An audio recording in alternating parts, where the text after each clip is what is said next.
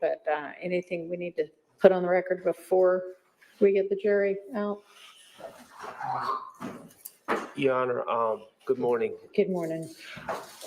My understanding is that Mr. Sumlin is on the state's agenda this morning at some point. He's not on today, Your Honor. Okay. Okay, is he coming at all? Yep, yes, he's coming with it. Next week? Yeah. So, in preparation of him coming today, I reviewed his statement that he gave to Investigator Viverito and other law enforcement investigator J.P. Miller. And my understanding is the state is going to ask him questions based on things that he has personal knowledge of, and I understand that that's out there for potential impeachment. My concern, and I'm just making sure we're on the same page. Investigator Viverito asked him to speculate about a lot of things, why certain things would have happened. He makes it clear that he was locked up during the Donovan Thomas murder. He knows nothing about it. He also makes it clear that he does not know about the Shymel Drinks murder. And he's just, kind of speculating about why this would happen. There's a lot of talk. How much would Jeffrey have paid them? Why, the hypotheticals, why would Shannon have done this? And the reality is Mr. Sumlin has no firsthand knowledge of who did what. He's just kind of going off the cuff in this interview. I just want to make sure that we're all on the same page, that none of that is nothing that he is speculating or just kind of hypothesizing about, that he does not have first-hand knowledge of, will be inquired about. Good morning, Your Honor. Morning. We will be making inquiries we will be laying proper foundations, and we will be making inquiries into areas that we believe he has knowledge of. If we will not improperly ask a question that we've not laid a foundation for him having knowledge of. That's what we can say. I don't think it's proper for counsel for the defense to attempt to curtail our direct examination based on what he believes a witness has knowledge of. Okay, well, I don't mean to curtail anything, but if the state brings out things that he does not have first-hand knowledge of and it's improper, I'm going to be moving for a mistrial with prejudice, and we all know that now. Yeah, okay. So I would think that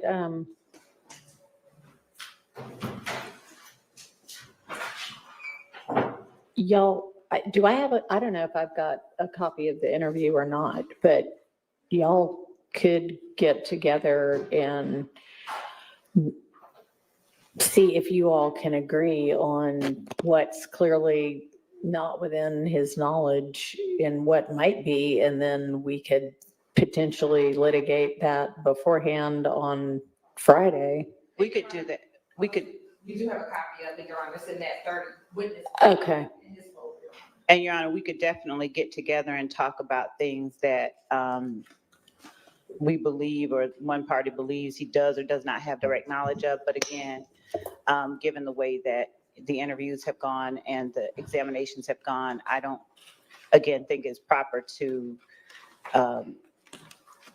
prematurely try and curtail certain things. I believe that It is absolutely proper to try to make an evidentiary determination beforehand on things that would be objectionable. I don't disagree with what the court is saying. I'm saying that if we seek to, or if we establish a foundation for his knowledge of certain things that the defense does not believe he has knowledge of, I believe that curtailing our ability to make that foundation would not.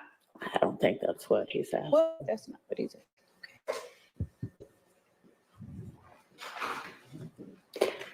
So those folders, they were in like buckets of 30. Which one am I supposed to be looking at? I thought we had litigated everything there was to litigate about. We did. Someone. we keep going back to that day that we ran out of time, and I was litigating a lot that day, but there was a couple things left on the table, and we were going to get back to it, and then Okay. Well, everything sped up, and I guess that'll be Friday then. All right. Anything else? none of this time. Do you know whether we have all the jurors? Not yet. Oh. Okay. I didn't want to hold court up for the day, so I was going to bring it up at the end of the day, but if we're waiting on the jurors, I'll just raise it now. They're continuing to wake my client up at 5 a.m. in the morning. He's exhausted. He has trouble participating in his defense in that state. I would just, once again, I know you said something once, the election thankfully was over yesterday. So maybe if that I'm not sure what the election has to do. well, I thought with that it. was the reason that the jail was short-staffed. But anyway, Oh, um, okay, I got you. if that's the reason they're waking up at 5 a.m., that's over. So if they could get back to what they were doing prior to the brief recess we had last What week. time does he get to go to bed? I mean, he can I- go to bed I- early. I don't know. I'm not saying I want him to keep having to be woken up at 5, but I would suggest that maybe he try to get his sleep in as soon as he gets back after he has his evening meal. I understand, but for some reason, since the pleading out of the other defendants, there's been some kind of shift. And if that shift isn't wholly necessary, it would be good if he could get the same amount of rest he was getting prior to that. Okay, so who would be in charge of what time they are awakened in the mornings? The lieutenant gets all the transfer. I speak with him again. I spoke with him on yesterday, but I'll speak with him again. All right, I appreciate it. Thank you. Thank you, Your Honor. Sure.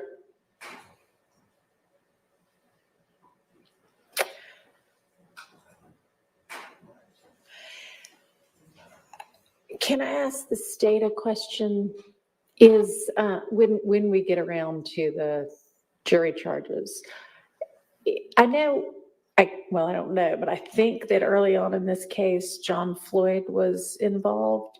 Is he still going to be available? Because certainly he's got some knowledge of RICO that might be helpful to the court in crafting the charges. Okay, And Judge, we've actually been working with him. okay, So great. We'll make him available. Thank you. So Ms. Persfield was just looking at the, wherever someone's evidence is and does not, oh, no. I didn't. You don't see it? That would be.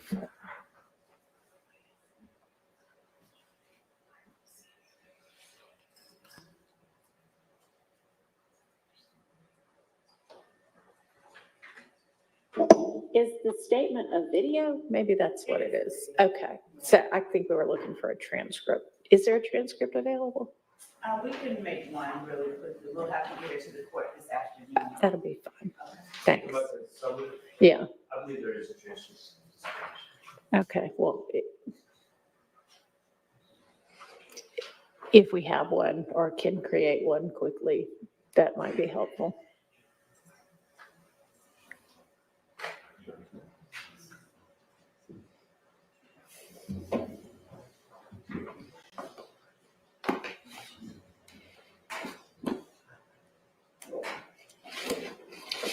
All right, so since we're waiting on the jury anyway, what else did we need to be covering on Friday?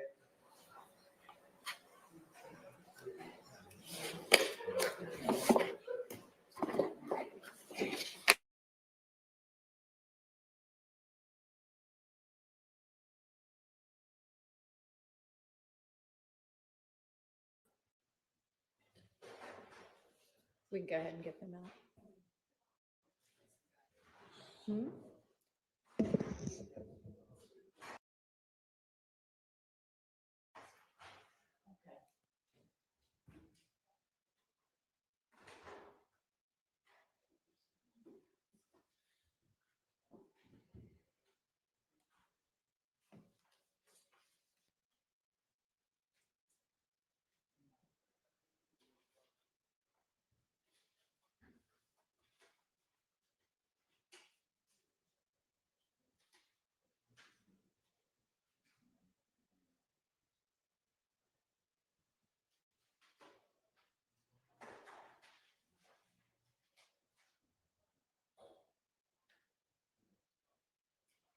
Who's your first witness gonna be?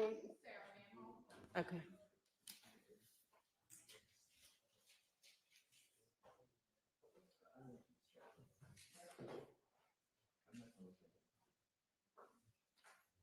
Yeah, you can come on in up to the stand. The jury's on their way out.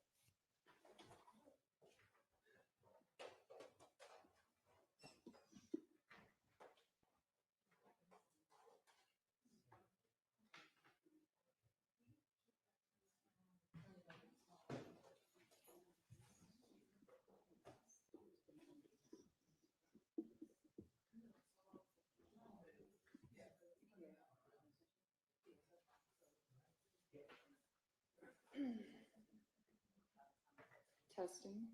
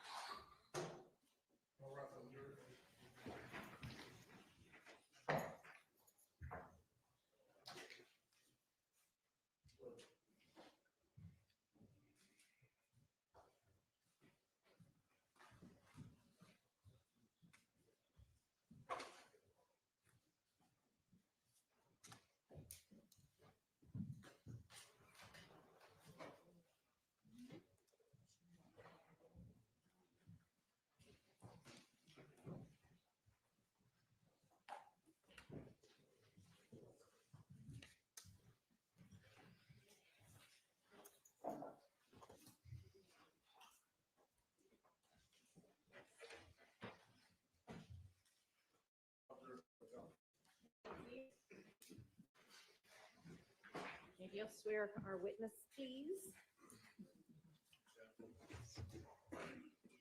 You raise your right hand. You swear firm testimony to be able to the truth, the whole truth, nothing but the truth. I do. State and spell your first and last name. Either one. Okay.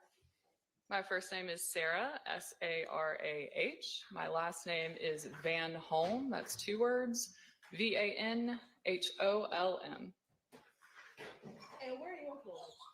I am currently employed with Georgia Bureau of Investigation in the Division of Forensic Science. And if you can tell the jury, what are your current job duties and responsibilities? So I'm a firearms examiner. We primarily determine if a bullet or a cartridge case was fired from a particular firearm. We also perform services in serial number restoration and muzzle to target distance determinations. And if you can tell the jury about your education and training in ballistics and firearm analysis.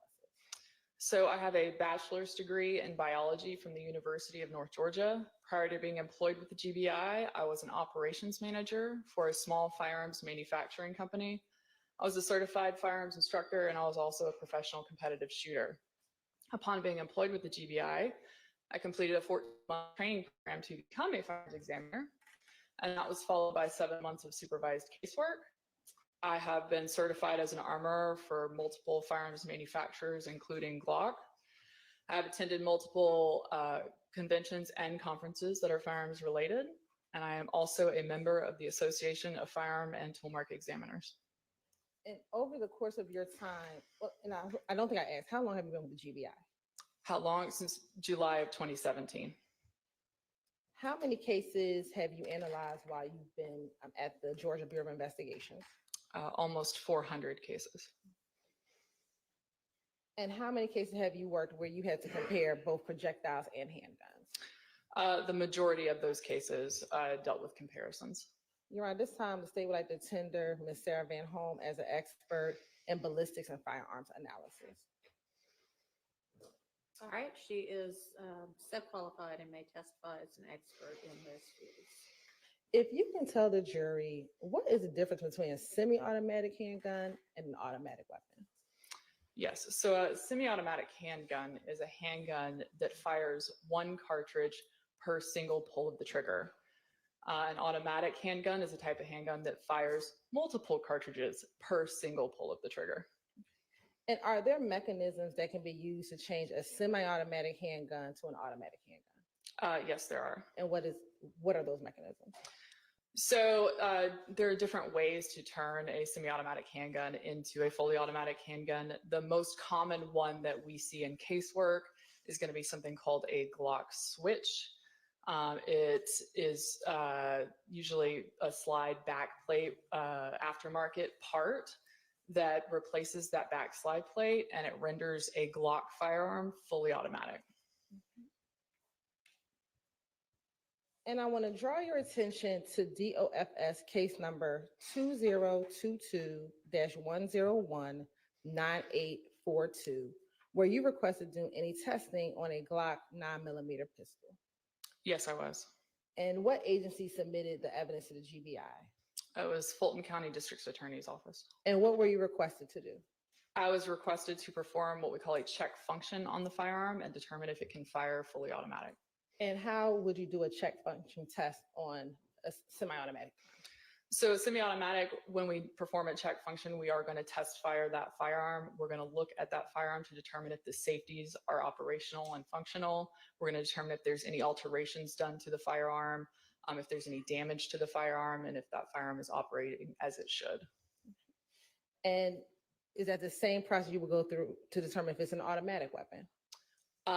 Yes, so if it's an automatic weapon, we perform a few extra test fires to determine that it will fire a certain amount of cartridges to render it full auto.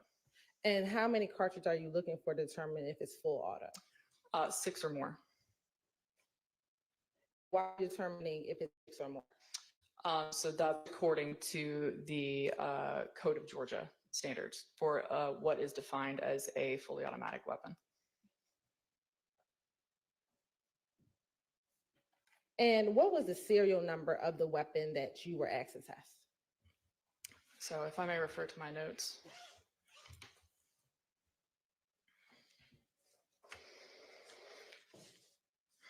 So the serial number on the slide and frame was BPHW105, and the serial number on the barrel, which was different, was KUT516.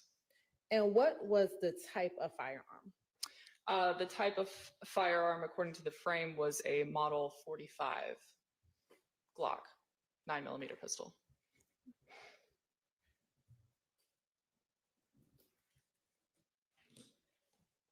And were you able to test to determine if that Glock 9mm pistol was operating as an automatic weapon? Yes, the plate on the back, the full auto sear on the back, did render the firearm full auto. And you said the sear on the back? Yes, so that would be the aftermarket slide plate auto sear, or the Glock switch, as it's commonly called.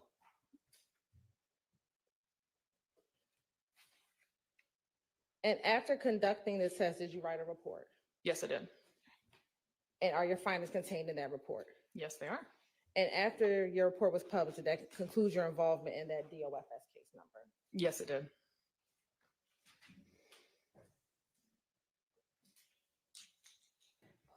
You talked about the fact that there was a different serial number, BPHW105, on the barrel of the gun, and then KUT516 on a different portion of the gun. Is that unusual? Yes, generally that means that the barrel was replaced from the original barrel.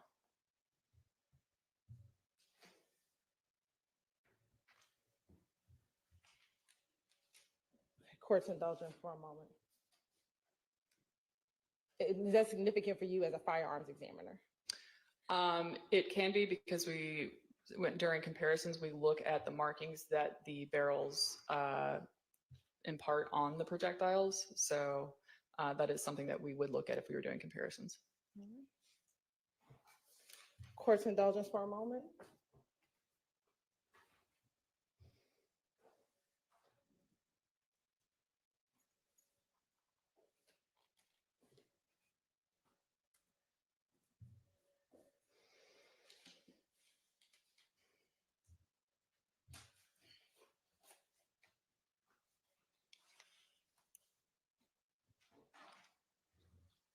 If there is a difference of the serial numbers, does that have any impact on being able to trace that firearm? So typically the firearm is traced using the serial number on the frame, because that's technically what the firearm is. That is the frame of the firearm. So that is how you typically would trace a firearm. Permission to approach? I'm going to show you what's been admitted as State's Exhibit 51XXA. Tell me if you recognize State's Exhibit 51XXA.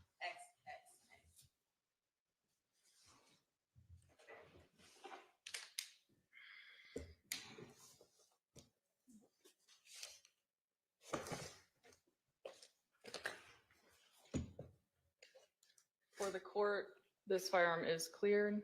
There is a lock through the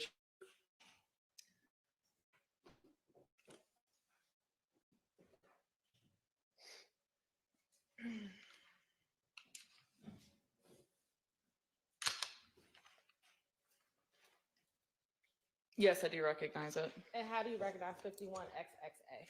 I recognize it by the serial number and my initials on the trigger guard. And is that the same weapon that we've just been discussing a few moments ago? Yes, it is. All right. And you talked about the lock switch. If you can pull the weapon out again for us, if you can just kind of show the jury, point to where is the converter or the switch on the weapon. Yes, so typically Glocks will have a back slide plate that is flush to the slide on the back. So that was removed, and this Glock switch was then replaced and put on the firearm. And when you talk about the two different serial numbers, you can just point or show the jurors where the two different serial numbers are. Yes, so there's a serial number here on the frame. There's a serial number on the slide. And so that's the slide and frame serial numbers, which is going to be BPHW105. And then the serial number on the barrel is actually going to be right here on the chamber of the barrel. And that is KUT516.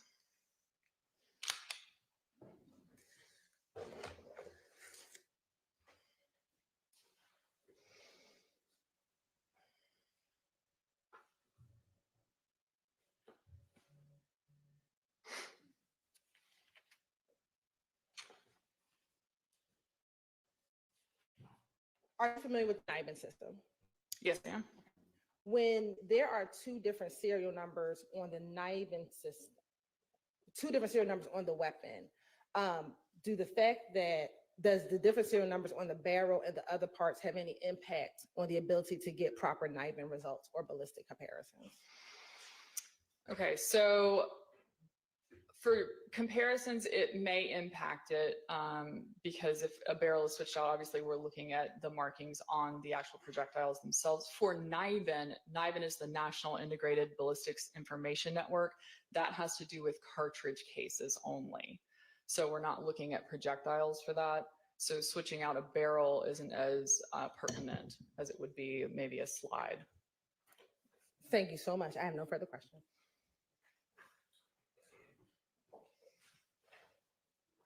Good morning, ma'am. Good morning. Good morning. My name is Max Shard. I represent Shannon Stillwell. I just have a couple questions. It seems that you're telling us that there's from two firearms on this gun. Yes. Okay.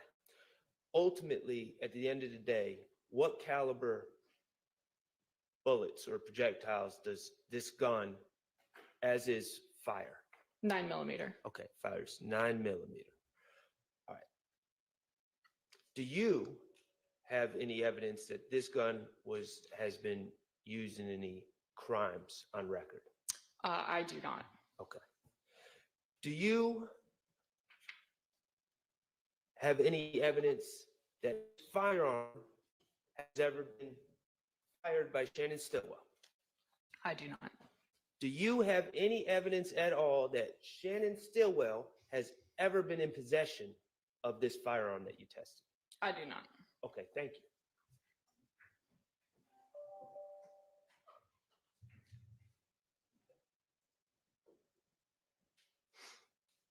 Good morning. I'm Doug Weinstein. I represent Deamonte Kendrick. Good morning. I have some similar questions to Mr. Sharp. Do you have any evidence that Mr. Kendrick ever fired this firearm? I do not. Do you have any evidence that Mr. Kendrick was ever in possession of this firearm? I do not. Do you know who modified this firearm to put the switch on the firearm? I do not. And do you know who may have modified the firearm so that it has a barrel that is inconsistent with the frame? I do not know. Okay, no further questions. Thank you. Redirect.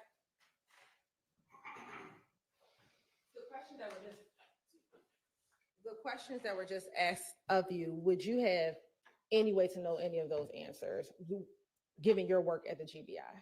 I would not. No further questions. Who can give us those answers? I do not know. All right, I look forward to hearing from them. All right, you are excused. State, call your next witness. Your Honor, the state calls Brian Shea to the stand.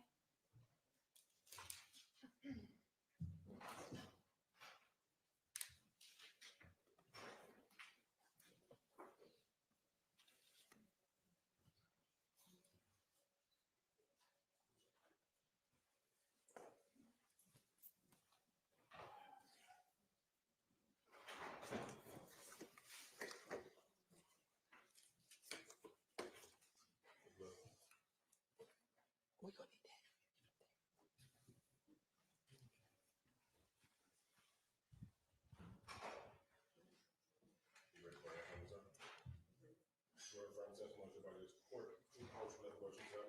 I do. You have to see, you state your first and last name, spell them both. First name Brian, last name Shea. It's BRYANSHEA. And where are you currently employed?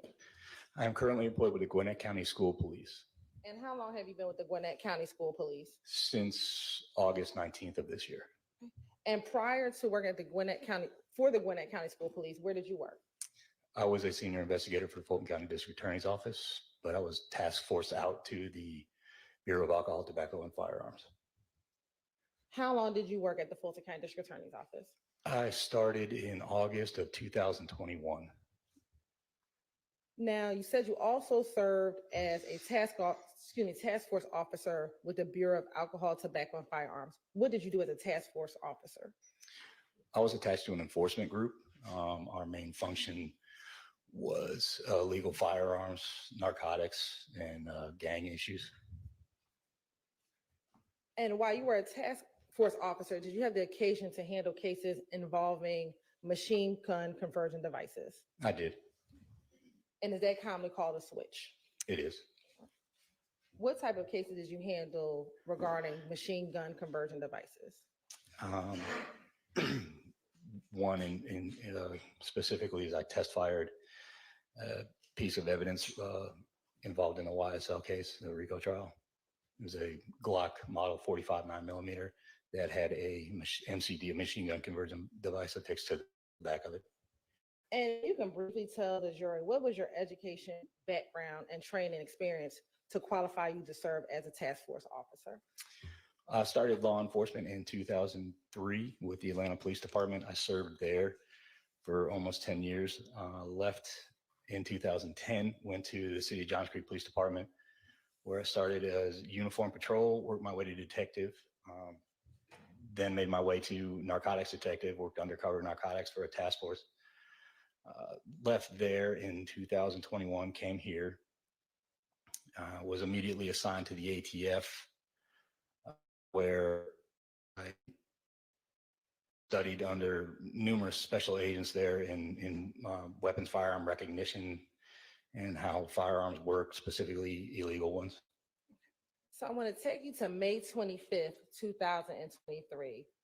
Were you asked to test a Glock Model 45 pistol? I was.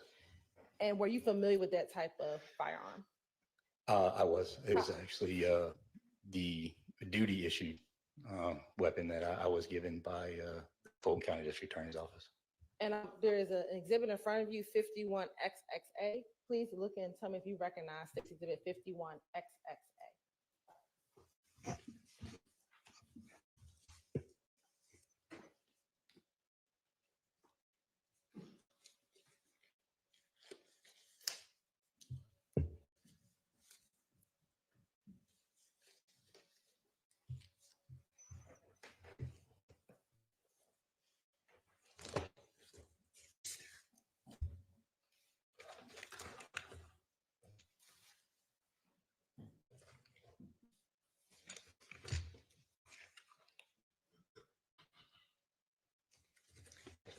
From there, I recognize this weapon.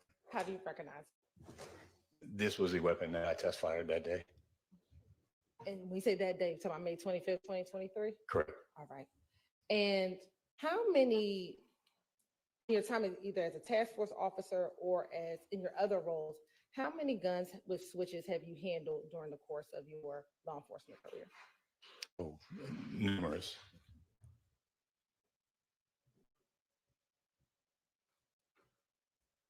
And what were you asked to do regarding that weapon? I was asked to just do a demo video to show its functionality, that it does in fact fire as a fully automatic machine gun. I'm going to show you what's been marked as 51XXC.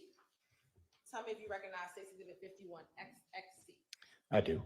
How do you recognize 51XXC? By the case number and my initials and date and time on it. And what is contained on 51XXC? It is the video of myself at the Fulton County Training Center range, test firing a normal function semi-automatic Glock 45 9mm, and then test firing the state's exhibit. And did that video fairly accurately depict your test firing of both those two weapons? It does. Brian, this time the state would like the tender and the mid 51XXC.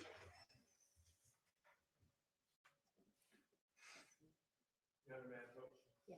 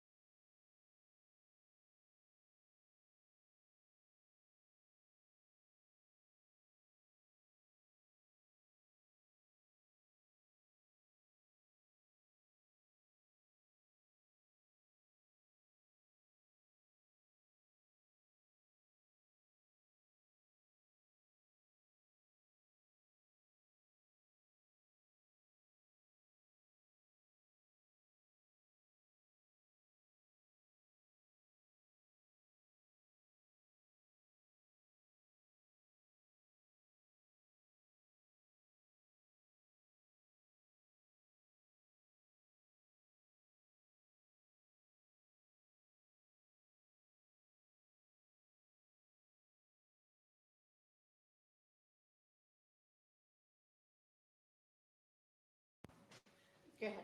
Thank you. Now you said before you tested a normal functioning handgun and then I guess a not normal. What's the distinction between the normal way that it should operate and the abnormal way? So the normal way, a semi-automatic pistol is one trigger pull expels one round from the magazine out of the barrel of the firearm. And when I test fired the state's exhibit, it was one trigger pull and it expelled 6 rounds out of the magazine, out of the weapon.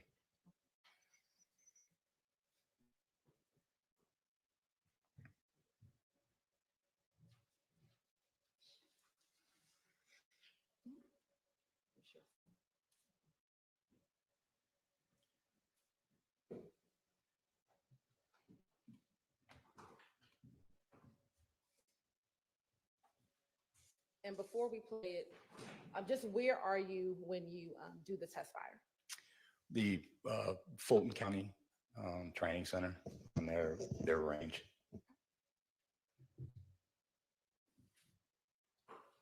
And which gun do you test fire first? So it starts off with my actual duty weapon. That is the same make and model as the state's exhibit. And mine is a semi-automatic pistol functioning as a semi-automatic pistol. Glock model 45. This is my duty issued weapon. Serial number is Bravo Tom Uncle George 256. Empty chamber.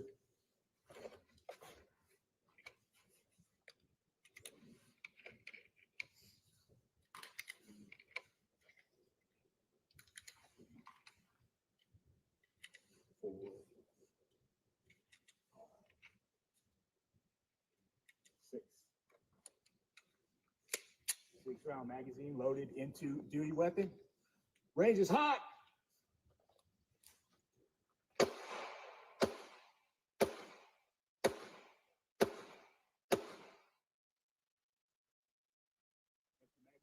What did you say there? I said empty magazine, and I showed an empty chamber, that there are no more rounds inside the pistol.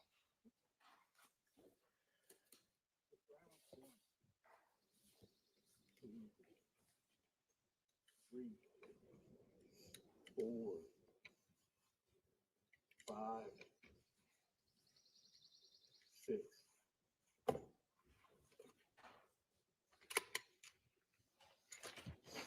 Glock model number 45, serial number Baker Paul Henry Whiskey 105.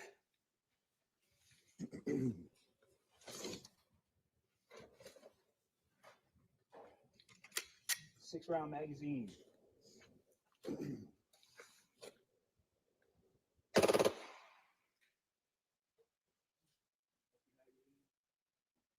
And what do you say there? I said empty magazine, empty chamber again.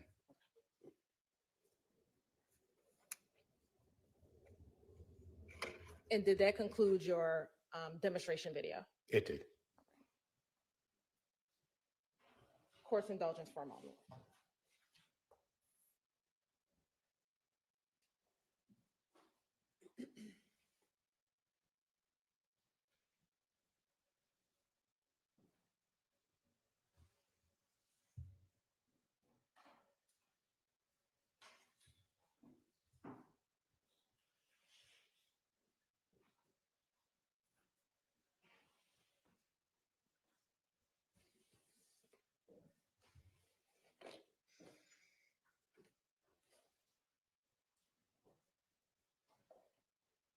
When you shot the automatic weapon, did it fire 6 rounds with one trigger pull? It did. All right. Thank you. No further questions. Any cross of this witness? All right, thank you for your time. You are excused. Call your next witness.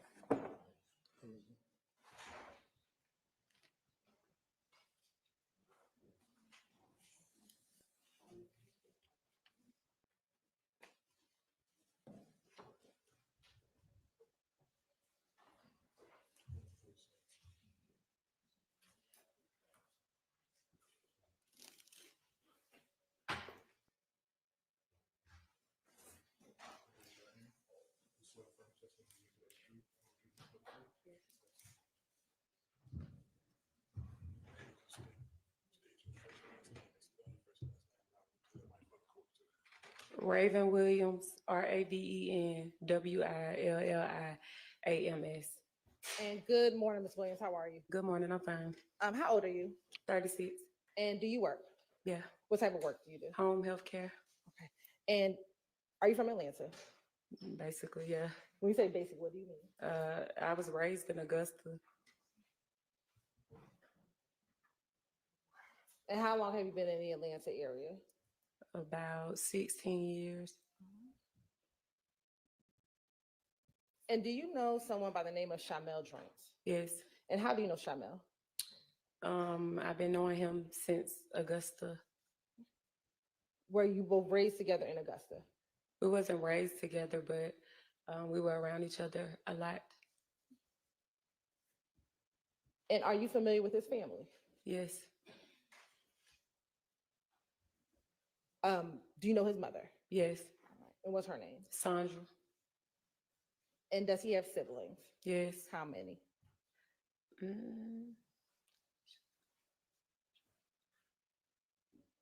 4. And did he have children? No. Did Shymel have a nickname? Yes. What was his nickname? Peanut. And is that a nickname you called him when y'all were back in Augusta? Yes.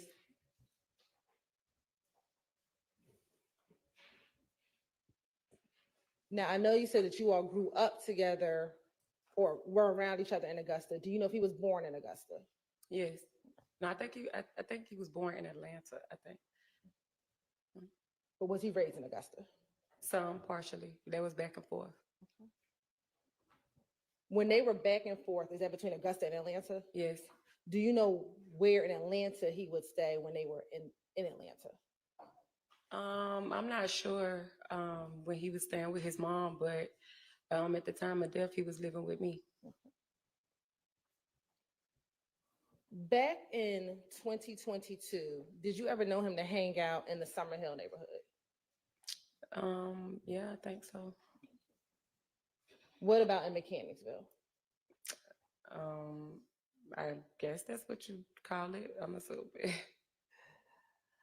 I want to direct your attention to March 14th, 2022. Did you have the occasion to see Shymel Drinks on that day? Yes. Where were you when you saw him? Home. At the time, where were you living? In Douglasville. If you were coming from downtown, how would you get to your home? 20 West. Sitting here today, do you remember what time he came to your house, or was he at your house all day?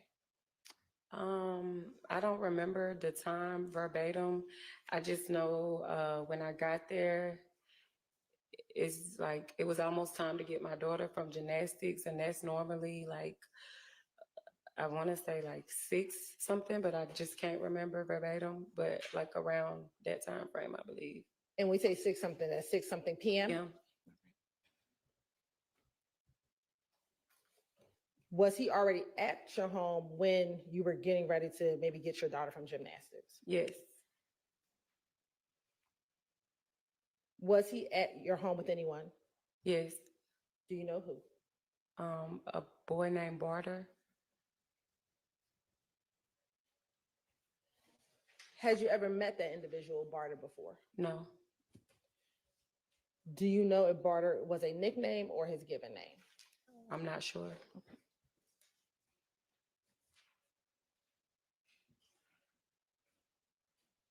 When you were home, let me ask, did you get home and he was already there with Barter, or did he come to your house and you let him in and he came with Barter? I kind of think that it was kind of like at the same time or like a few minutes off. I think he had pulled up and then they were in the car. And then when I pulled up, he started coming into the house.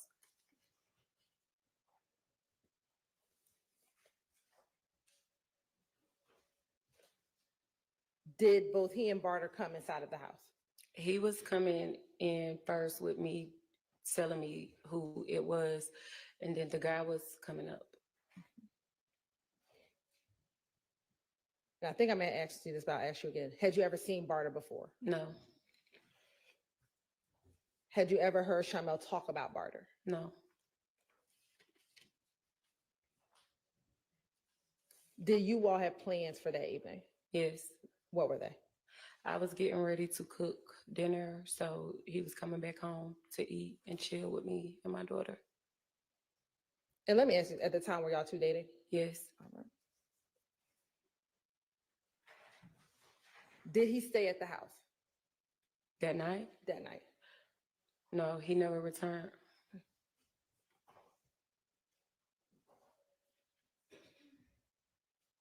You said you had to get your daughter maybe around 6:00 p.m. What time did he leave your house? I'm not sure. Was it before you left to get your daughter or after you left to get your daughter? He left just a couple of minutes before me.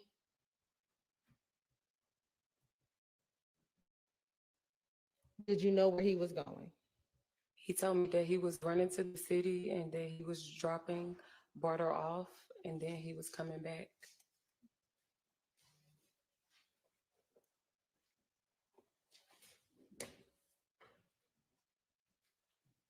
Was there anything that you saw or observed that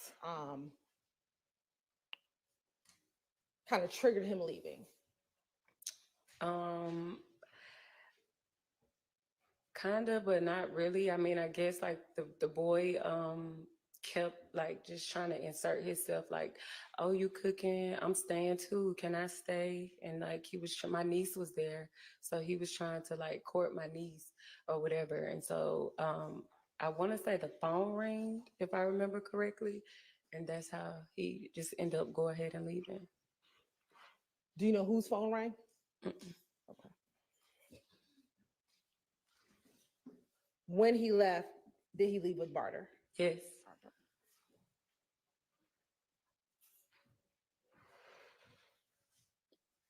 Did he ever make it back home? No.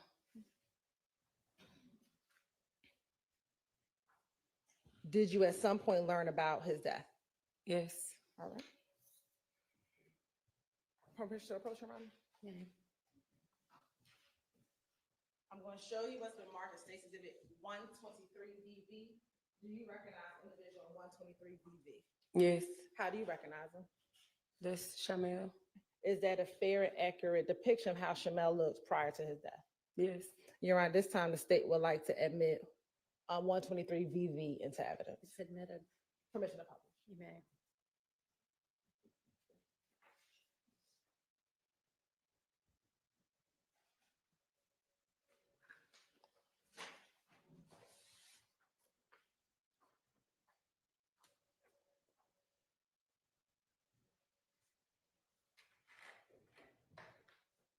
And is that Mr. Drinks?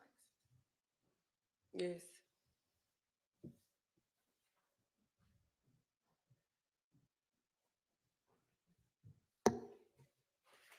I have no further questions. Any questions for the witness? Sorry, Your Honor. One quick question. Have you ever heard of the name Christian Johnson? No. Okay, thank you. Any questions? Okay, thank you for your time. You're excused. Call your next witness.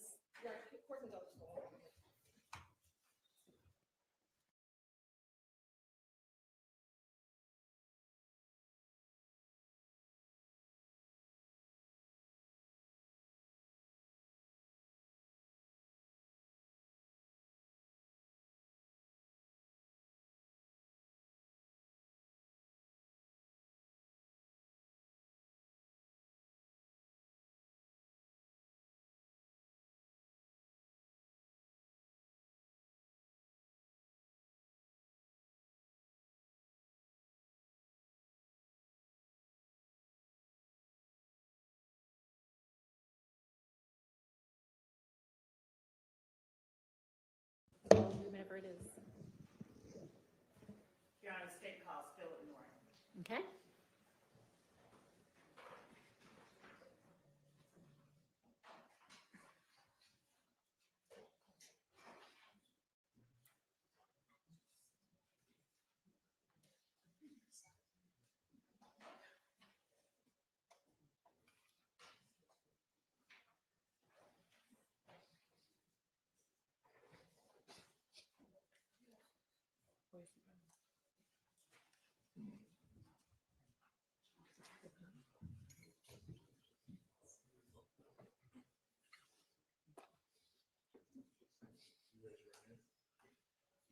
testify you give the truth, the whole truth, and nothing but the truth? Yes, sir.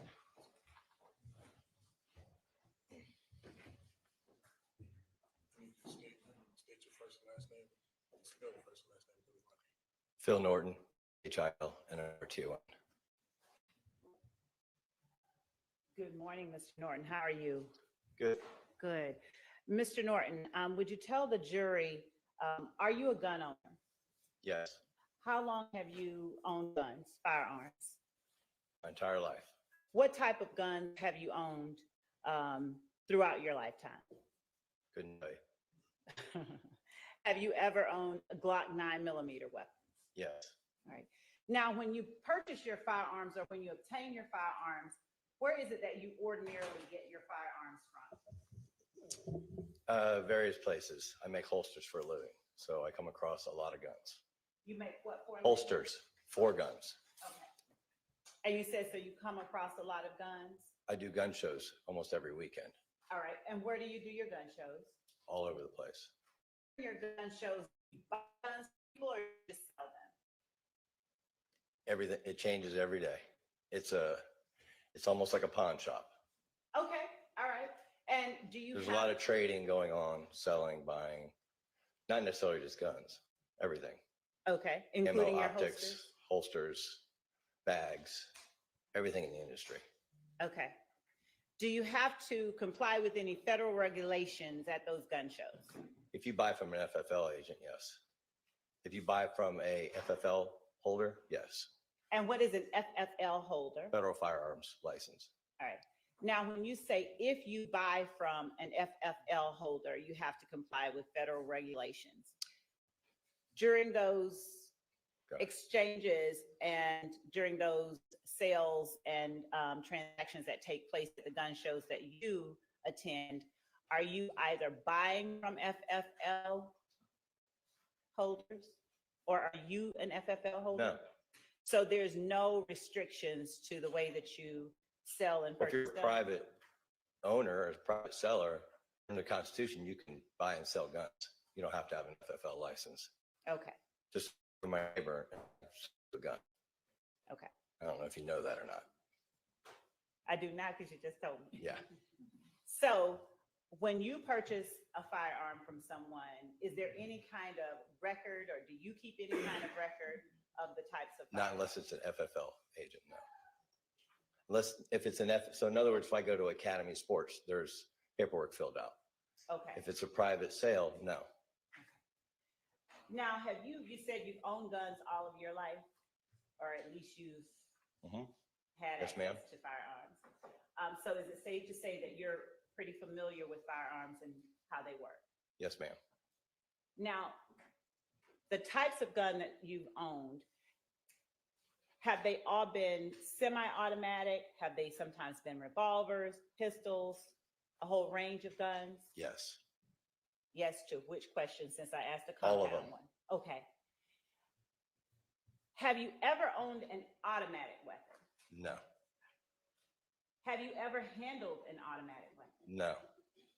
Do you know what an automatic weapon does? Yes. And how do you know that? Because this is my business. Fair enough. And so is it safe to say you make it your business to do that type of research, or you've seen it in action? It's 2024. If you can't see that on YouTube, it's pretty easy. Okay. It's very acceptable knowledge. Everybody has it. All right. And what about the way that a gun is made or transitioned from a semi-automatic to an automatic weapon? Are you familiar with that as well? No, not how to do it. Not how to do it? Mm-mm. Are you familiar with the mechanism that causes a gun to go from semi-automatic to automatic? Which one? The switch. I am familiar with it. Have you ever purchased a switch? No. I've only seen it on TV or YouTube, I would say. Okay. Now I'm going to show you what we have marked as states 51XX alpha. Approach. Yes. Thank you. Approach, you, sir. Yes, ma'am. Now, are you able to recognize the firearm that is in this box? Yes, ma'am. And have you ever owned the firearm that is in this box? According to why I'm here, yes. Now, would you explain what you mean when you say according to why you're here? I believe I purchased this off of a law enforcement agent, and then I traded it at some point. Okay. What I've been told, and I believe when I was talking about it, yeah. And does this appear to be the firearm that you purchased from that? Not anymore, not with that switch on it. Okay. Do you see the switch on it that you're talking about? I do, I know what they are. Okay. I've never seen one. I've only seen it on YouTube. All right, point two. That's it, right? Is it okay if I hold it up, Judge? Yes, All it's locked, right? Yes, It is, Judge. Yes. it's right there in the back. Okay. So this little part right here? Uh-huh. Okay. And so somehow that makes it so you just pull the trigger once. Okay, and what is your understanding of when you say you pull the trigger once, somehow that makes it? It empties it. You don't have to pull it again. Okay. And given your experience with firearms, is there any particular reason that you never purchased a switch or utilized? It's a felony and illegal, be a good reason. Yeah. Okay. Thank you, sir. Yeah. And the last time that you owned this weapon, it did not have that switch attachment on it. It didn't come from the officer like that, and it didn't leave me like that. Do you remember what you did? Did you sell it at one of your gun shows? I really don't. I tried to recall. It was quite a while after. I don't know if I traded it or sold it, or I really don't remember. Okay. I probably traded it because you can usually trade in it more value. And when you say traded it, would it have been at a gun show or at a pawn shop? No, at a gun show. Okay. Yeah. And again, there's not records that are kept of who you would have traded it to. No, ma'am. And then once you traded it, you kept no contact with the buyer of the firearm to know what they did. No, ma'am. Okay. Thank you so much, sir. Just one second.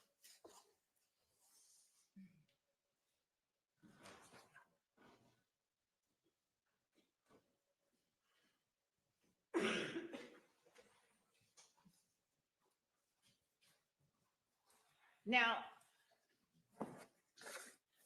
is it, I'm sorry, I'm gonna let him make that like it should be. Is it safe to say, or I should ask you, do you even know a person by the name of Shannon Stillwell or Shannon Jackson? No, ma'am. Do you even know a person by the name of Deamonte Kendrick? No, ma'am. Do you know anyone that goes by the name SB? No, ma'am. Do you know anyone that goes by the name Yak Gotti? No, ma'am. Do you know a Jeffrey Williams? No, ma'am. Do you know anyone that goes by Young Thug personally? No, ma'am. And is it safe to say you've never had any transactions with either of those people? Ask that again? Have you ever had any transactions with either of those No, ma'am. people? All right. Thank you so much, sir. That's all I have. Yes, ma'am. Any questions for this witness? Mr. Weinstein, okay.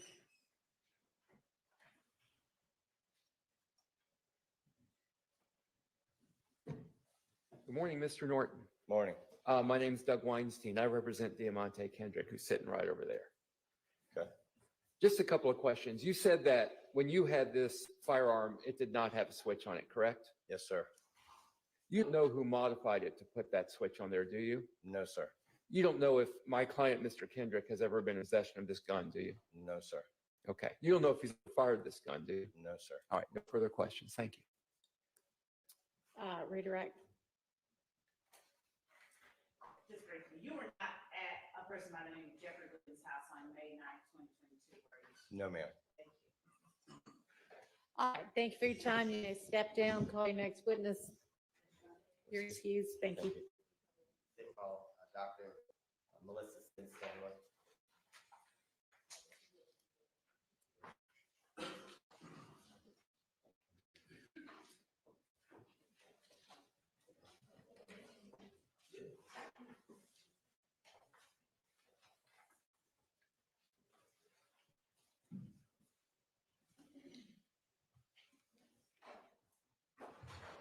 Raise your right hand. You swear affirm the testimony you give the truth, the whole truth. I did. State and swear the first and last name for the court. Melissa Sims Stanley, Melissa Sims Stanley.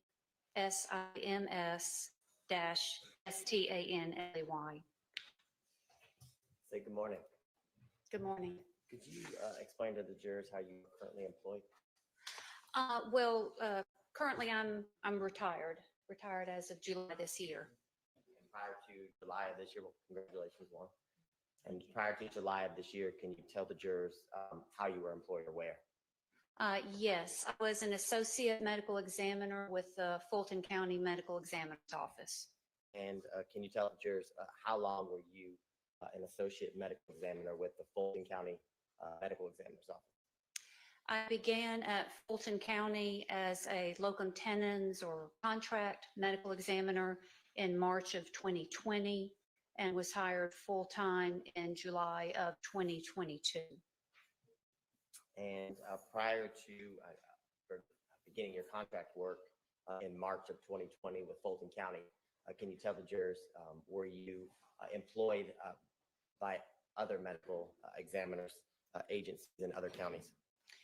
Yes, I was a regional medical examiner with the Georgia Bureau of Investigation from July of 2000 to December of 2019.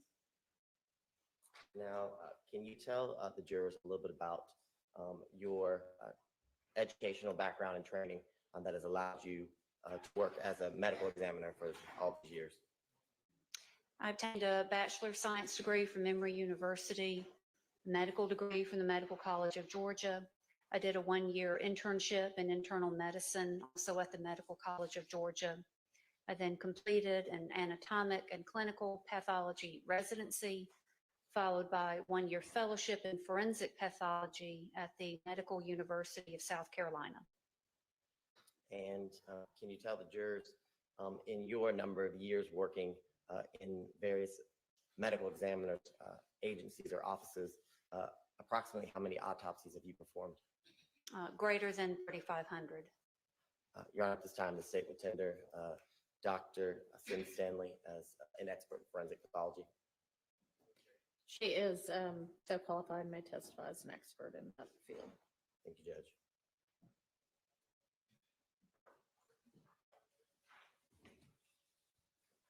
Now, Dr. Sims Stanley, can you tell the jurors generally when you are preparing to begin an autopsy, some of the first steps that you take before actually beginning the autopsy?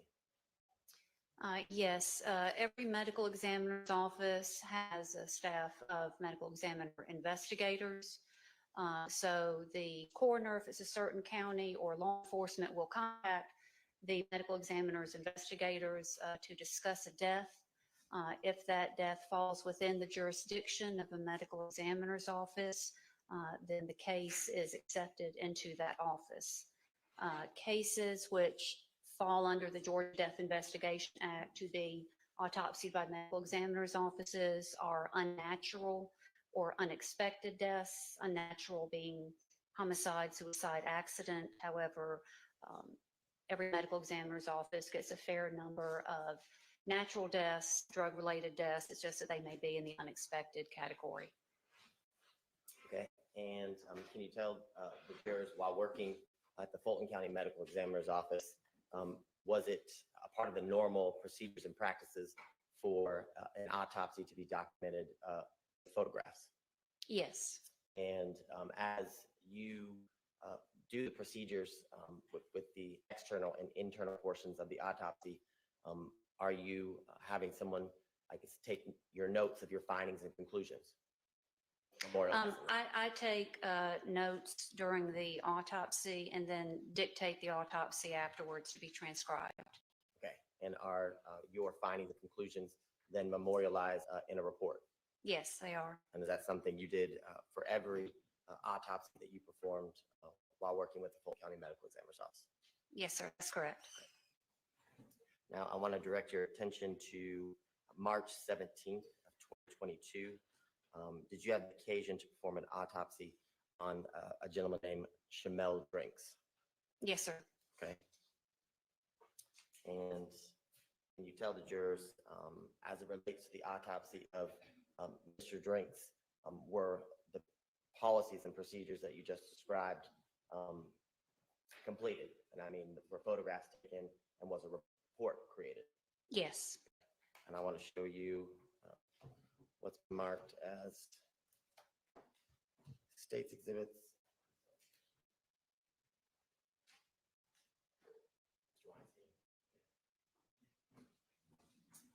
I'll show you what's been marked as state's exhibits 126 through 161, and then state's exhibit 162, Victor Victor.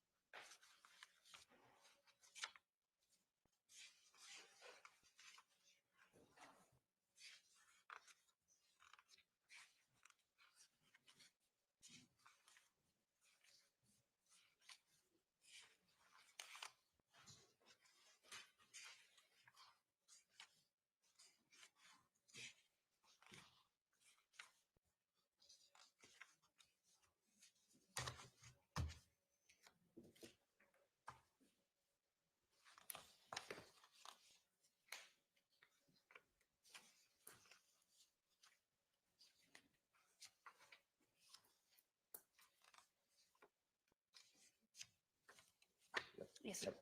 Dr. Sim Stanley, in your review of state's exhibits, we'll start with 126 VV through 161 VV. Do you recognize the photographs contained in those exhibits? I do. And can you tell the jurors how you recognize those photographs? They are photographs which were taken during the course of the autopsy. And are those photographs in state's exhibits 126 VV through 161 VV? Are they fair and accurate copies of the photographs taken during the March 17th, 2022 autopsy of Mr. Drinks? Yes, sir. And I want to move to state's exhibit 162 VV. Can you tell the jurors, do you recognize that exhibit? I do. And how do you recognize it? It is a copy of my autopsy report. Okay. And is state's exhibit 162 VV, is it a fair and accurate copy of the autopsy report that you created for the autopsy that you did on Mr. Drinks on March 17th of 2022? Yes, sir.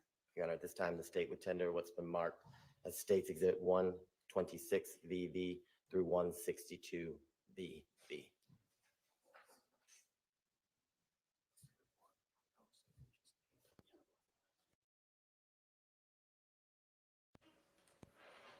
Through, Your Honor, for 126 to 161, no objection. 162, I don't have an objection for admitting it for the record. Yes, it's a. Okay, well, those are all admitted.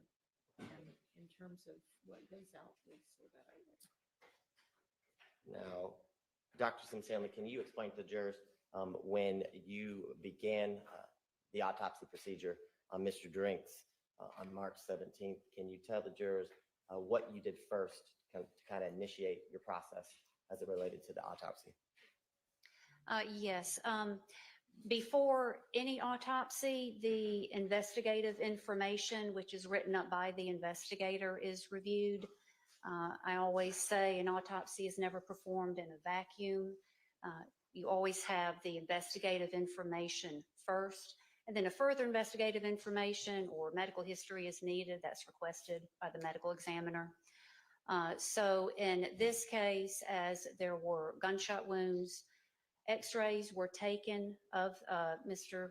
Drinks before the autopsy. Every medical examiner's office has the capability to perform x-rays. In this case, it's because if there are bullets in the body, the location needs to be determined and they need to be recovered at autopsy. After that, the external examination is performed, documenting everything from hair color, eye color, scars, tattoos, trauma, obviously, if trauma is present, and then the internal examination is performed. Okay, and I want to show you, it should pop up on the screen before you, States Exhibits 127 BV and 129 BV.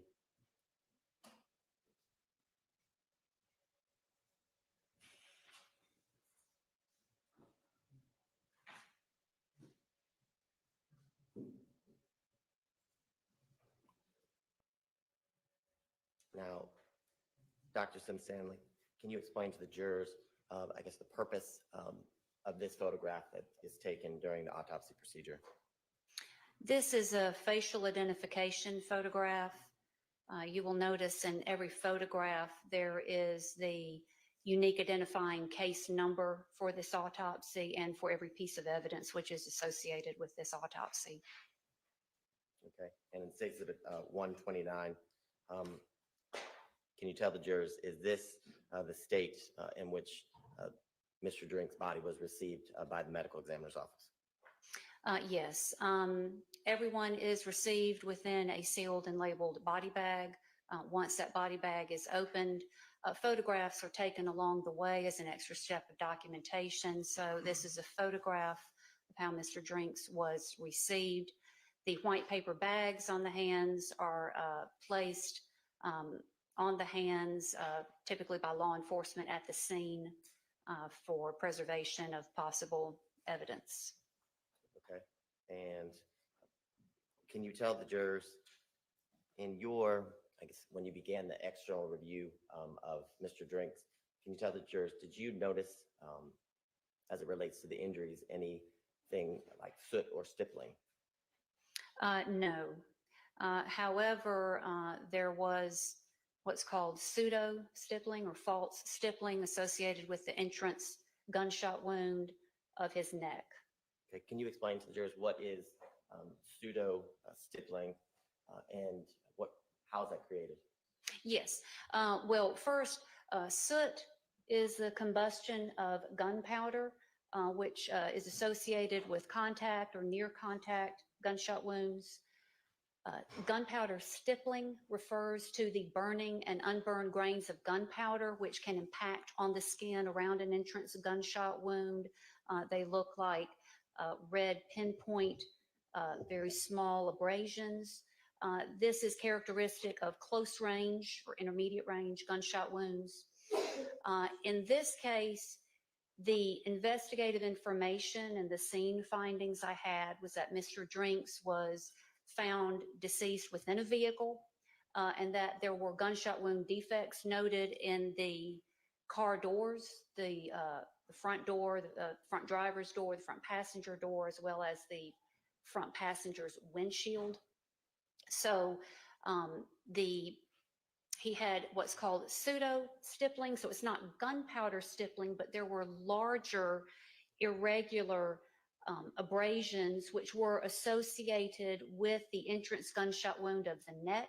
So what that tells you is, in conjunction with the scene findings, that when a bullet passes through an intermediary target, say the bullet passes through a wall or a window prior to striking the victim, that can fragment the bullet, and those bullet fragments can impact on the skin around the entrance wound, or it can fragment the intermediary object itself, the door, the window. So those fragments can impact.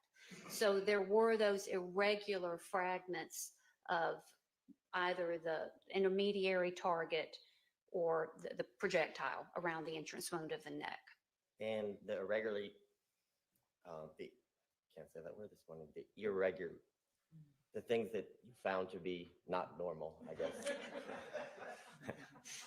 My mouth is not going to say that word today. Can you tell us, in States Exhibit 138, can you point out to the jury what you are talking about as it relates to the pseudo stippling?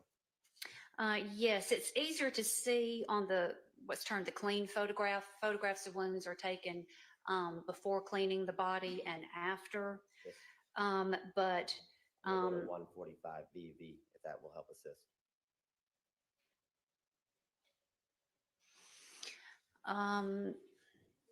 Yes, if you can look at the top of the photograph, when we see the outline of his mandible or his lower jaw, I think you can appreciate there are some irregular red or dark areas that are associated around his mandible. And also around the, termed the mastoid process, this bump that you feel at the base of the skull. So those are characteristic of what's called pseudo-stippling. So they're fragments of the intermediary target. Now, can you tell the jurors, how does that affect or your ability to determine, I guess, the range of fire, or how far a barrel of a gun is from the gunshot wound that we're looking at here in State's Exhibit 145, Victor Victor? Well, once a projectile has passed through an intermediary target before striking the victim, the medical examiner is not able to determine that distance. Say if there is the shooter, a door, and the victim, the medical examiner is not able to determine whether the shot was fired immediately next to the door or 30 feet, 50 feet, or more away from the door. So it's termed indeterminate range. In other words, you don't know the range of fire through an intermediary target. So this was indeterminate range through an intermediary target. That's the range of fire. So the findings that you just talked about, are they consistent with someone being shot while in a vehicle? Yes. Okay. Now, you talked about in State's Exhibit 145 BV that this wound on the neck was an entrance wound. Can you tell the jurors, is there an exit wound associated with this injury, this shot to the neck? There was not. The bullet was retained within the body. Okay. And I should have asked you this first. In the exhibit we're looking at in 145 BV, can you tell the jurors what side of Mr. Drinks' body is this gunshot wound to the neck? This is the right side of the neck. It would be the side that's, I guess, closest to, if you're sitting in the driver's seat of a vehicle, to the passenger, I guess, compartment. Correct, yes.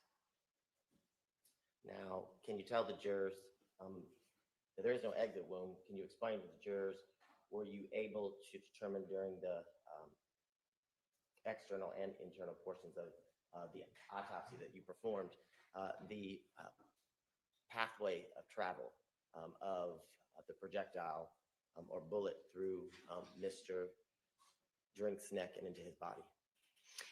Yes, the bullet entered the right side of the neck. It was going upward, in other words, towards the top of Mr. Drinks' head and to his left. So the bullet passed through the soft tissue of the neck and impacted the base of the skull, fractured the base of the skull, and caused bleeding within the brain case, and also caused a small laceration of the base of the brain.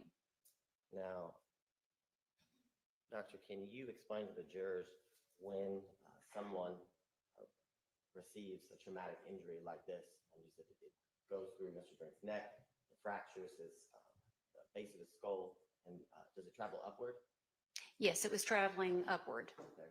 The areas of the brain that you just described, that the pathway of travel is for the projectile, can you tell the jury what areas of the brain is affected and what motor skills does it affect as it relates to someone who is shot in this manner? Well, in this case, the bullet fracturing the base of the skull, this represents a massive injury to the skull and also to the brain. It caused bleeding on the surface and within the brain.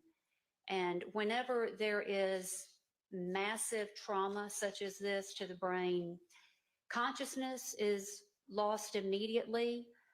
However, I could not determine whether this shot was instantly fatal or if Mr. Drinks still had some cardiac and respiratory activity for some undetermined period of time. Sometimes with these catastrophic injuries to the brain can send out a signal to the heart, which causes the heart to either stop beating immediately or to go into a lethal rhythm. So consciousness would have been lost immediately, but whether death was instantaneous or there was some cardiac activity or breathing activity for some period of time, I couldn't determine. And can you explain to the jury, based on the circumstances you kind of just described, what does, I know you described what the brain, the message that is sent to the heart. Can you explain to the jurors, are there other things that the body does under these circumstances? And I mean, are there any involuntary actions that the body can produce as it relates to someone who was shot in this manner? Well, if there was still cardiac and respiratory activity, then there could have been obviously breathing. As people are dying, they can exhibit abnormal patterns of breathing. So I'm not sure if that's what you're referring to. In I guess I'll give you an example. In an instance where someone is shot like this, and can someone's hands clench and it remain clenched because of the immediate traumatic injury that they received to their brain? It's possible, yes. Now, as it relates to the direction of travel, if Mr. Drinks' head is tilted to the left and he's shot from the right side through the passenger door, would that be consistent with, I guess, why the projectile would travel upward? Yes. And just a clarification, when I talk of the direction of the bullet, that means the direction of the bullet once it enters the body. I'm not able to determine direction of the position of the gun or the shooter from that. Okay. And so if the bullet enters the right side of his neck, it travels upward. Can you explain to the jurors where the bullet ended within the head cavity of Mr. Drinks? Yes, the bullet was recovered within the fractured base of the skull.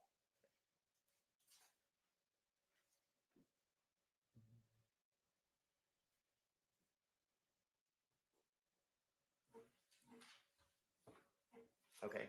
Can you explain to the jurors, as you continued the autopsy, were there any other injuries associated with a gunshot wound? Yes. Mr. Drinks had a gunshot wound pathway through the upper portion of his right forearm. It entered what's referred to as the back or the dorsal aspect of the forearm. The bullet passed through the soft tissue of the forearm and then exited the ventral or inside surface of the right forearm. And in the exhibit that we're looking at in front of you states that 140 VV. Is that the entrance wound that you just described as it relates to the shot that he received in his forearm? Yes, that is the entrance wound. Now, I want to show you State's Exhibit 142 VV. I know you just described kind of the travel or the pathway of travel of the bullet. In Exhibit 142, Victor, is the exit wound that you just described. Yes, it is. Now, can you explain to the jurors how you're able to determine which is an entry wound and which is an exit wound based on your training and your number of years of experience? In general, entrance gunshot wounds have a more round, regular appearance. Typically, entrance gunshot wounds have what's called an abrasion border. This means as the bullet pierces the skin, it abrades or scrapes off a thin border of the skin around the wound. Exit gunshot wounds typically have a more irregular appearance. They typically do not have abrasion borders, but there can be exceptions. And in State's Exhibit 141 VV, the abrasion border that you're describing, is that what's in the middle of, I guess, State's Exhibit 141 VV, the darker colored area around the gunshot wound? No, that's more of the flap of skin. So you're the doctor, I'll let you do it. This entrance gunshot wound was larger than normal. It was 1/2 inch. The entrance gunshot wound of the neck was about 2/10 or 3/10 of an inch. So because this entrance gunshot wound was round, it was larger and more irregular. That was also consistent with this projectile also passing through an intermediary target. The abrasion border was slightly more irregular. So here we see this is a dark abrasion. There's also a thinner rim of dark abrasion on this side of the entrance gunshot wound.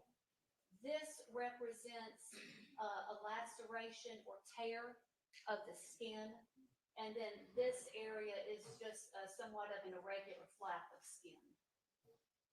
Okay, and then I'm going to bring back up States 142 BV.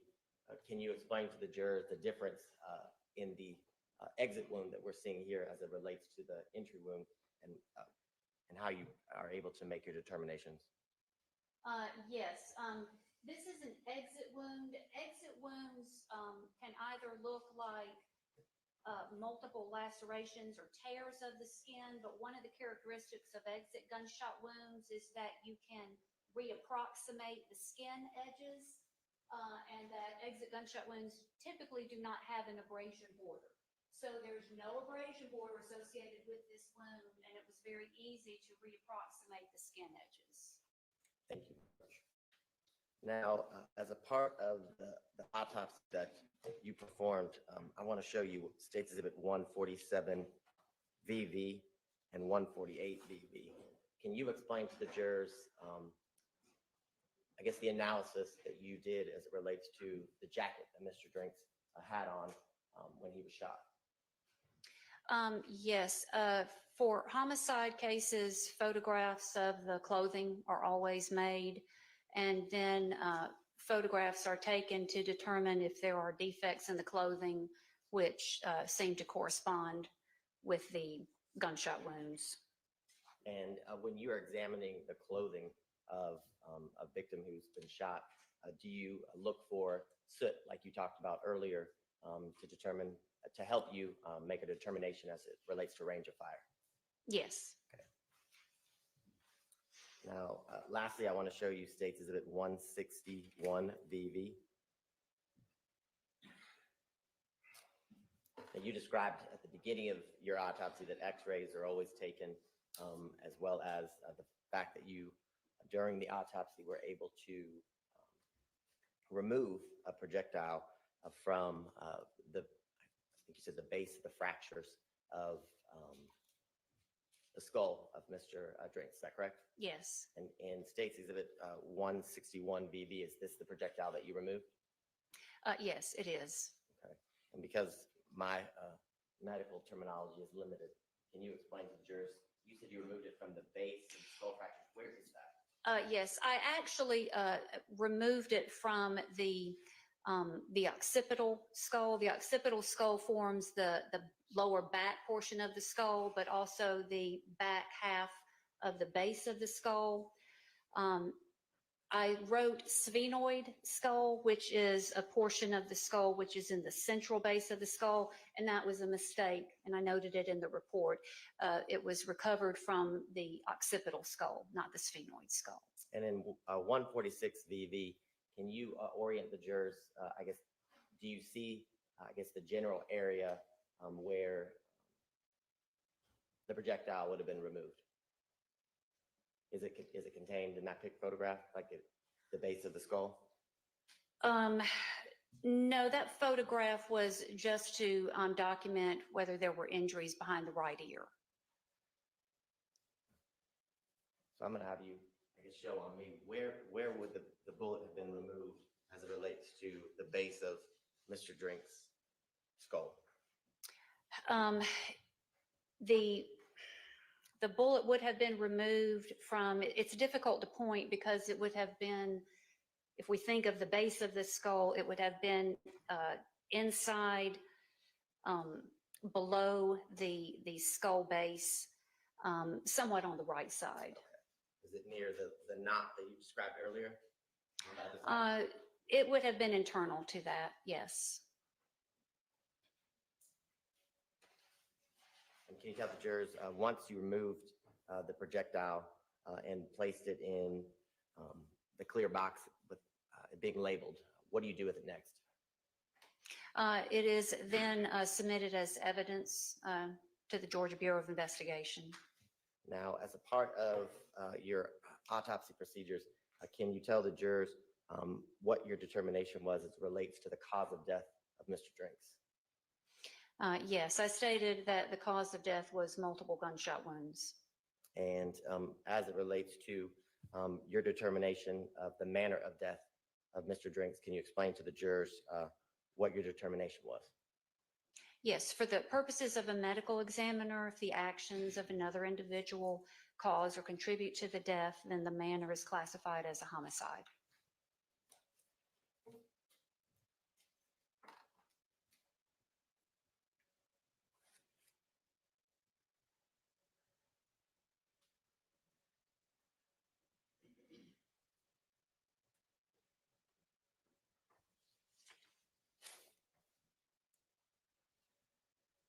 Your Honor, I have nothing further at this time. All right, are there questions?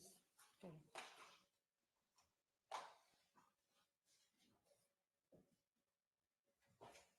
Doctor, good morning. My name Morning. is Max Shard. I represent Shannon Stillwell, okay? Yes, sir. And Ms. Stillwell is seated right over here. So I want to ask you about this concept of stippling and pseudo-stippling first, okay? Now, yes, sir. you're not saying that stippling is involved in this case, you're saying pseudo-stippling, Yes. which could have been caused by the projectile fragmenting and the little pieces embedding in or affecting Mr. Drinks' skin, or little pieces of the intermediate object, perhaps a window or something like that. Or door, yes, sir. Okay. And I'm not talking about the pseudo-stippling that you found in this case. I'm just talking in general. When we're talking about stippling, I just want to clarify something. Stippling, you're saying, is caused by burns around the burns around a gunshot wound when it's a close and range shot. Yes. When one says stippling, it typically means gunpowder stippling, but yes, that's correct. Okay, and you're saying gunpowder stippling, and that's just what I want to clarify. The stippling is caused by gunpowder soot that is ejected out the barrel of the gun and would affect the skin of the unfortunate decedent, correct? Yes, gunpowder stippling represents the burning and unburned grains of gunpowder, which exit the barrel and can impact on the skin in a close range gunshot wound. Okay, and I know you're not an expert in gunshot residue testing or anything like that, but I just want to clarify. These are two different concepts, correct? That's correct. Gunpowder stippling and then gunshot residue testing, where you would test an area or a specific object for the presence of gunshot residue. Those are two separate concepts, both involving gunshot residue. Well, the determination of gunpowder stippling at autopsy, yes, is done by the medical examiner. Right, Yes. okay. Okay. Now, in this case, as I understand, there were two gunshot wounds that you observed. Yes. Okay. One to the arm, to the forearm, and one to the neck. Yes, that's correct. Okay. The lethal wound was the wound to the neck. That's correct. Okay. And as the medical examiner, you do not know what order those two shots occurred. That is correct. I do not know Okay, the so order. Mr. Drinks could have been shot in the arm first or in the neck first. That's correct. Okay. And I want to talk specifically about the lethal wound to the neck. Okay.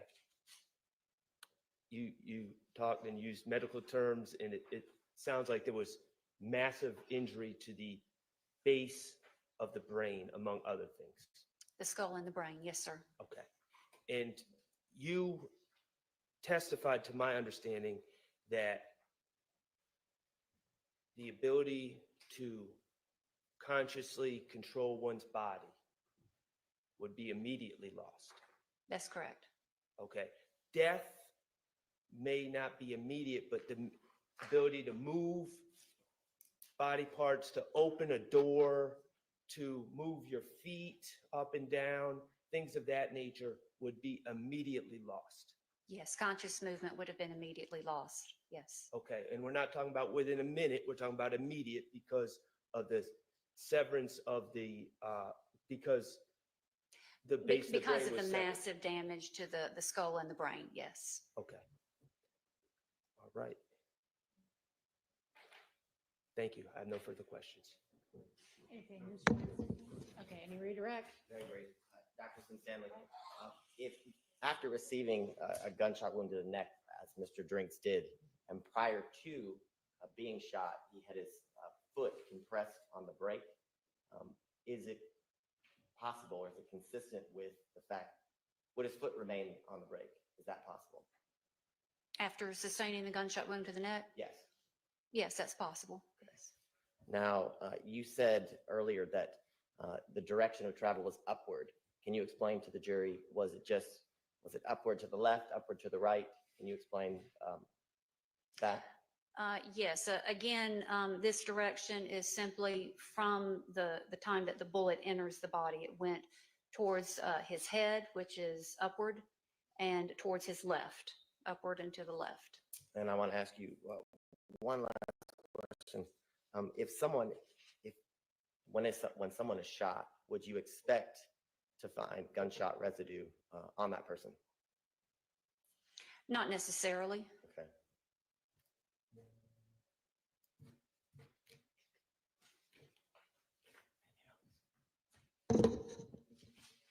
I don't have anything further, Your Honor. Mr. Abadi just asked, after being shot in the neck in the way that Mr. Drinks was, unfortunately, whether it's possible that one's foot could remain on a brake if it was already there. And you said that's possible. Yes, sir. Okay. What is not possible, you would agree it's not possible after suffering that wound that someone would be actively moving their feet up and down off the brake. That would not be possible. That's correct. Okay, thank you. All right, thank you for your time, and you are excused. Yes, How long thank is you. your next witness? Probably about 35 minutes. Okay, why don't we take a break, and then we'll get back with our next witness. All right, here.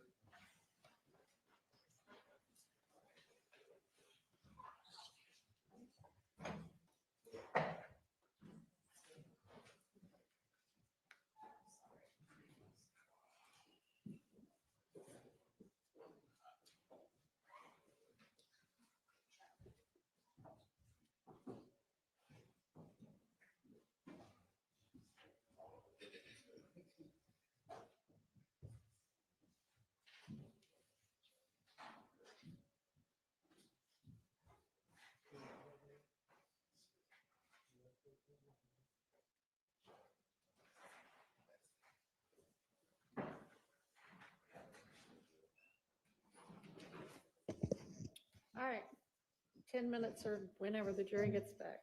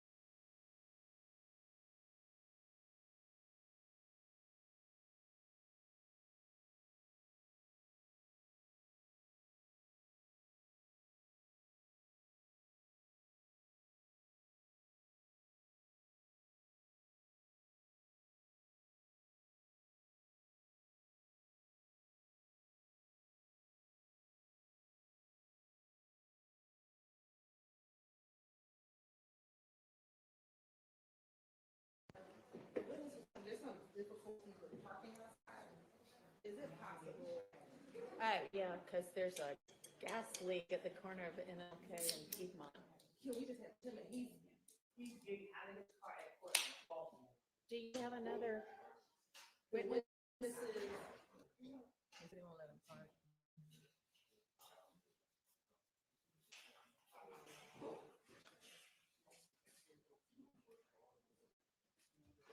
I mean, if we hadn't taken our break, it'd be like 30 minutes late already.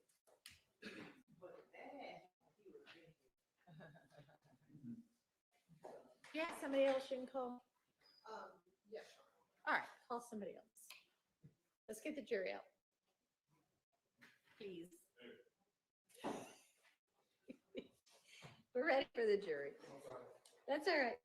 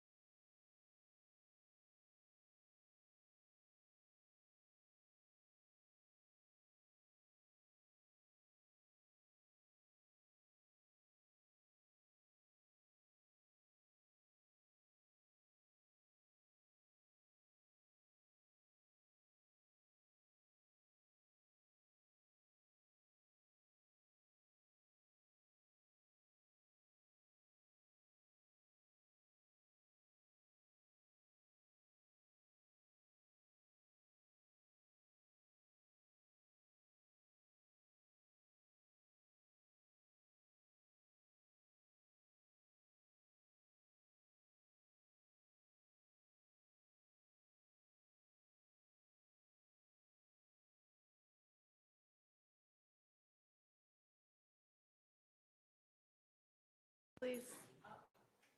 Trying to stay calm. Ms. Davidson.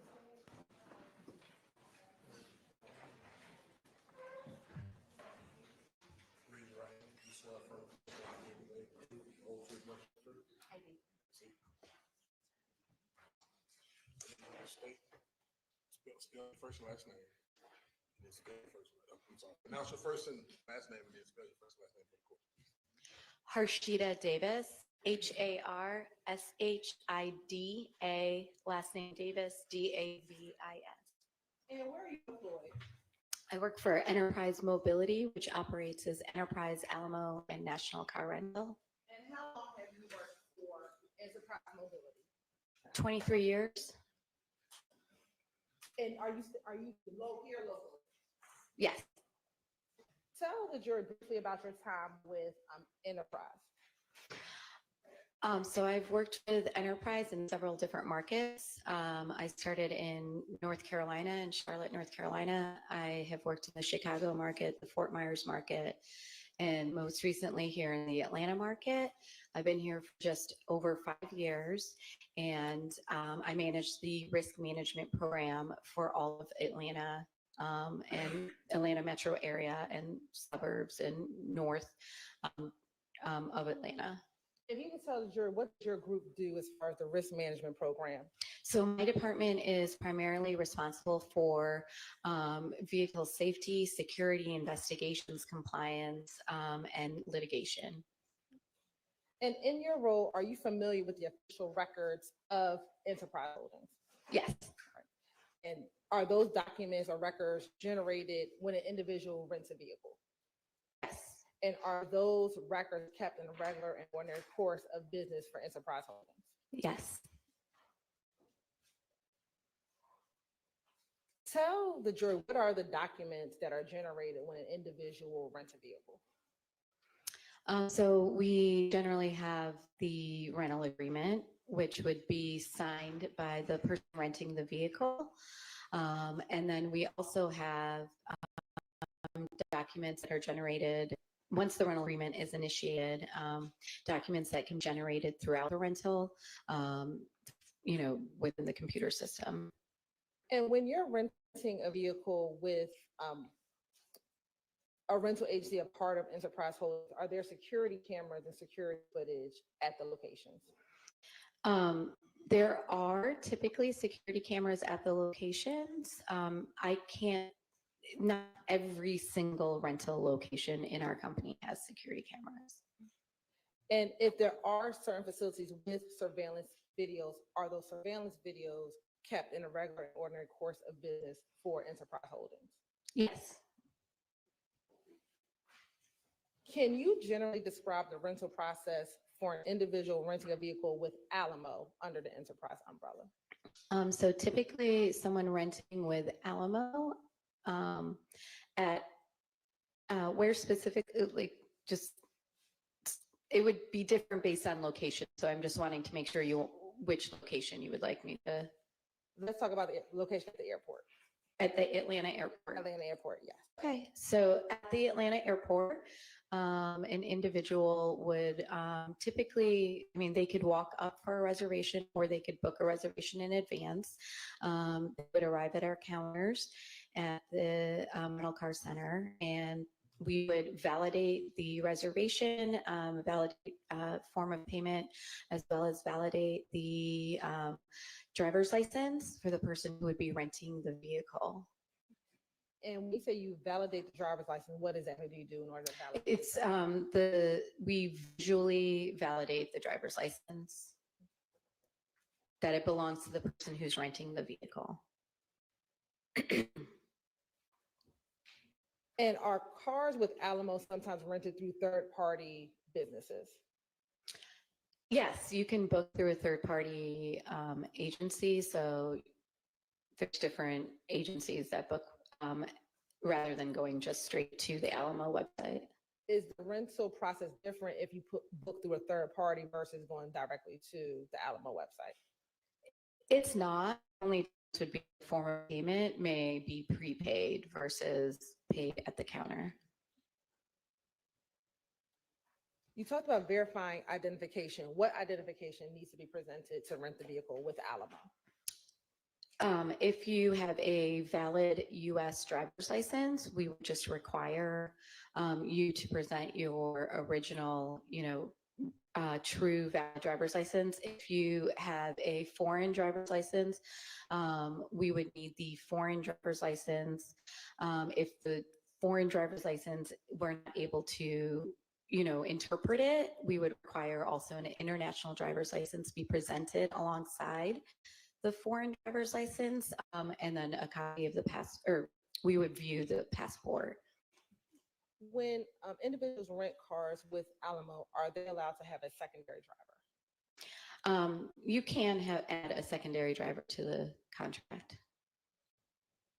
If the secondary driver is a spouse, do they have to be added to the contract? We do not add spouses to the contract.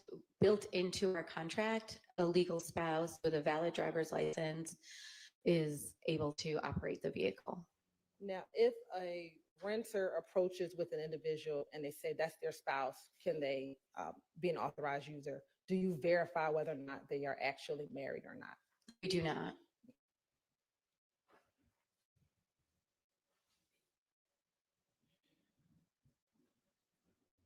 Now, with Alamo, with your fleet of vehicles, when an individual rents a vehicle from Alamo, are they allowed to tint or manipulate the vehicle in any way? No.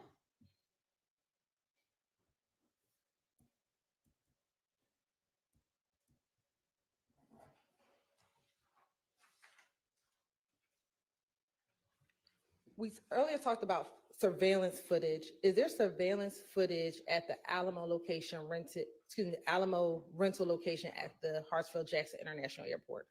Yes. Generally, how long are surveillance videos kept at that location?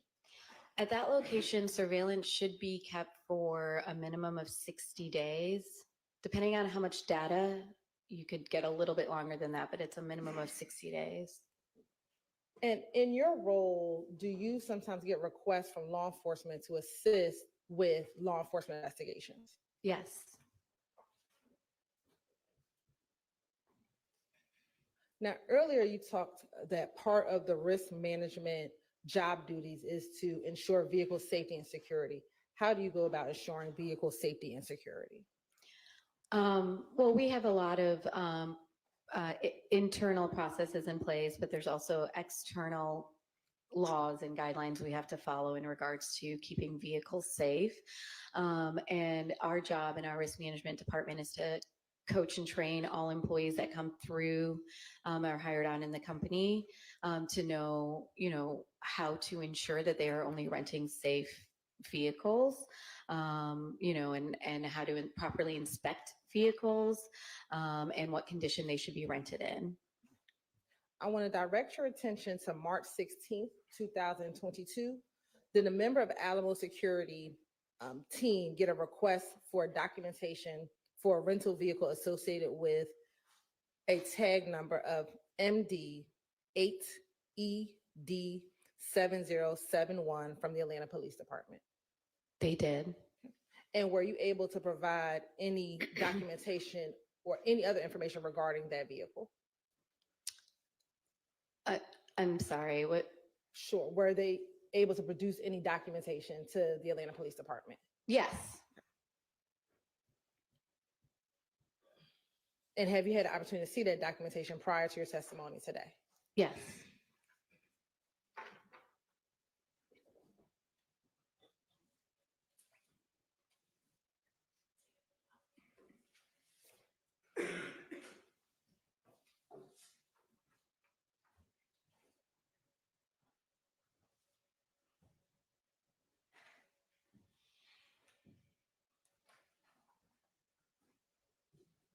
Commissioner Prochon? You may. I'm showing what's been marked as Stacy Exhibit 186 VV and 187 VV. Tell me if you recognize those items. I do. First, start with 186 VV. How do you recognize 186 VV?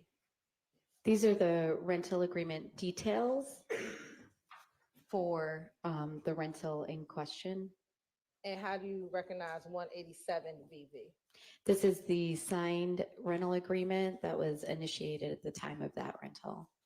And are these two documents, the rental agreement details and the rental agreement, kept in a regular and ordinary course of Alamo business?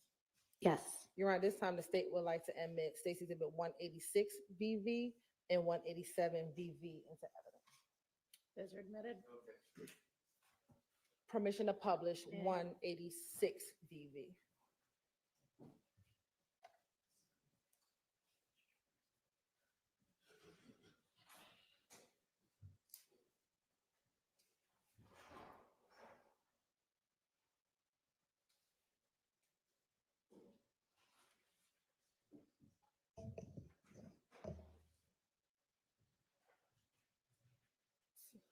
And if we are able to zoom in. Looking at Stacy Exhibit 186 VV, what document is 186 VV? So this document is the printout of the rental agreement details. Okay. And let's start from the beginning. What is the rental time and date for this vehicle? So the rental time of pickup is March 14th, 2022 at 14:58 hours. And the estimated return time is March 20th, 2022 at 1500 hours. Okay. And it's 14:58, 2:58 PM. Yes. Right. And is there any other information contained within this first portion of the document of note? Just the rental agreement number, which is our file number for this rental, the reservation number, as well as it does, the 258 timestamp is when the contract was started. And then the 3:07 or 1507 minutes just is when the contract was completed. And is completion when it is actually signed? It's when the vehicle is added to the rental and completed at the exit. Okay. All right, I want to scroll down to the second portion of 186 VV.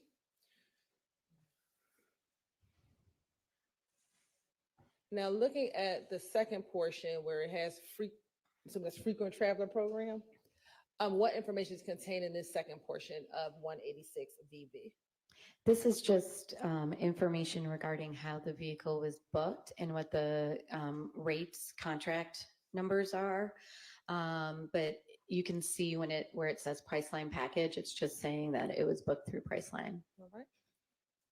And going down to the next portion, do we see the license plate number? Yes, And what is that license plate number? it's AED 7071, And- Maryland. And are you able to see here what type of vehicle it is? It does not state exactly what type of vehicle it is right here. However, it does, it provides the last 8 digits of the VIN, the vehicle identification number. And then it also states that it's a luxury car. And within your luxury fleet at Alamo, are Audis a part of your luxury fleet at Alamo? I'm sorry, what was the question? Sure. You said it was a luxury vehicle. Yeah. Within your luxury fleet, is Audi considered one of the vehicles that's a part of the luxury fleet? Correct. All right. I want to scroll down.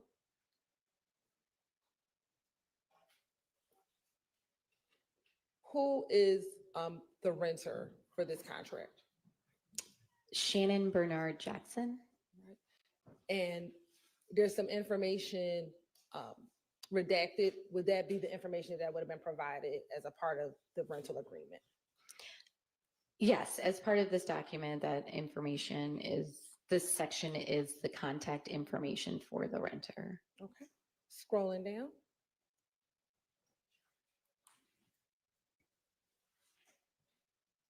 And let's start at the beginning of the note section. What information is generally contained within the note section of this rental agreement detail? So it's just your basic information when you first pick up the vehicle. It tells you if any products have been added to the contract, just what's been done to initiate the rental. And looking at 258 on March 14th, 2022, what, if any, information was provided within the note section? There's an alert that came through that, we needed to verify ID and payment method. All right. Which is standard. I want to scroll down to March 16th, 2022 at 13:36. What, if anything, happened on March 16th, 2022? So it appears that the renter contacted our customer service department and extended the rental. The customer service department provided a new rate, a new extension date for the contract, and indicated that the renter agreed. Okay. And is it fair to say that the initial agreement was for March 14th through March 16th, but then on March 16th it was extended to March 20th? Yes. Is there any other information contained on 186 VV? No. No. There is, I think you skipped over the section in the personal information. There's a little section of just that does provide a driver's license number for the person renting the vehicle, but it was blacked out. Okay. And would that have been verified like we discussed earlier? Yes. All right. Now looking at 187 VV.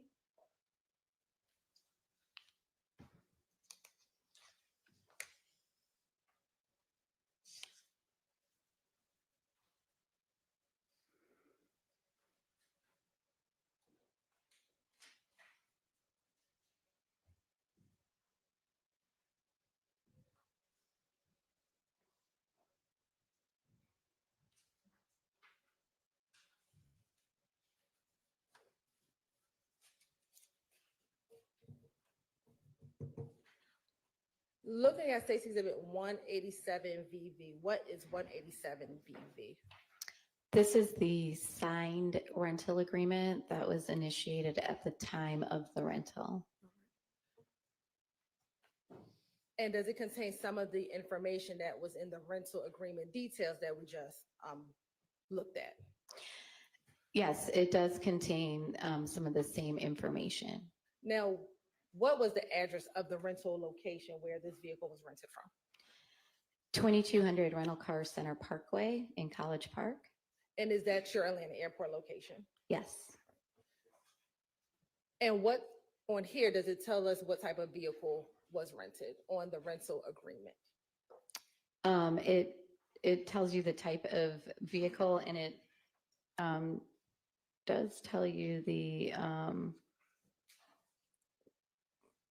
rental information.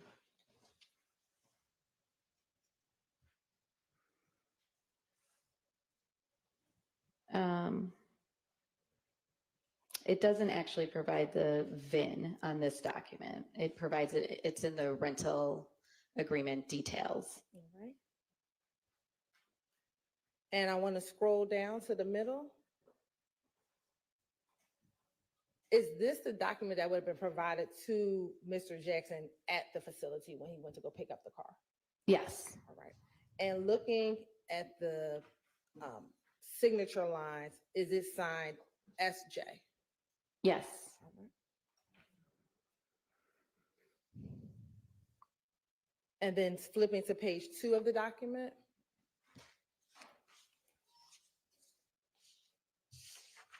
Is there a final signature at the bottom of the page? Yes. Yes. And generally, what is the renter agreeing to by signing this document? The renter is agreeing to our terms and conditions of the rental contract. And would the terms and agreement include not manipulating or adding tents to the vehicle? Yes. All right. Now, at the airport facility, does that facility have surveillance video? Yes. And as a part of the request from the Atlanta Police Department, were you able to provide surveillance images for this rental? Yes.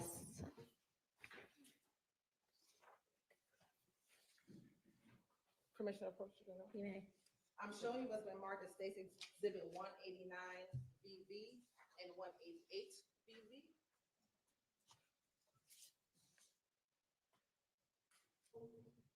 Tell me if you recognize 189 VV and 188 VV. Yes. How do you recognize them? They're screenshots from video footage from our camera system. And do those appear to be a fair and accurate depiction of screenshots from the surveillance images from the rental on March 14th, 2022? Yes. Your Honor, this time the state would like to admit State's Exhibit 189 VV and 188 VV into evidence. Those are, thank you, admitted. First, we want to publish State's Exhibit 188 VV.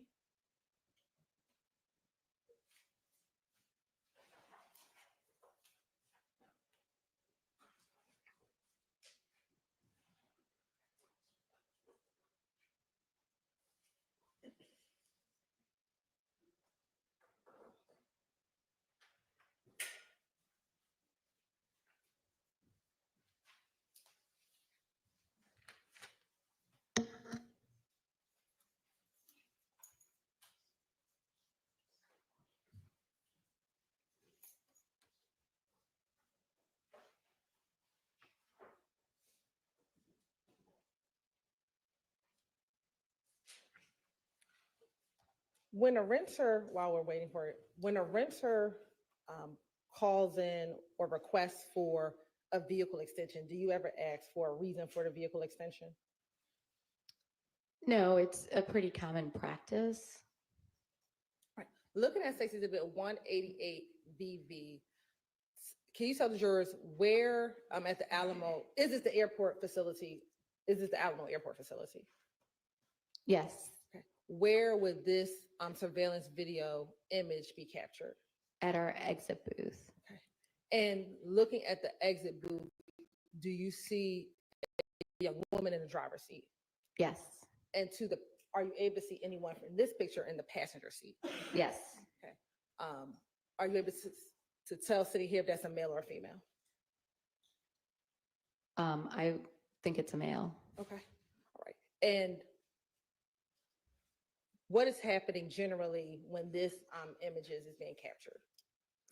There, when the renter completes the contract, they go out to the garage where they select a vehicle. And so at the exit booth, the vehicle is then added on to the contract. And they just, have to show the information that they were given at the counter. And this is where the completion of the contract happens. Do you have to show your driver's license again at this particular portion of the rental process? They may request it. Now I want to show you what's been admitted, Exhibit 189 VV. Where is this image being captured?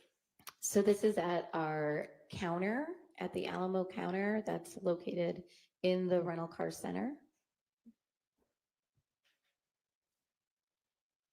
And would this generally be the beginning of the process to rent the vehicle or to pick up the vehicle, I should say? Yes.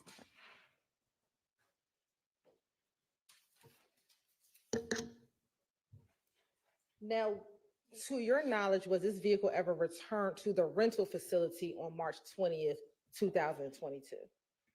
It was not. Did you ever recover this vehicle? We did. And where was it recovered? It was recovered from the police. And when vehicles are recovered, do you take pictures of the vehicles once it's returned back to Alamo? We will if the vehicle is damaged or it has any change of condition from when it was rented out. Okay. Permission to approach again, Your Honor? Amen.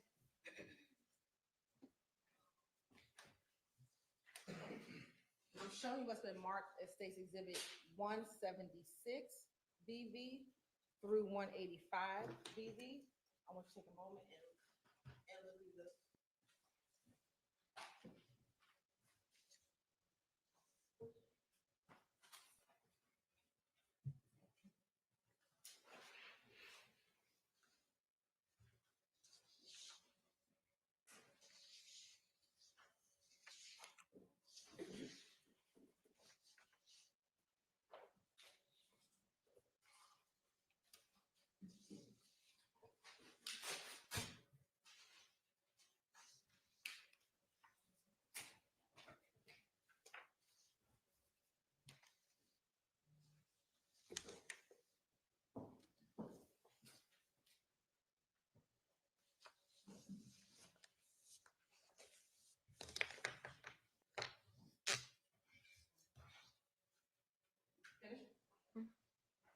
Do those appear to be fair and accurate depictions of pictures that were taken of the vehicle when it was recovered and brought back to Alamo?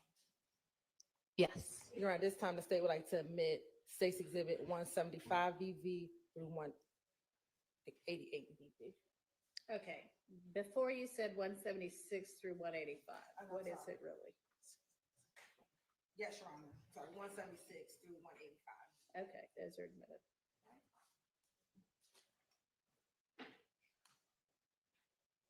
And first I want to start with State's Exhibit 185 VV.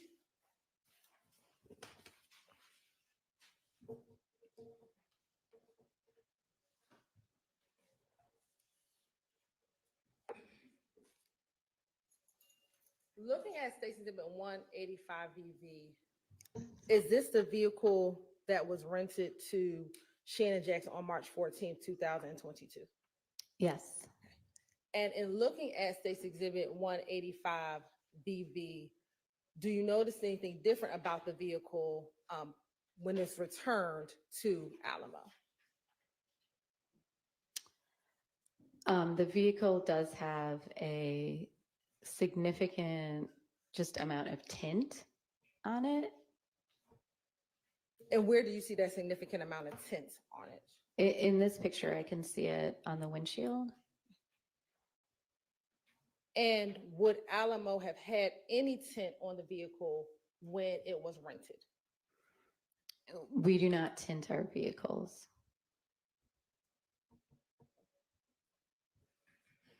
I'm going to show you what's been admitted as Exhibit 176 VV. I'm going to show you 184 VV and 180 VV. Do those pictures also show a similar level of tint on the vehicle? Yes.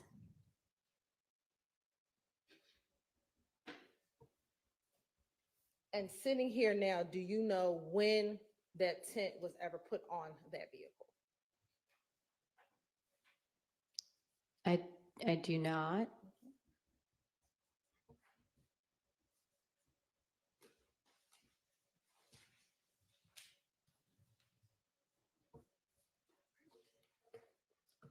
Now I want to show you 182 VV.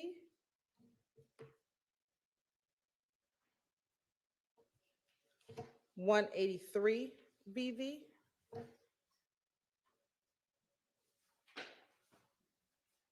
And 177 VV.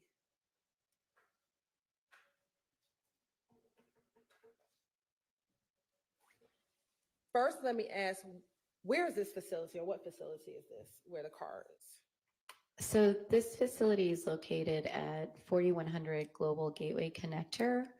It is at our service center lot where vehicles are taken after, you know, they've either been towed in from being damaged, or they need to be serviced, or, you know, returned by the police if they were involved in an investigation. It's not the rental car center. It's an off-site location at the airport. And in looking at, again, 182 VV and 183 VV, do you see any differences on the inside of the vehicle that would not have been present when the car was first rented? Yeah, I mean, you can see where the headliner's down, parts of the vehicle have been dismantled. Appears that the windshield was taken out. So there's just different things that have happened to the vehicle. And I want to look at 183 VV. You just mentioned the headliner being taken out. Looking at 183 VV, where would the headliner have been prior to it being removed from the vehicle? It just would have been surrounding what is like the sunroof up there, where I guess it's just hard to describe, but that area. Can I point? Yes, you can. I don't know, but. Thank you. You can say it. So this is where you can tell that something's been removed. You know, that was originally there. All right, thank you. You can take your seat.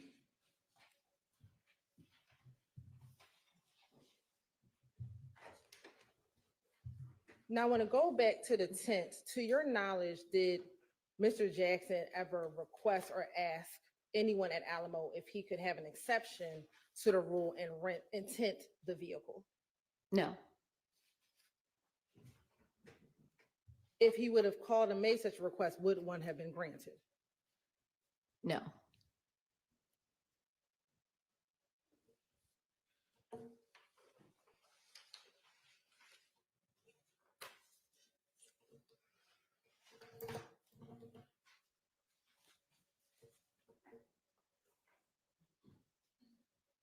Of course, indulge for one moment.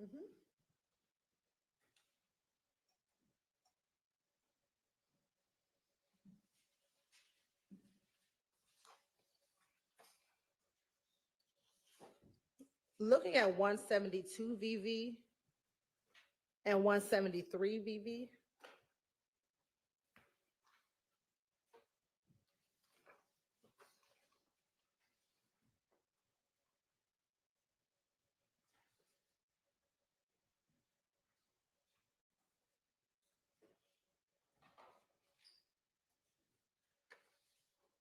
And the item that we see on the ground, this Scott item, is that just an item that's in the facility? Yes. It appears that it's just a piece is leaning up against it, and that would just be stuff that we have in our service center. Now looking at 179 VV.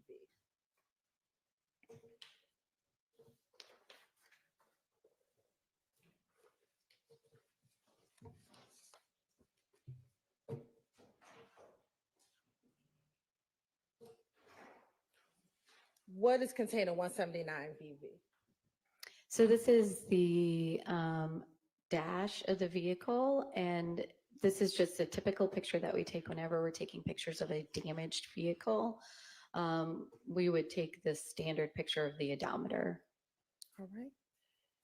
And as I wrap up, going back to State's Exhibit 186 VV.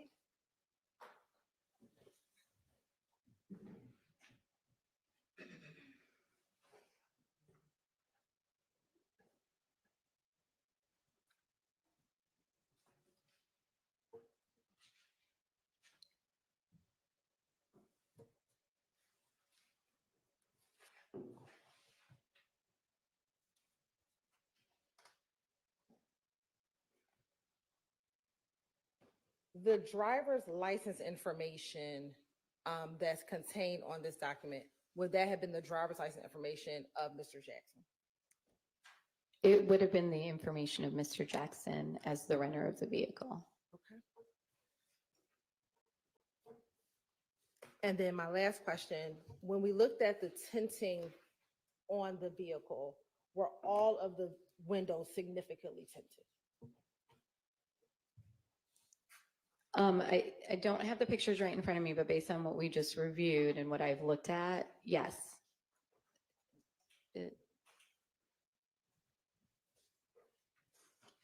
Yes. Court's It- indulgence. It appears that all of the windows are tinted. Court's indulgence for one moment.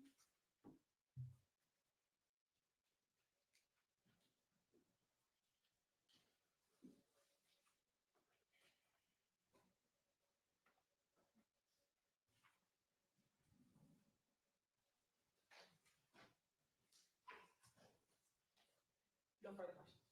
Questions to this witness? Yes, Your Honor. Thank you. Ms. Davis, good morning still.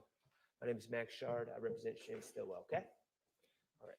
And let me just, Shannon Stillwell is also known as Shannon Jackson. Okay, so Shannon Jackson, I may say Stillwell, Jackson Stillwell, same person, okay? Okay. Ms. Knight, would you do me a favor and just put up 189 VV? Thank you. Ms. Davis, if I ask you any questions about specifics, I'm going to have this picture published, but just let me know if you need to refer to any of the other documents in front of you, Okay. such as the rental contract, et cetera, okay? All right, so as I understand, Mr. Jackson, or I'm going to say Mr. Stillwell. Mr. Stillwell came in to rent a car on March 14th at approximately 3 p.m. Is that correct? Correct. Okay. Was that car, do you know if that car was already booked online or if he just, with his friend, arrived at the counter to rent this car? Based on the information from the rental agreement, it appears that there is a reservation attached to the rental. When was that car reserved? I do not have that information. Okay, so we don't know when the online reservation was made. All right. No. Okay, so Mr. Stillwell shows up with this, do you know this lady's name? I do not. Okay, so he shows up with this lady and to pick up his car that he booked online, correct? It appears that way. Okay. He came into the Alamo rental desk where there's surveillance videos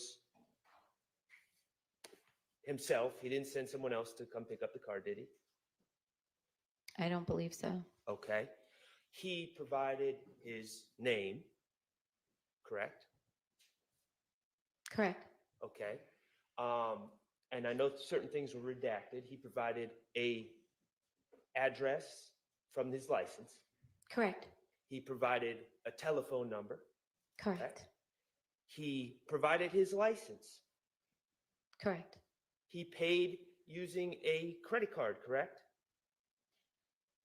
He had a Priceline reservation, so he would have had a credit card on file, but likely it was prepaid through Priceline. Okay, so he had a credit card on file. Mm-hmm. Okay, all that information was presented and known by Alamo when he came to pick up his car that he reserved at some other time earlier, correct? Correct. All right. And he signed the rental agreement, correct? Correct. In his real name. Correct. All right. So then, and that was, he picks up the car on March 14th at approximately 3 p.m. And then on March 16th, he recorded the records, and I know you were not on the phone personally, right? Correct. All right, but you're the custodian of records. According to the records, he calls on March 16th at 1:37 p.m. and wants to extend the rental on this white Audi, correct? He did call. I might have to refer to the document to confirm the time.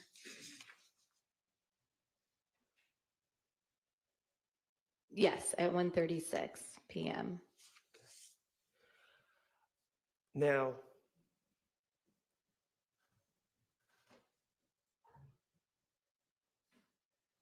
we'll talk about the tint. Ms. Knight, could you put up a picture of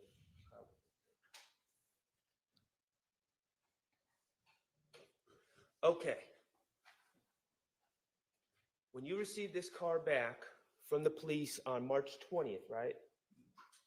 2022? Was it March 20th you received the car back? I don't know the exact date it arrived on our lot. March 20th is the estimated return date of the rental, but the vehicle wasn't returned through the normal return meet. Fair enough. Don't worry about the date. When you received this car back from the police, right? Yes. Okay, it had tint on it. Yes. Okay. And tint was a violation of the rental agreement, wasn't it? Applying tint to the car. We do not allow folks to alter the vehicle. Mr. Stillwell violated assuming he's applied the tint to the car, he violated the rental agreement, didn't he? Yes. Okay. Did you charge him with any crimes? Violating a rental agreement, I did not charge him with any crimes. Right. Okay. It was just a rental agreement, right? Correct. Okay. Are you aware that prior to renting a car from you, 2 separate attempts had been made on Mr. Stillwell's life? It's in evidence. Objection, what's your objection? Were you aware when you came to testify that 2 different attempts had made upon Mr. Stillwell's life? I was not aware. Were you aware that one of those attempts on his life was made when he was in a car? I was not aware. Okay. Ms. Knight, if you could please display 172 VV first.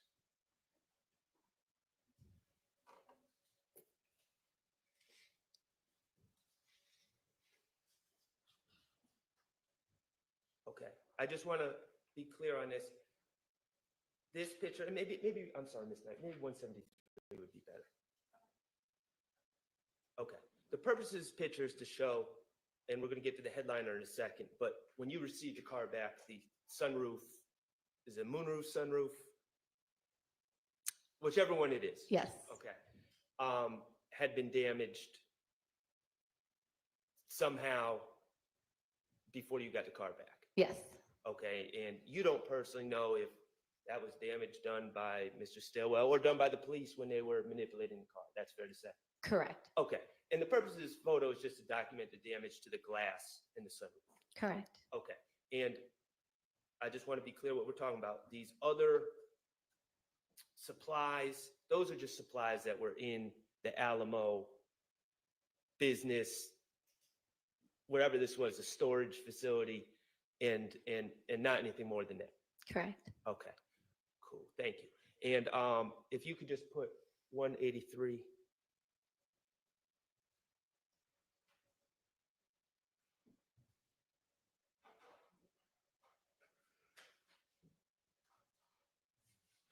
And again, this is the condition you got this car back from the police, correct? Correct. And you're familiar with the term headline? Correct. Okay, and the headliner had been removed, correct? Correct. Okay. I have one brief moment.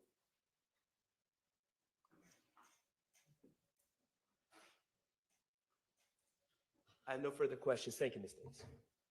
Thank you. Anything, Mr. Weinstein? Any redirect? I'm going to show you part of what's been admitted as this the 170 BV.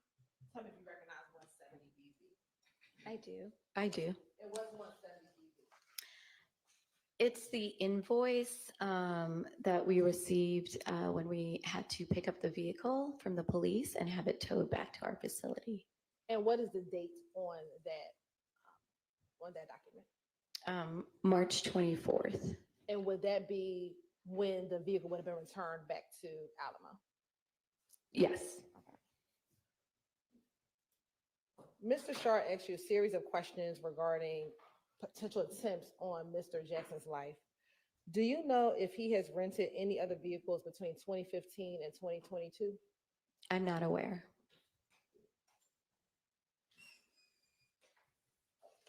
Sitting here today, do you have any idea why a renter would put substantial tint on a vehicle that they were just renting initially for 2 days? Oh, she's asking if she knows. So if you know, then you can answer. Let me repeat it. I have my, I mean, a Don't renter would, sustain. No, so Sounds don't like she does speculate. not know. yeah. Think I have no further questions. Any recross? Sure, I'm sorry. Oh, that's all right. Go ahead. During the course of your time with Enterprise, how many cars have you had that may have had their headliner removed? I wouldn't be able to answer that question. Thank you so much. Recross? All right, thank you for your time. You are excused. We have another witness that won't take us more than 30 or 40 minutes.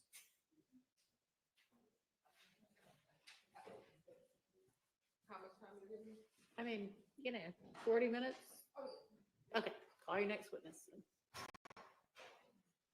We'll call Tyler Bates, Your Honor. Okay.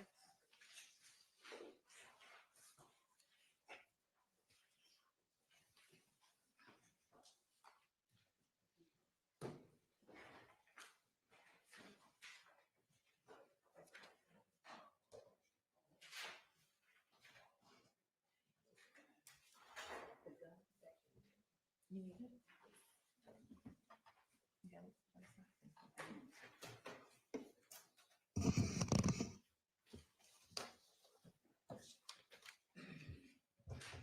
Your Honor, can we approach before we begin on this Sure. witness?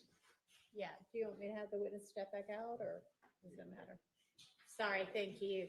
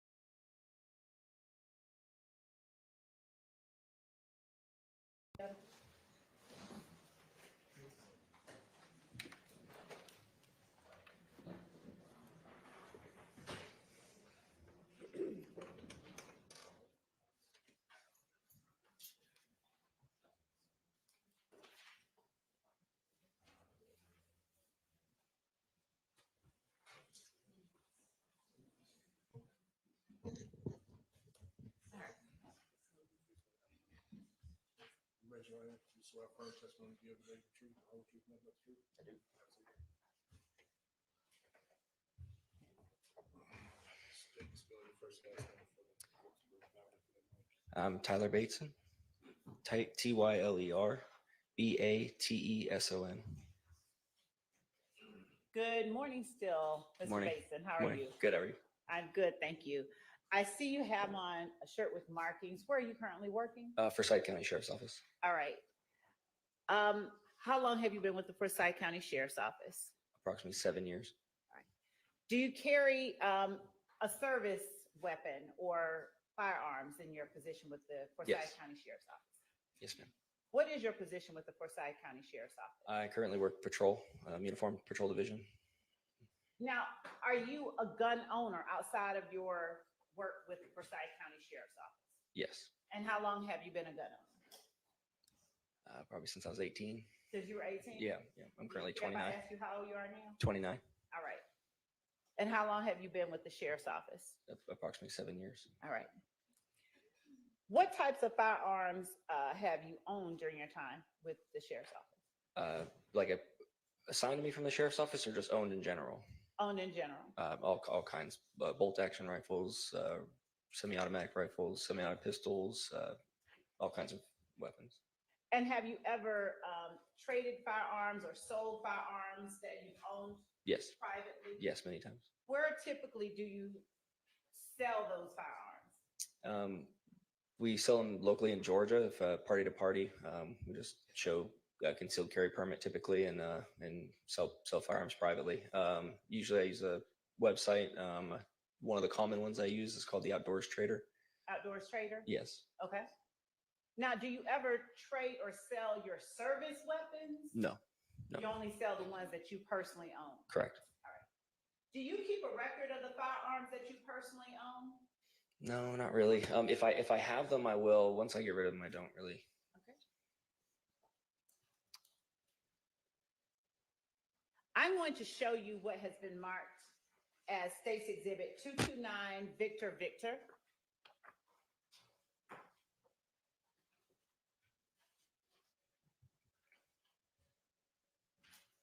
That has been provided, but I'll let the defense see what it is and I'm walking up to you with.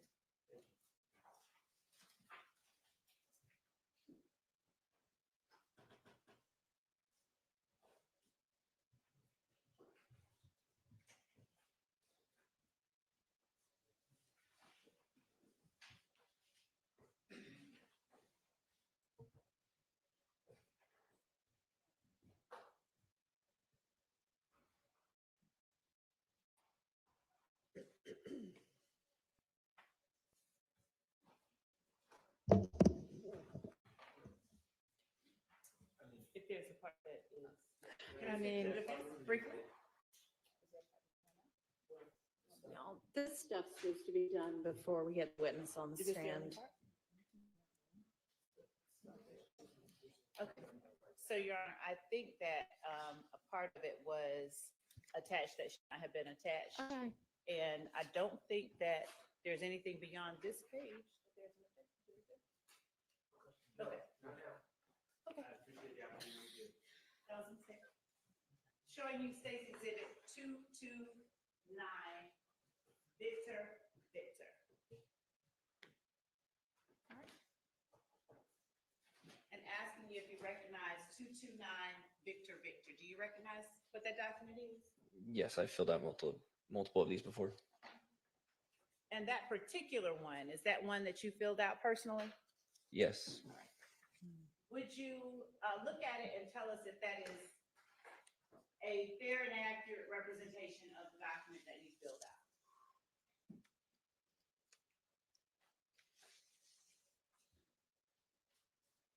Yes. Your Honor, the state tenders State's Exhibit 229, Victor as evidence. It's admitted. Would you tell the jury what 229 Victor is? Yes, this is a form that you fill out when you're purchasing a firearm from a dealer. Basically, they fill out your personal information, some questions to qualify you to own a firearm, and then they do a background check right there, and then they can transfer you the firearm. So it's a transaction record. And that transaction record, does it have on it the type of firearm it is that you're purchasing? Yes, it does. It has the serial number as well. And were you the purchaser of that firearm? Yes. All right. What type of firearm is that a transaction record for? This one is for a Glock 45. The model is 45. It's a 9mm. Glock 45 9mm? Correct. And what is the serial number on that weapon? BPHW105, Bravo Papa Hotel Whiskey 105.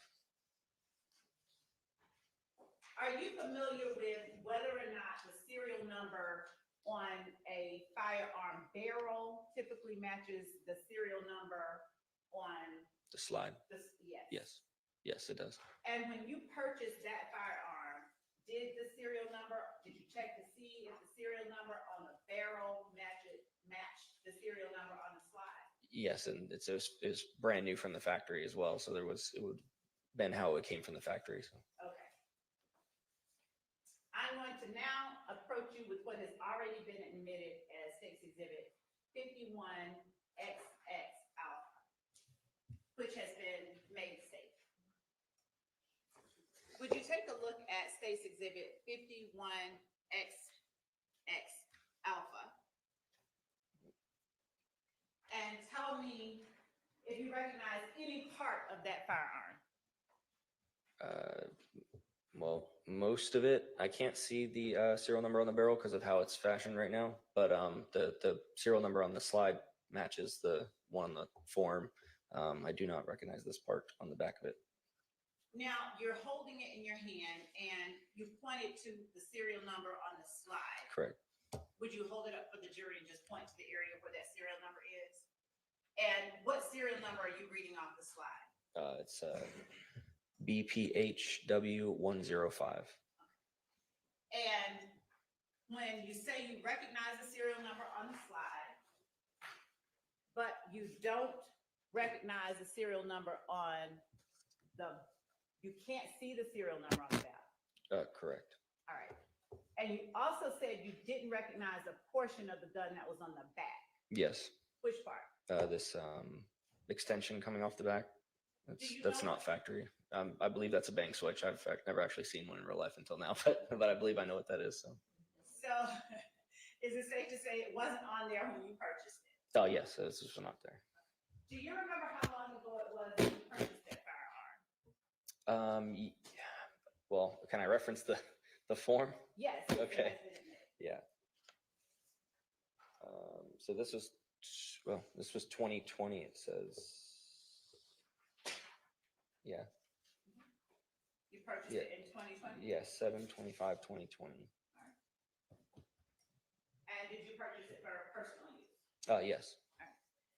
I'm going to swing back around to the serial number that you read off when you were reading the transaction agreement. You said BPHW105, and then you said Bravo Hotel Whiskey 105. Bravo Papa Hotel Whiskey 105. BPHW105. Right. Thank you. Mm-hmm. Did you ever sell that gun to anyone? Yes. Who did you sell it to? A gentleman named Phil off the Trader. He's another popular member on the Trader. He has a lot of positive feedback. And so I met with him, I believe it was March 9th of 2022. Okay.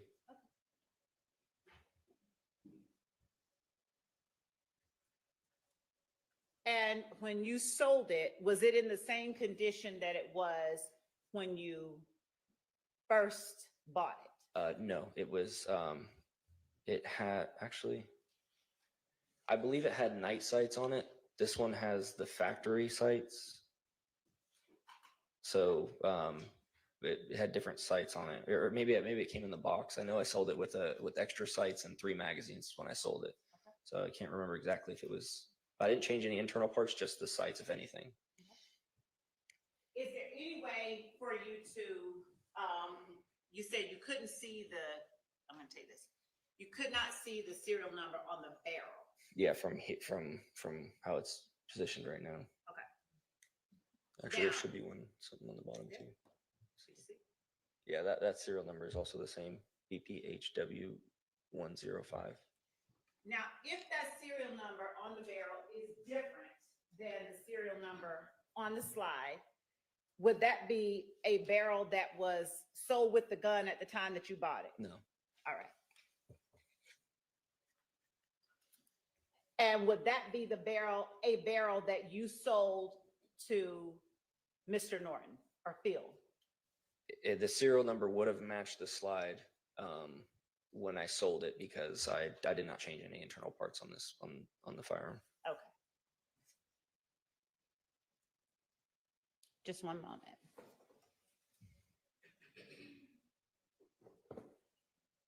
And when you said Phil, do you know whether the last name of the person to whom you sold the gun was Norton?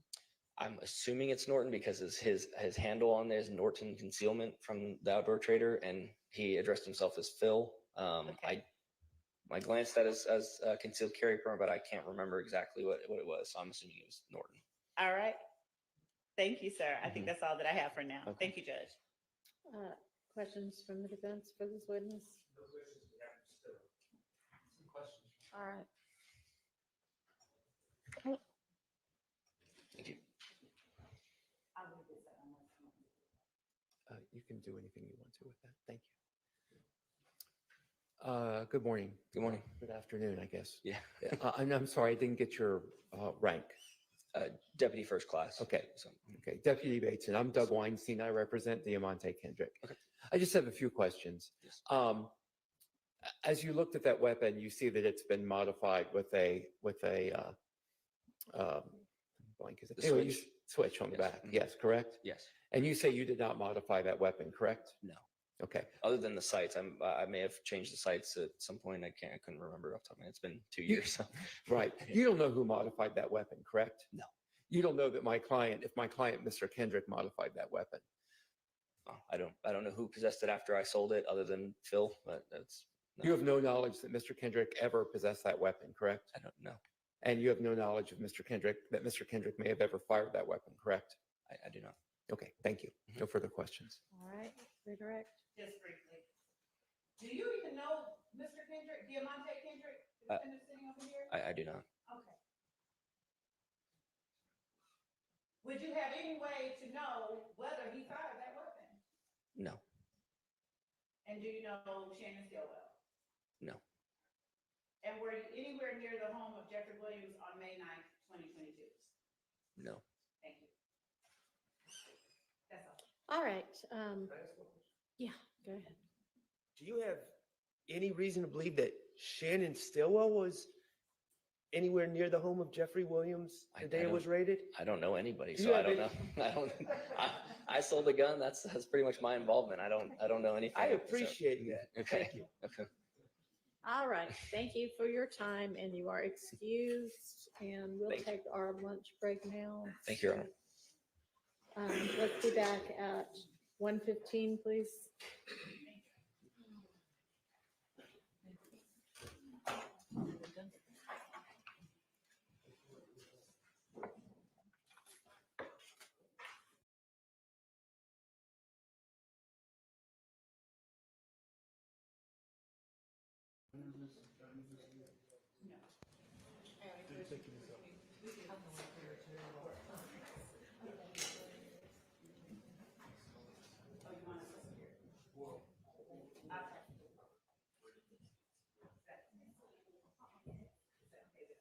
Oh, yeah, that's fine. Sorry.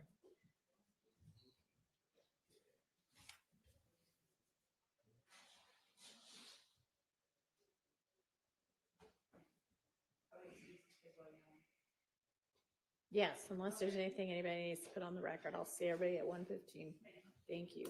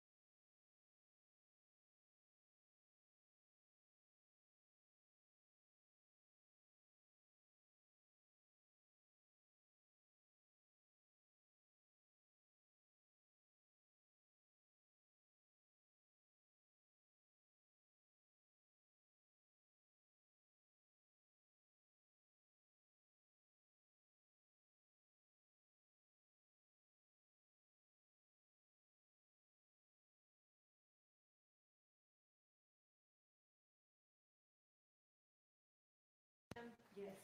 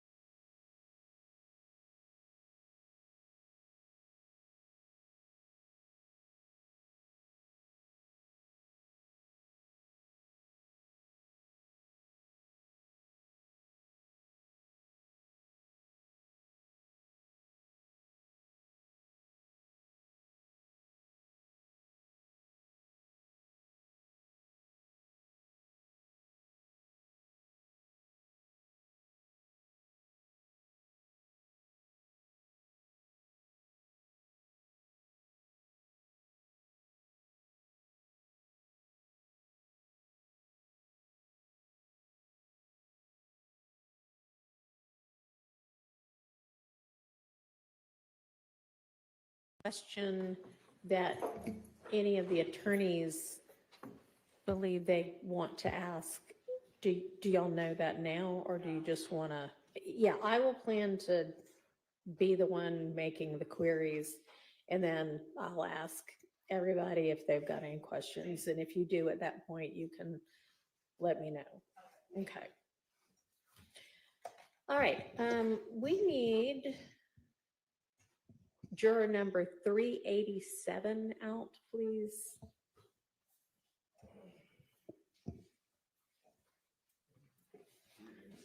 Yes. No. What? Not filmed.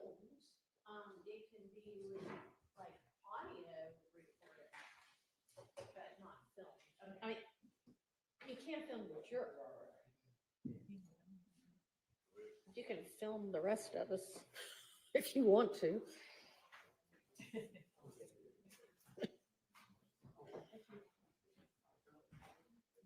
I think you stand even if it's just one juror.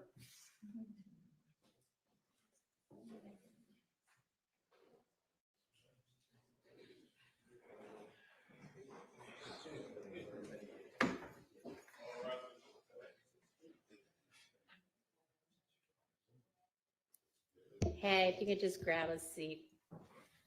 I got a couple of questions. So I know that earlier this week, your employer reached out to you and inquired whether this this trial that you're on was over, and eventually just said, okay, just send me the next juror excuse note.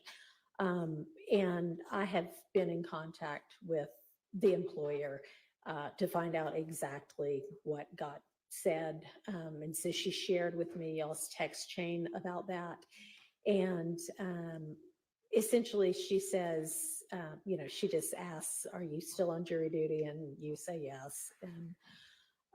And you ask if everything's okay. And she says, yes, your teammate came in asking which trial you were a juror for and that a specific trial was over. And your response was, everybody and their mama keeps saying that. So what we would like to find out is what anybody might have communicated to you. And I know sometimes you cannot help if people just come up and blurt something out. And hopefully, to say, I can't talk about the trial, but what has anybody communicated to you about? And you know that we started with 6 and we now have 2, and I instructed you, don't worry about the reasons for it. Has anybody communicated anything to you? And if so, what? More so the decrease of the defense. Okay. That's been most of the communication where people assume I wasn't here this week. Okay. All right. And let me ask you one more thing. And then she, after you say that, she says, well, that's the reason I'm reaching out. And you said he was one of 6 who are finishing the trial. Who do you mean by he? The communication when I got it was more so specific to say who wasn't here anymore and why they assumed the case was over. And who would you have gotten that communication The from? teammate called. The teammate that made it Oh, to her. okay. Called to specify what she meant. I didn't call her. She called. Okay. And what did she communicate to you? Just that. Williams wasn't here. Okay. And did she say anything other than Williams isn't a part of the trial anymore? No. Okay. They assumed him not being in the trial. Meant the trial was over with. Okay. And do you recall the instruction I gave you on Monday, you and the rest of the jury on Monday morning, to essentially not speculate about any reasons why, and that shouldn't have any impact on your verdict or your deliberations? Because the communication with staff was just trying to figure out how we were supposed to address it. Okay.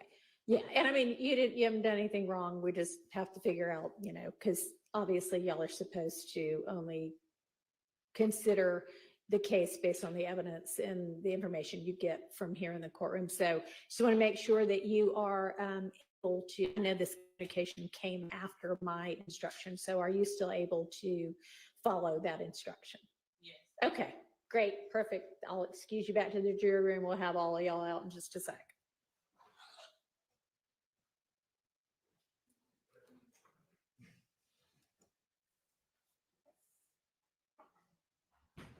Okay, anything anybody wants to put on the record after that? Your Honor, given that she didn't indicate, as the court said it was looking to hear, I don't suppose so. No. Yes. Mr. Sharp? Yeah, still, we're fine and ready. Okay, and Mr. Weinstein? No issues for Mr. Kendrick. Okay, great. Then let's get the state's next witness and we'll get the jury out.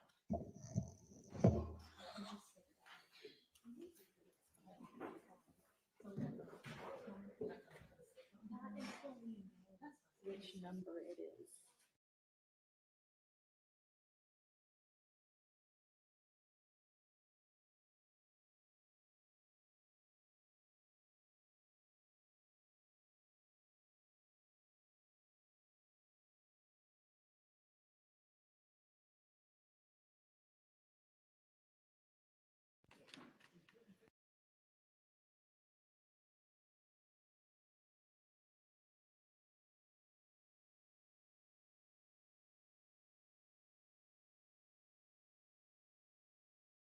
Y'all are still having your witnesses, if they've got a stack of pictures or something, look at those beforehand, right? Okay. That was my fault this morning. Okay. She lives in Macon, so I Okay. apologize. That's okay.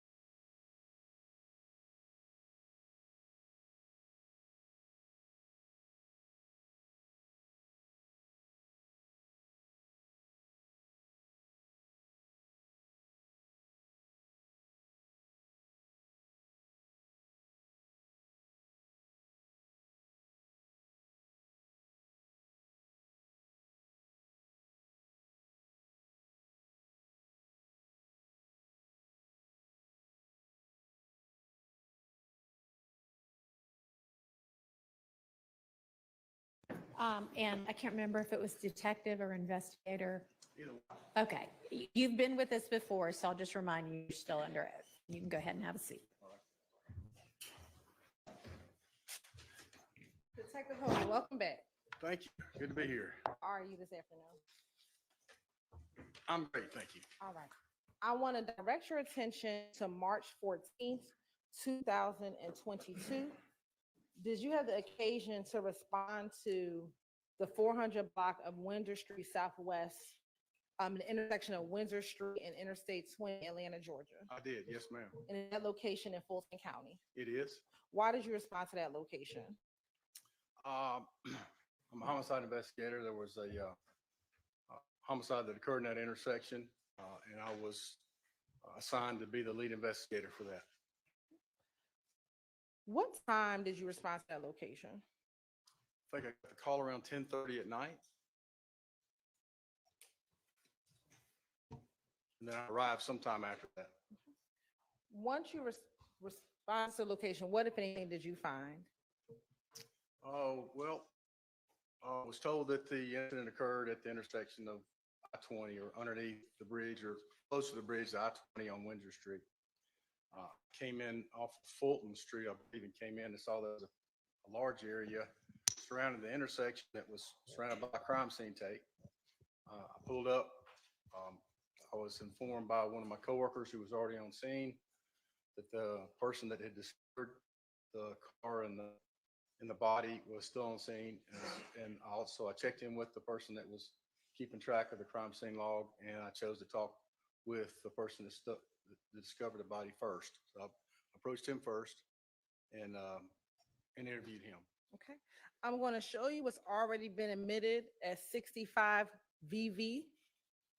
Okay.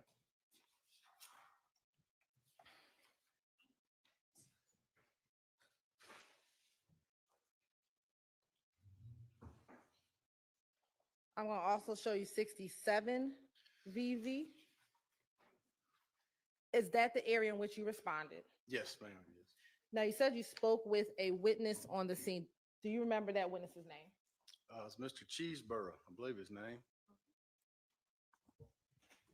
And was he able to provide you information? Without telling me what he said, was he able to provide you information? Yes, he told me what his experience was there, yes.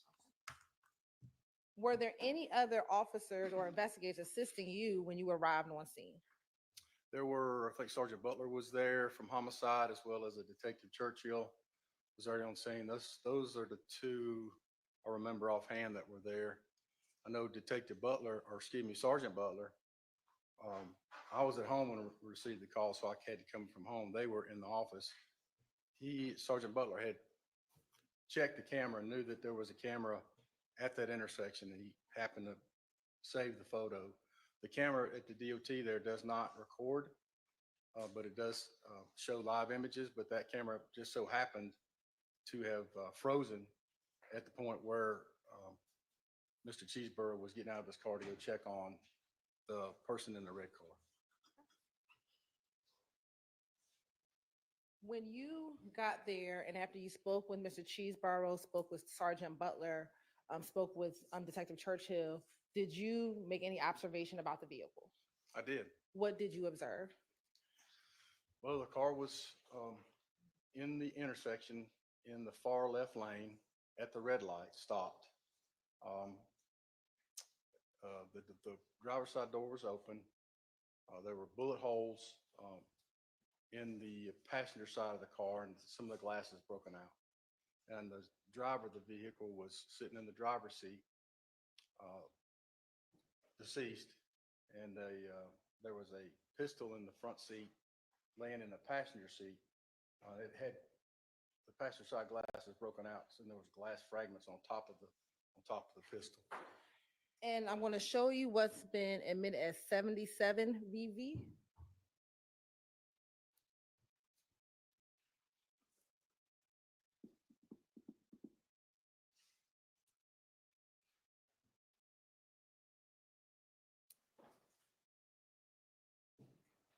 There you go. Now, looking at 77 VV, was there any significance to you about how the glass was sitting on top of the gun? Yes, from my experience, I believe the gun was sitting on the seat when the shooting happened, and the glass was broken and exploded inward and landed on top of the gun, which indicates to me that it was not used in the interaction. It was just laying in the seat. And did you ever have the occasion to view more in depthly the victim who was in the driver's seat? I did, yes. Did you notice anything with the victim when he was in the driver's seat? Most notably, his right hand was inside his pants. Commissioner? Go ahead. Commissioner? You may. I'm going to show you what's been marked as 202 VV and 203 VV. Yes, Do you recognize 202 VV and 203 VV? I do. And how do you recognize it? Those were, when the crime scene's there and the medical examiner's there, they examine the body. The medical examiner does his examination, and our ID unit follows behind and also takes pictures. These photographs are of when the medical examiner was examining the body, and he was pulling back the pants to see what he was holding on to. And I'm going to, this is a very accurate depiction of what the medical examiner saw back on March 14, 2022. Yes. Your Honor, this kind of things would like to admit 202 VV and 203 VV. They're admitted. I'm going to publish 202 VV on the screen, and I'm going to hand publish 203 VV. looking at 202 VV, is that how you found the victim's hand when you walked around, saw the body? Yeah, the medical examiner's pulling his pants back, but it's very similar, yes. And then looking at 203 VV, is that where his hands were? Yes.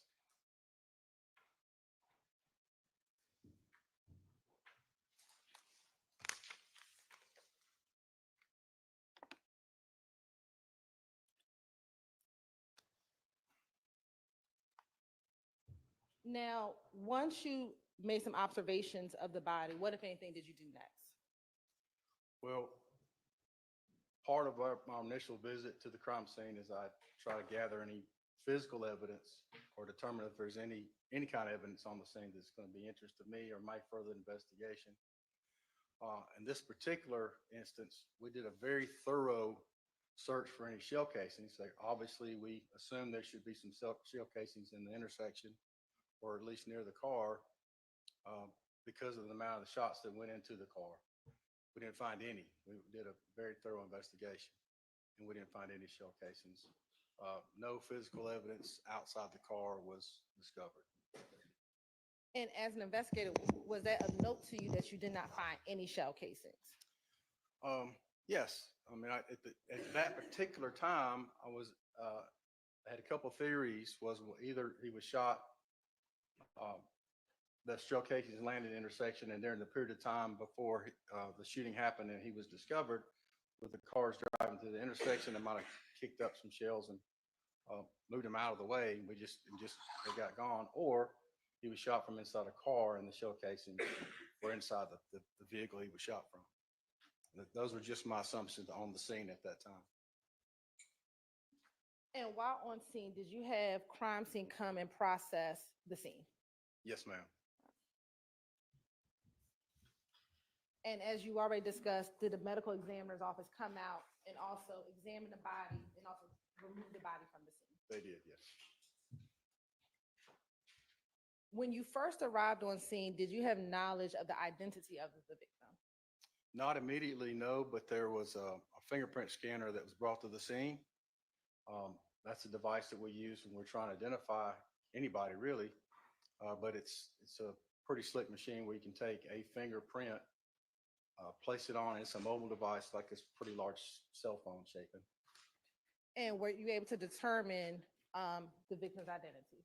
Yes. And what was his name? Shymel Drinks. You have a age and a date of birth. Yes, ma'am. His date of birth was 11/8 of 98. And how old was he? Let's do some math. 98. I can do it. Hold on a second. Okay.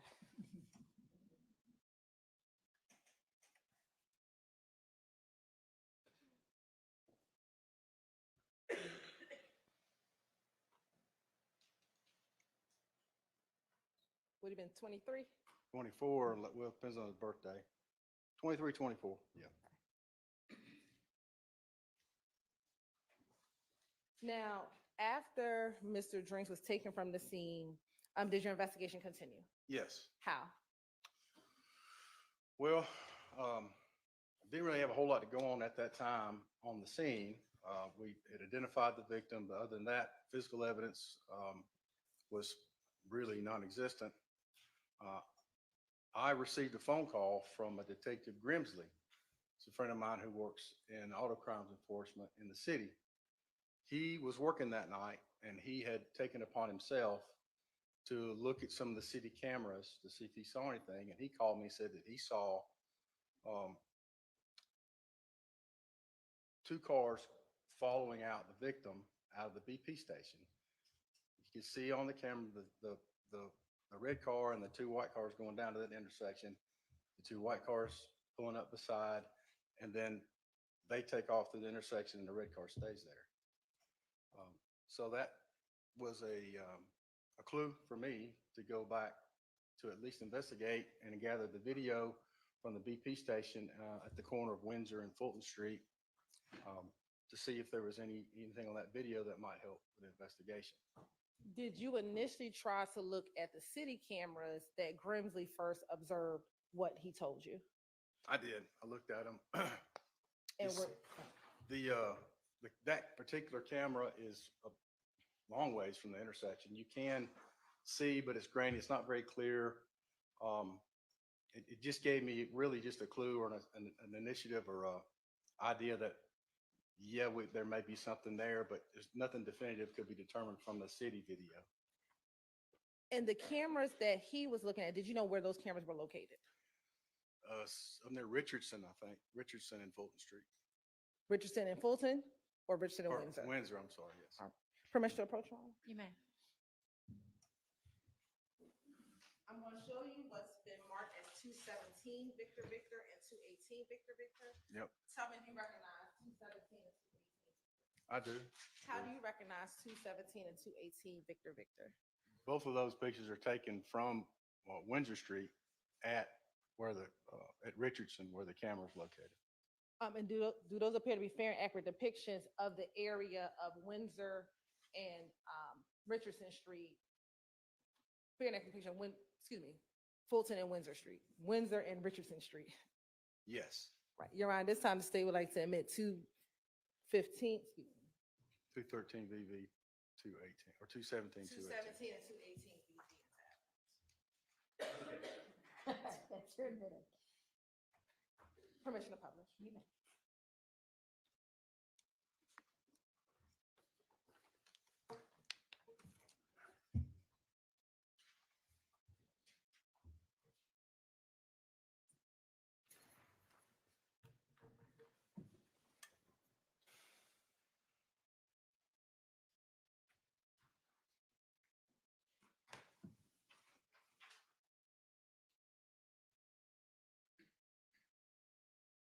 And I want to look at 218 VV.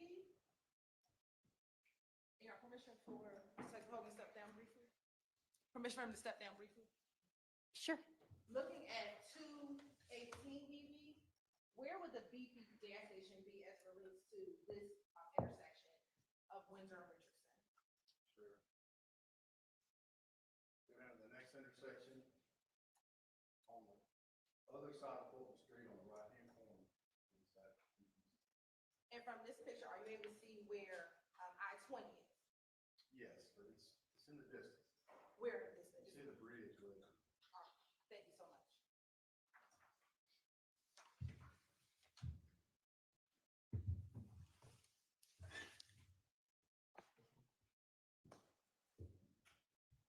Now, did you ever go and obtain the surveillance video from the BP gas station? I did. Did you obtain any other surveillance video? I did. Okay, where else did you obtain surveillance video from? From the BP station, King's Liquor Store, which is in the same building behind the BP station downstairs. And then there's a FedEx building on the west side of Windsor, closer to the intersection of Windsor and I-20. And did you view the surveillance video that you obtained? I did. And did you find anything of note on those surveillance videos? I did. All right. And have you had opportunity to look at those surveillance videos as well as a compilation video in preparation for your testimony today? Yes, ma'am. Your Honor, permission for me to sit while I publish some videos? Thank you. You may.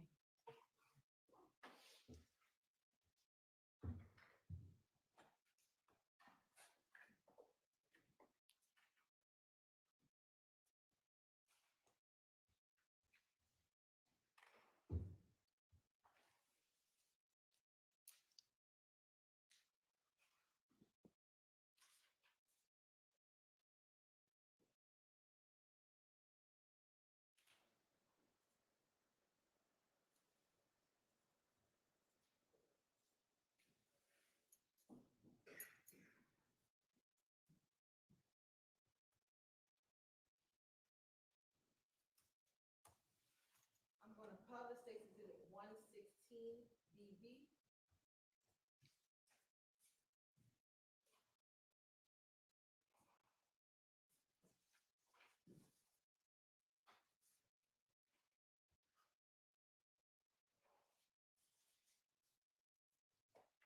Can you orient the jurors as to what they are looking at in 116 BB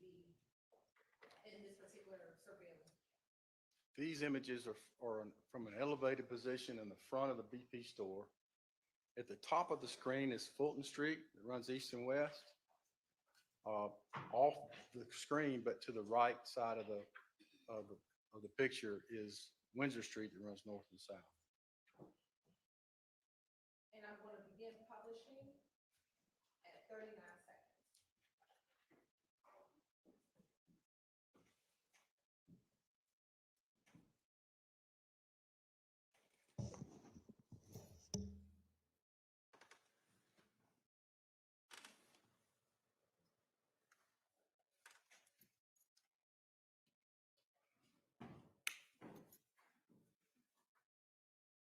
And do you know if this is camera 19 that is available?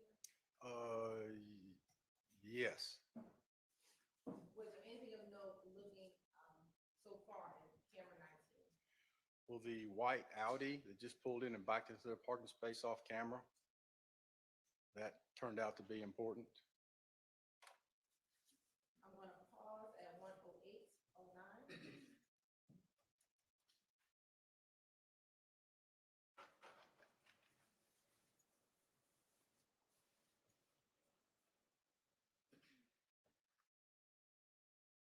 Next, we're going to go to camera 3.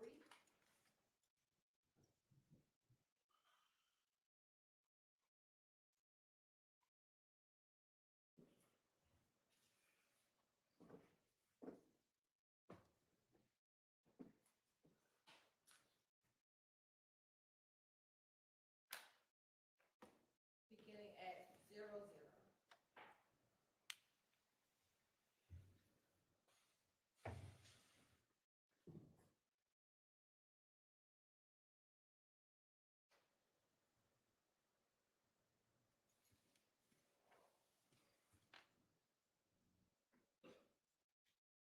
I'm going to pause for a moment at 17 seconds. Do you see anything that occurs in the top left corner of the video? Yes, ma'am. That's the Audi that backed into the parking space. When it went off camera on camera 19, it backed into the front, from near the front doors of the store. And this camera angle just barely caught the right rear of the car backing into space. And I'm going to continue playing at 18 seconds.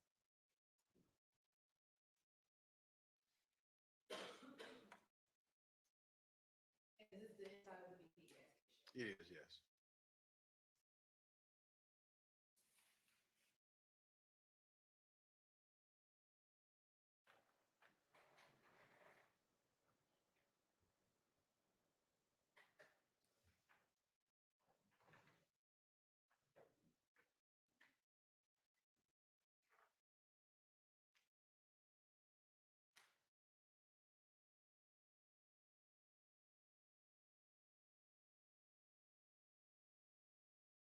Pausing at 1 minute and 2 seconds. Was there anything of note for you in that frame?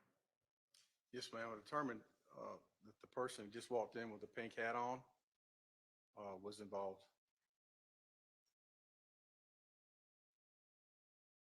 Your Honor, Yes. just moving forward, I'm just going to object to conclusory statements. Sustained. Disregard that last answer. I'll ask the question. Was there any person of interest to you? In that portion of the video? Without There- saying why, was there a person of interest? Yes, And who was the person of interest? the person in the pink hat.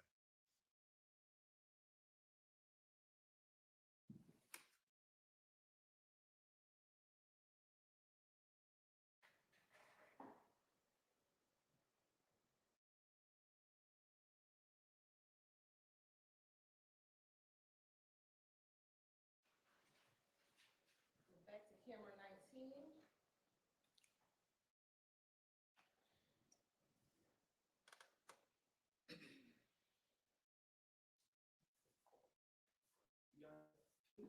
Yes.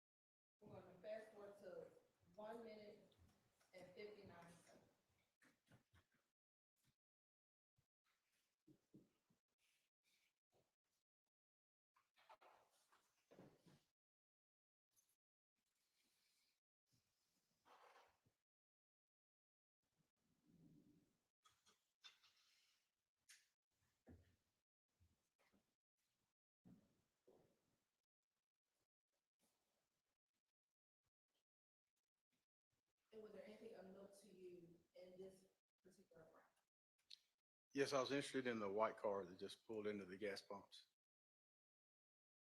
and the occupants of that car. And there's two. Yes, Two white cars, one that's kind of backing up and the one at the pump. that's correct. Yes, at the gas pump.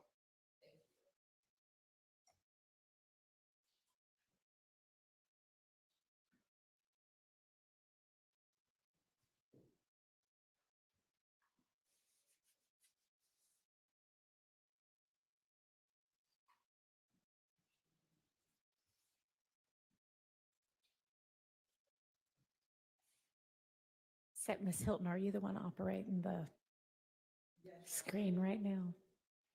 Okay, if you recall what we discussed at the bench.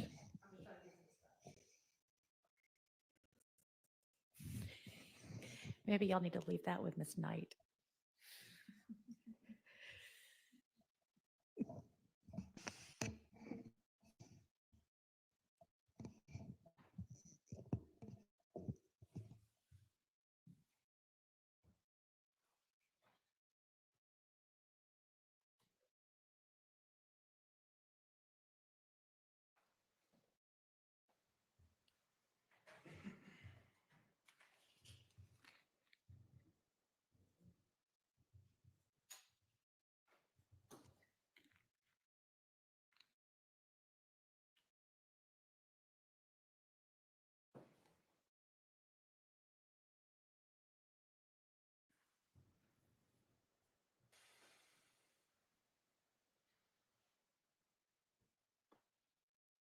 Now approaching at 137.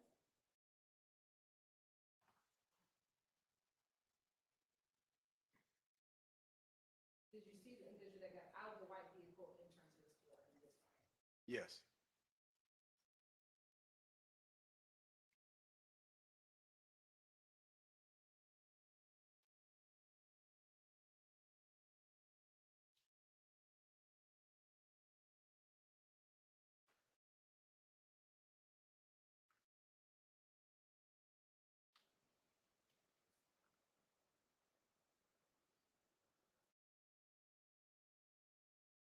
For the record, which individual walked out of the white vehicle? Was the individual in the beige outfit? Person that we have with a beige jacket and a green hoodie underneath.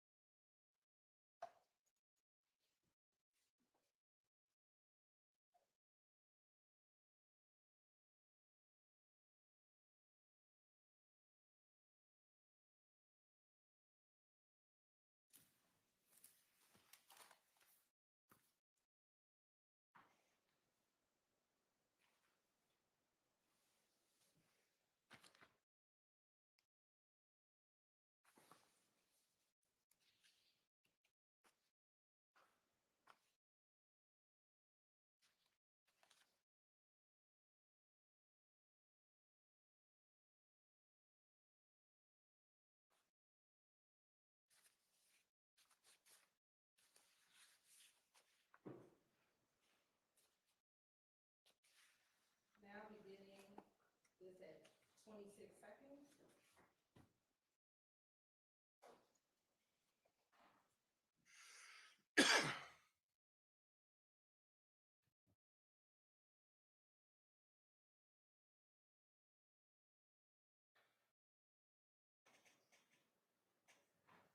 And looking at the video, do you see in this upper corner outside of the store that same white Audi? Are you able to see it? Yeah, you see the tail light shining through the window.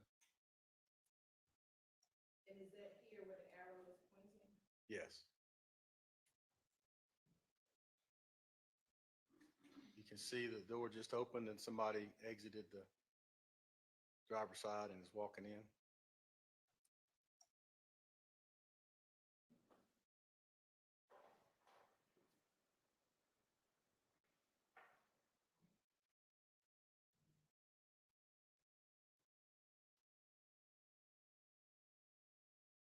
And did you see the same individual in the pink as we saw in the earlier camera? Yes, yes.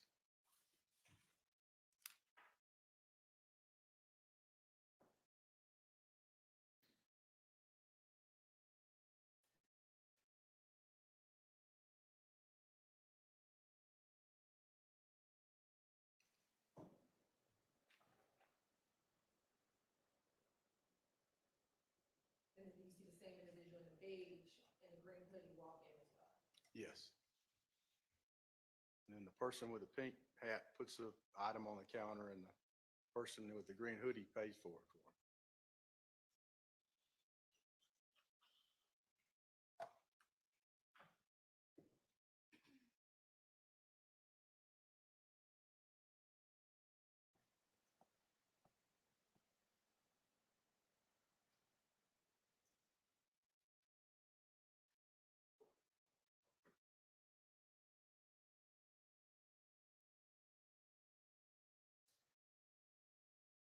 And the third individual that just walked in, was there anything of note for that third individual for you? Yes, the young man that had the shower cap on and the white shirt that said Slimer down on the back, he was a passenger in the white car at the gas pumps, the Ford Fusion. He got out of the car and came in the store after the driver had come in.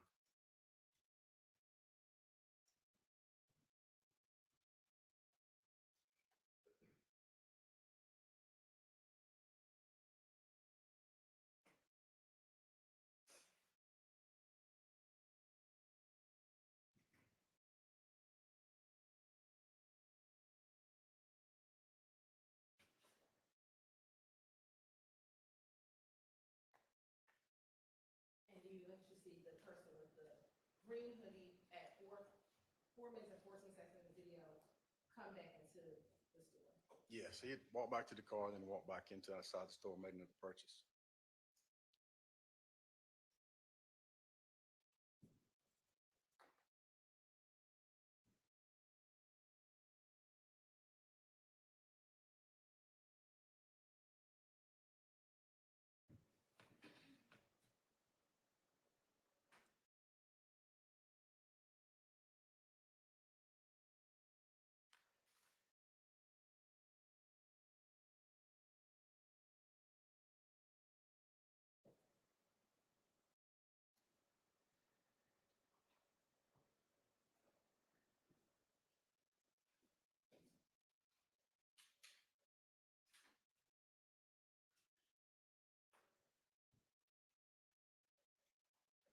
Now, does this camera or video image pick up where that last one?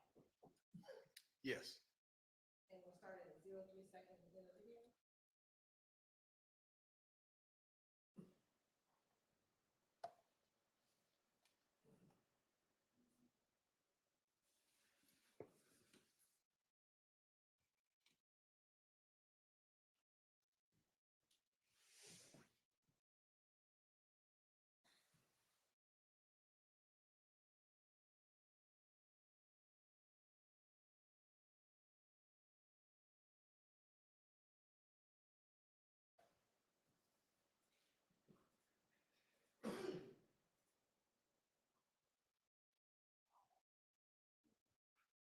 And we're going to pause at 48 seconds within this frame.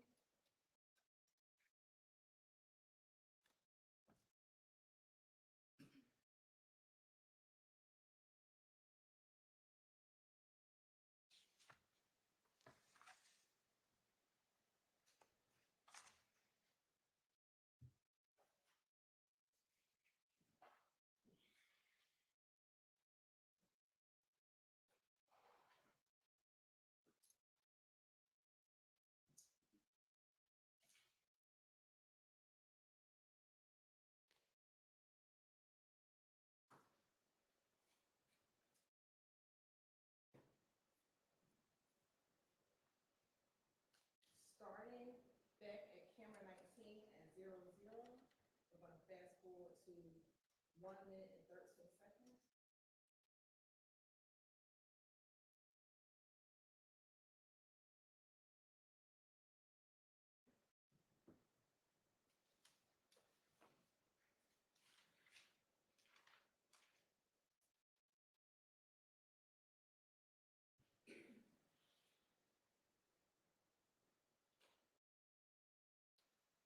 The red car pulling into the gas pumps there now is the victim, Shymel Drinks.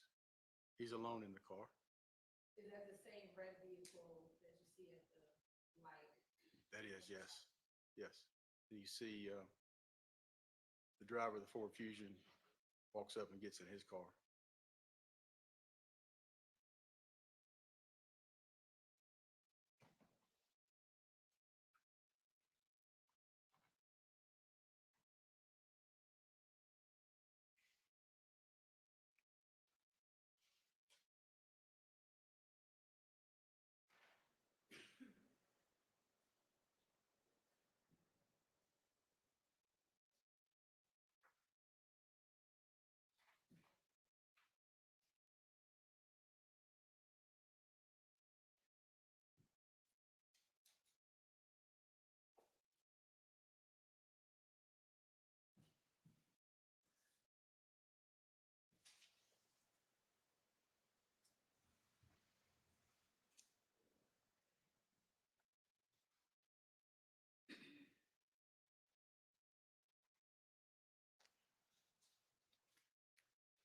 Mr. Drinks exits the vehicle and walks into the store.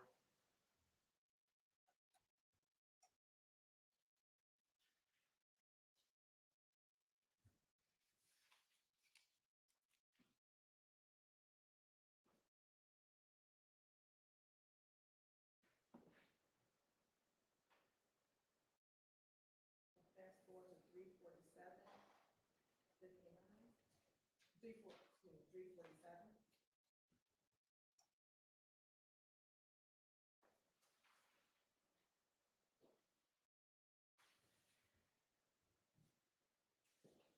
And then Mr. Drinks returns from the store into his car.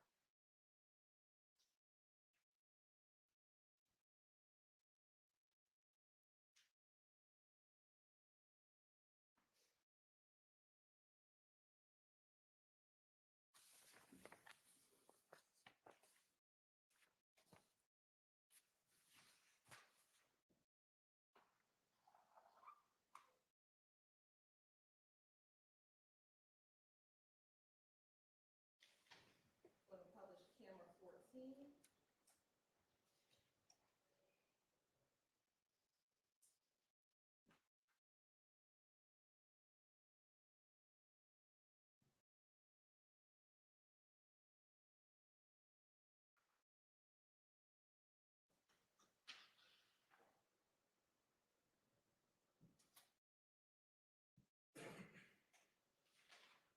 Beginning at 2:04.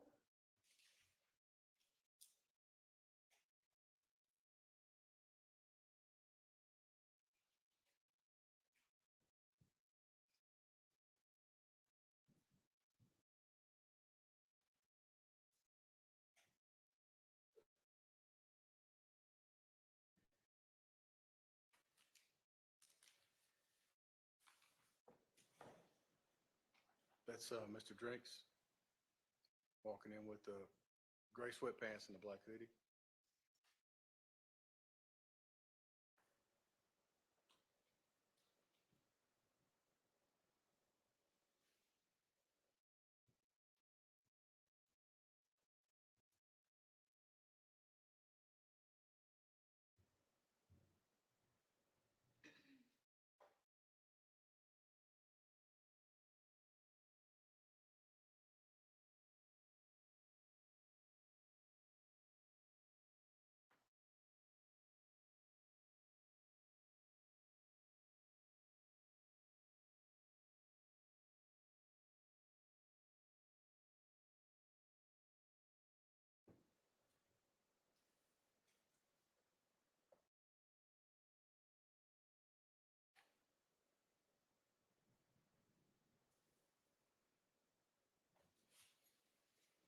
He exits the store.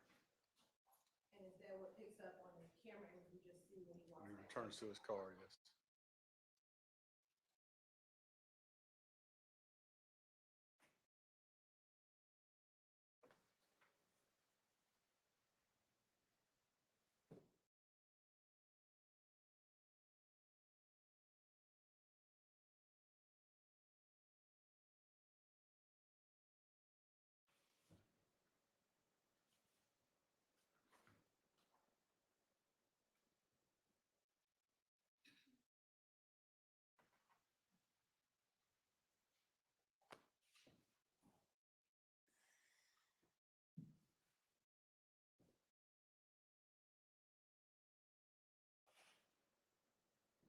Showing back camera 3 at 14 seconds.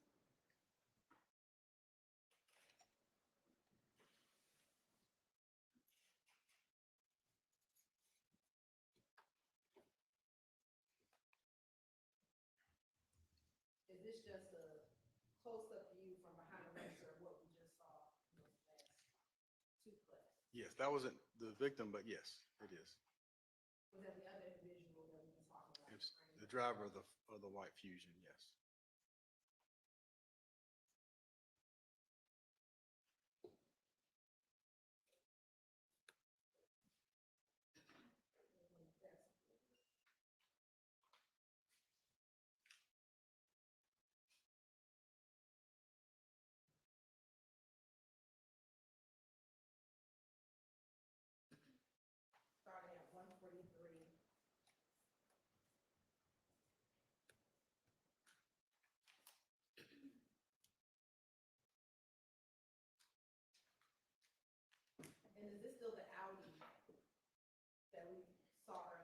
Yes, it's still sitting there with the tail light. You can see the tail light in the left-hand top corner of the frame.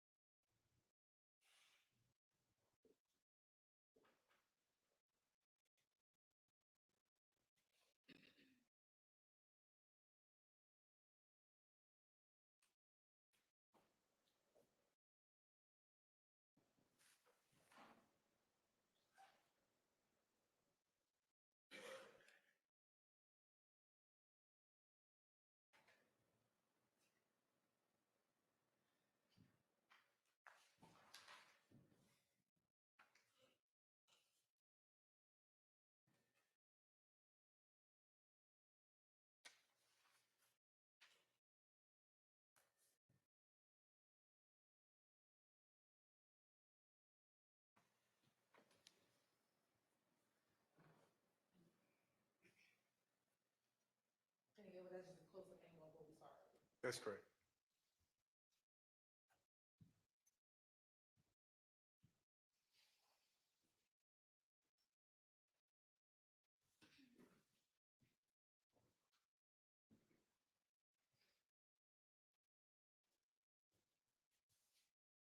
And going back to camera 19.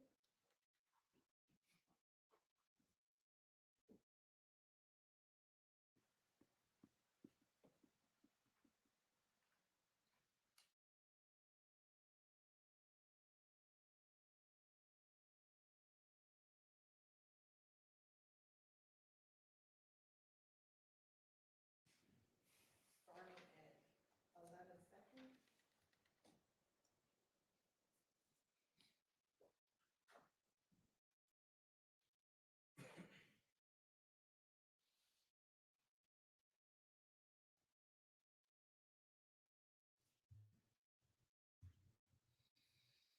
Do you still see the red vehicle and the white vehicle both at the top?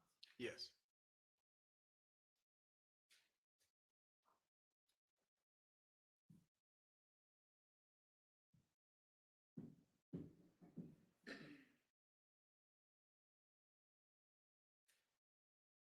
And based on your observation, has this white car been sitting for a few minutes at this point? Yes. And is the Audi still over here, Yes, ma'am. off camera? That's correct.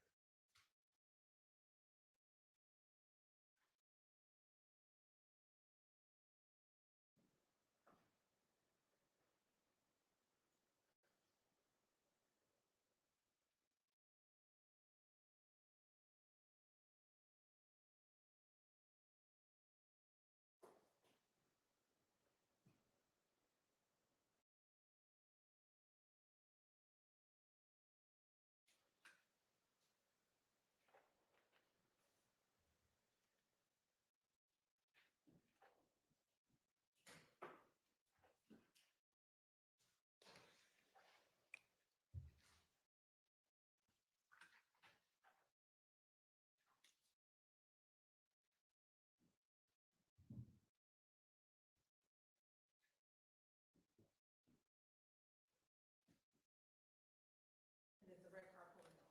Yes. And are we at?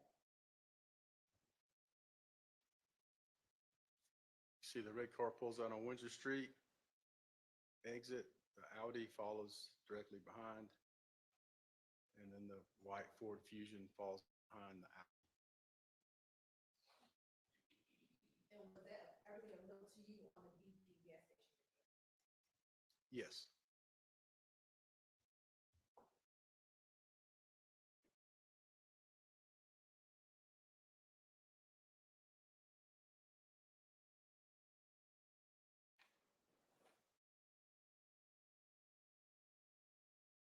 And did you also then review images from the King's liquor store? I did.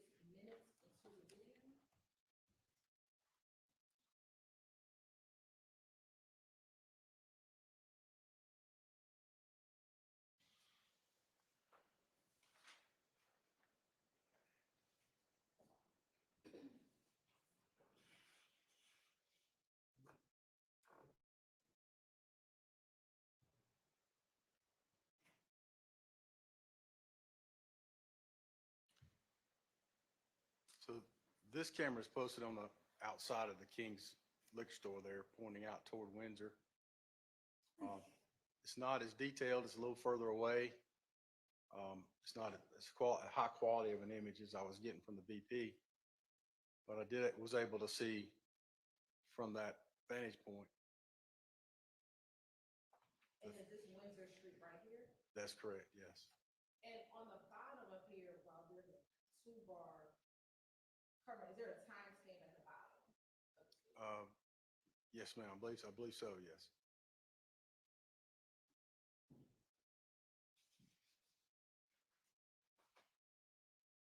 Starting at proceeding 36.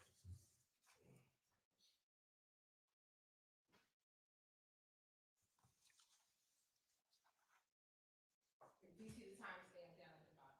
I can't see it now. You can or cannot? I cannot.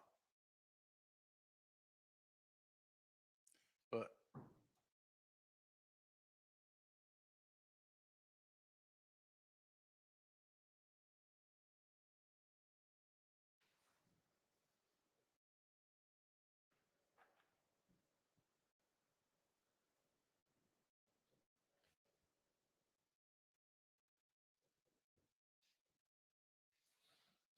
Do you see a timestamp in the far right corner? no, ma'am. Look behind you. Oh, yes. And what was the, It's not on this one. not this?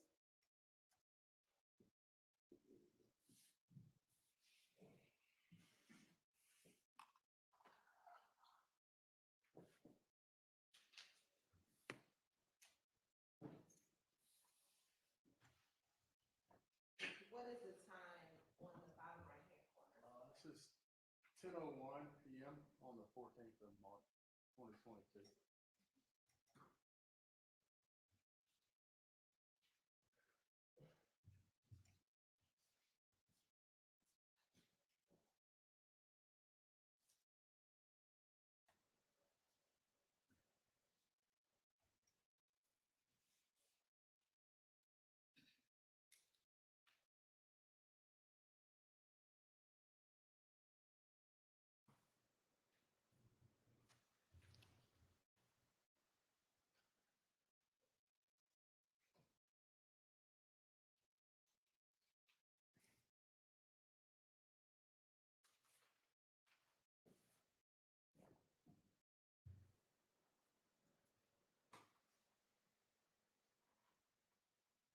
You see the red car go by?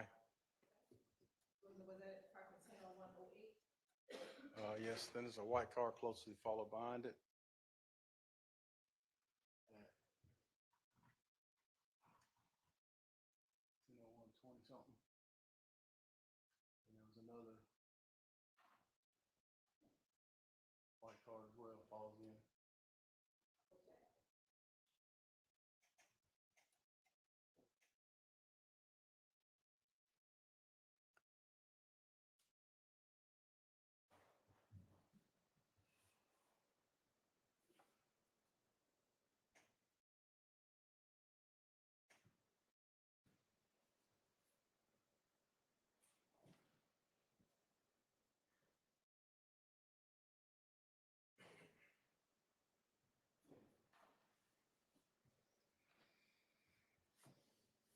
Is this the red car? There you go.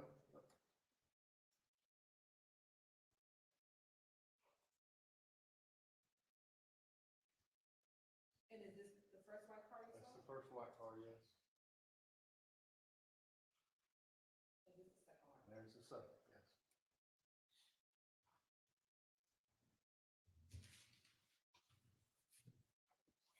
It's difficult to determine make and model from that vantage point, but the colors were the same.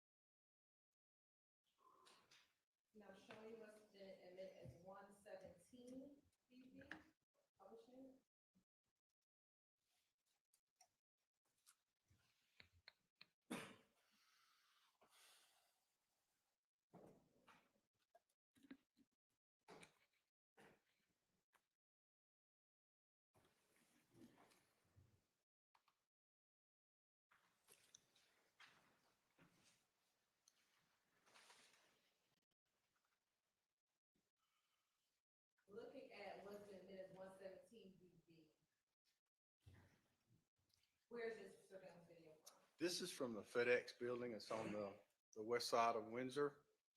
The top left-hand corner is where you see the light shining. That's the intersection, the red light intersection just before you go under I-20 at Windsor Street. And is this the light right here where the hand is up? Yes.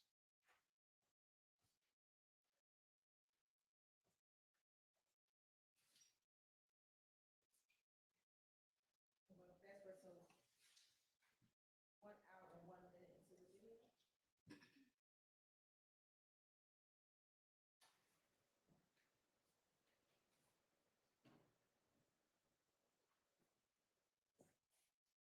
Approximately 1 hour and 44 seconds.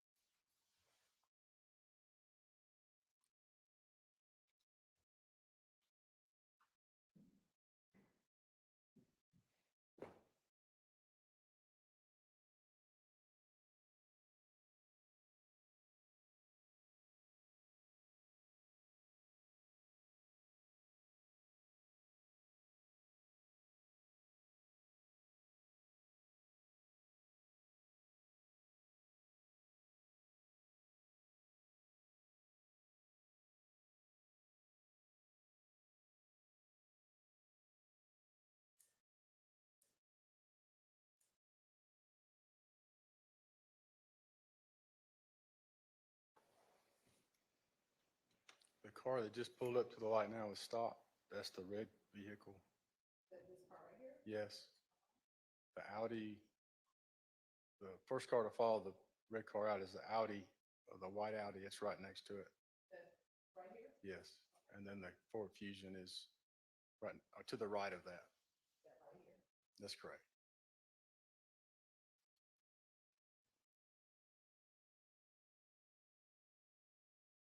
Is there traffic going in the opposite direction where the cars are stopped right now? Yes, there's traffic now trying to go onto I-20 eastbound. And so the car where there's some drinks and the two white cars are a red light. That's correct. It's red light now. And Audi takes off through traffic, through the red light, as well as the white car, the Fusion. So the Audi Fusion goes through the red light. Well, the Audi did, yes, ma'am. And was there still oncoming traffic coming as they were going through that light? Yes, there was. And then that car did a U-turn, which is a little odd. Why do you say it was odd? I don't know if what they witnessed or if they heard anything, but it's suspicious to me that at that particular time, since the red car no longer does not move, and it was around the same time that the murder occurred, that vehicle might have been privy to some information. It's my assumption. Were you ever able to locate or find it? Say again? Were you ever able to determine what vehicle that was that they? No, ma'am. Now, when you approached the vehicle, the red vehicle, when you got on scene, were there any defects to the back of the vehicle? Most were on all were on the driver's side. Driver's side, passenger side? I'm sorry, the passenger side of the vehicle, yes. I don't recall any in the rear. And this now the car's still stationary? Yes, it does not move anymore. It stays there till we get there.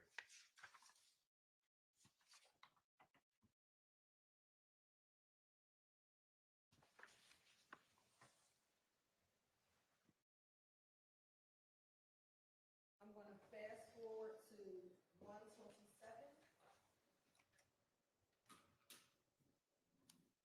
And as I fast forward, is the car still sitting there? Yes, ma'am.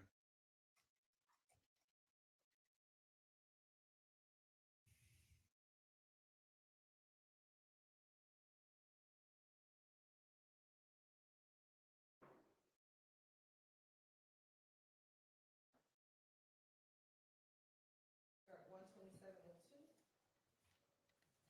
And at 127.02, is the car still sitting there? Yes.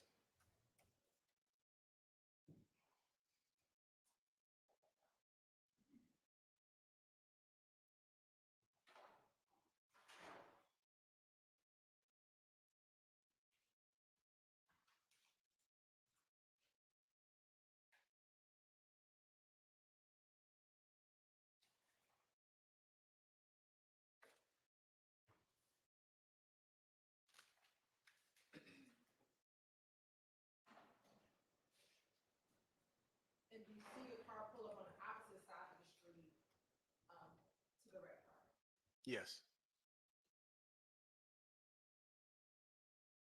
And based on what you know, was that Mr. Cheeseboro's car? that was, yes.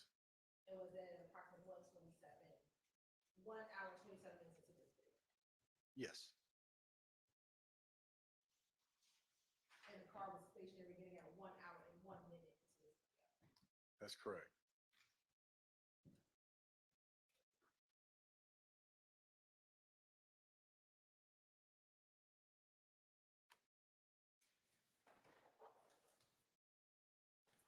Permission to approach him? You may.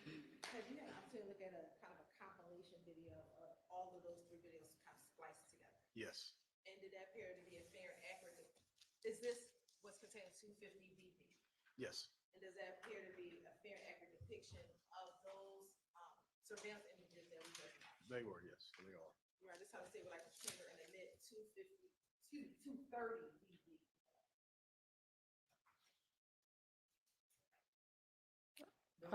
All right, those are, that is admitted, 230 VV.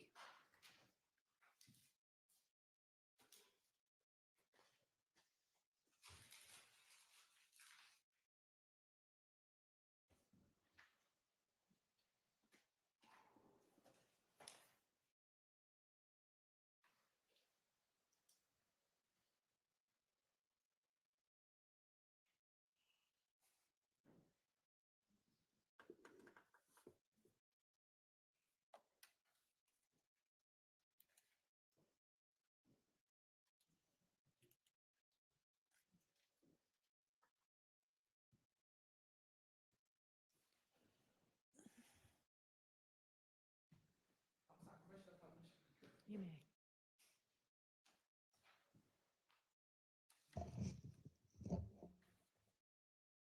So the Audi comes in, backs into the parking space.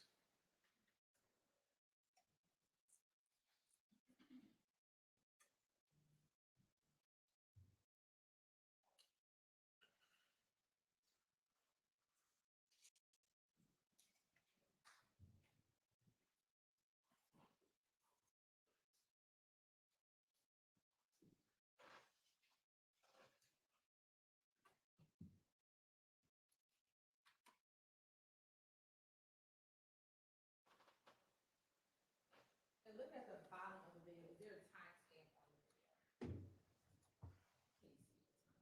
Yes, it says 2151, which is, it's 9:50, 9:51 PM. And is it on March 14, 2022? Yes.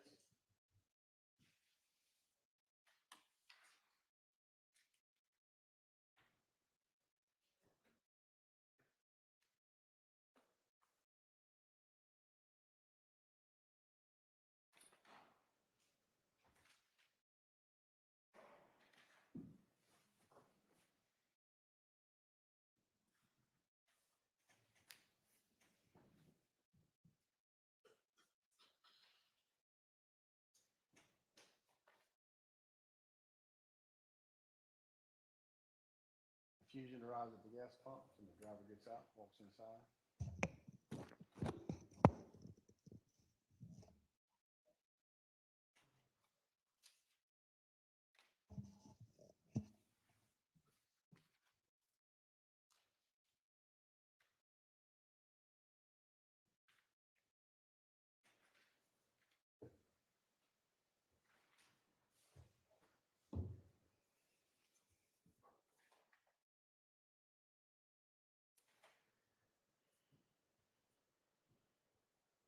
He's followed inside a short time later by the driver's side rear passenger. And what time is it now? Is the time? Says 21, when the camera changes, it changes to 21:50 on the March 14th, 2022.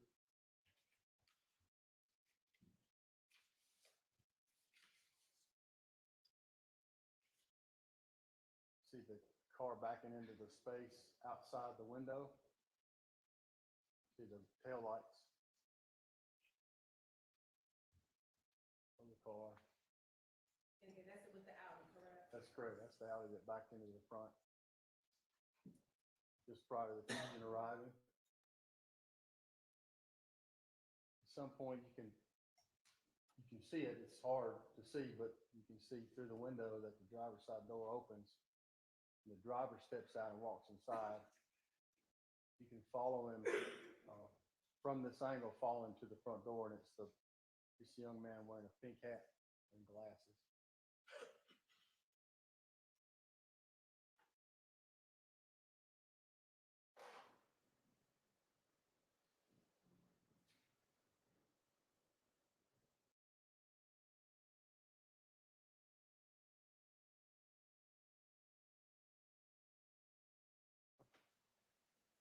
So that's at 2051, and then shortly thereafter, the driver of the Ford Fusion comes in.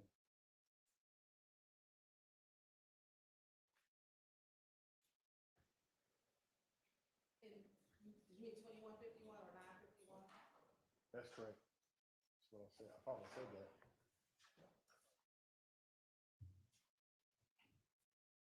And at the time, did you know the names of any of these individuals who were in these videos at all? I had no idea. 21:52, 11 seconds or thereabouts. Driver the Fusion in the beige jacket and hoodie, green hoodie coming in. He comes in and he buys something for the driver of the Audi in the pink hat.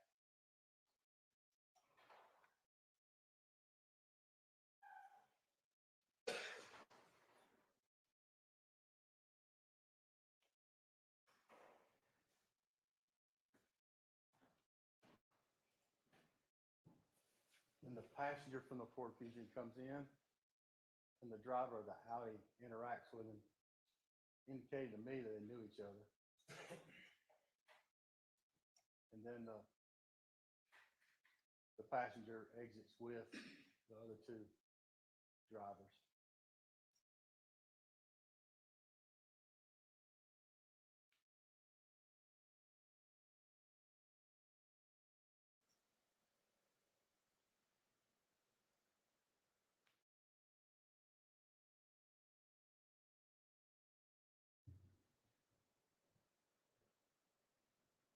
Okay, now we're back at 21:53. 9:53. The driver of the Fusion and the passenger walk back to the Fusion.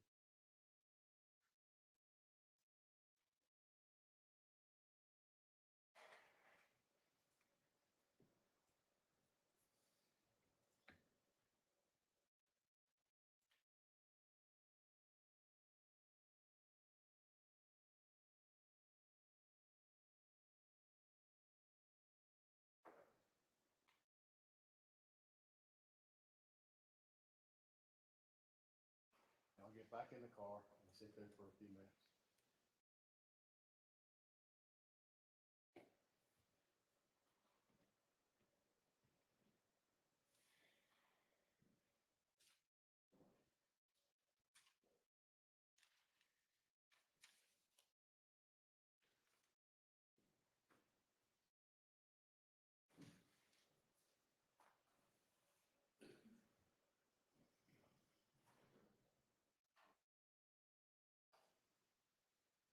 And what time is it now?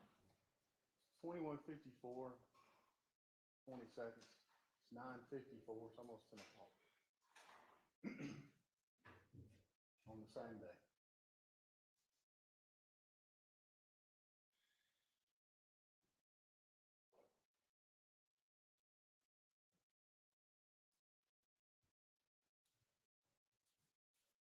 Driver of the Fusion is out and walks back in the store.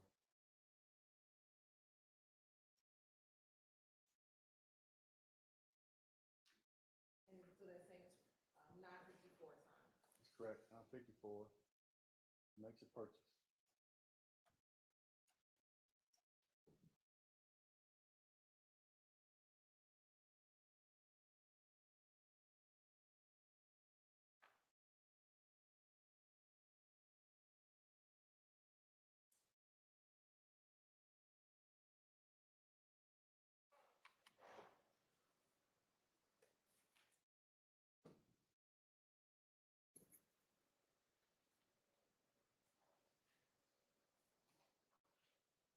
is the red car with Mr. Drinks So, arriving. that's correct. So Mr. Drinks arrives as the driver of the Ford Fusion is walking back to his car. And what time is it now? It's at 21:56. I believe, yep, 21:56 on the same day. 4 minutes before 10 o'clock at night.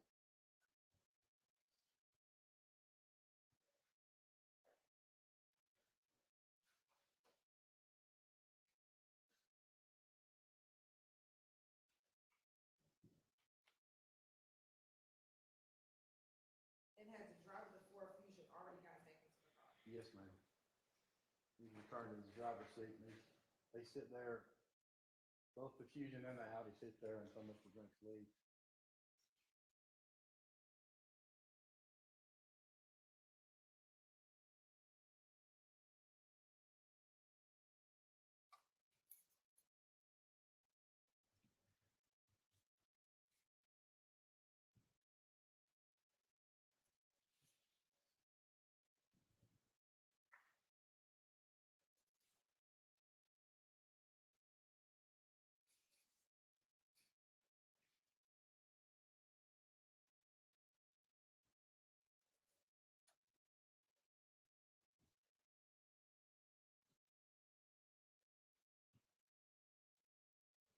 So Mr. Drink goes in to the store, makes a purchase, And what time is it now?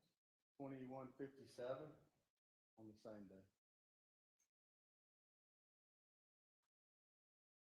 In addition, he has the Ford Fusion is saying idle for approximately since about 21:56 p.m. Sure, yes.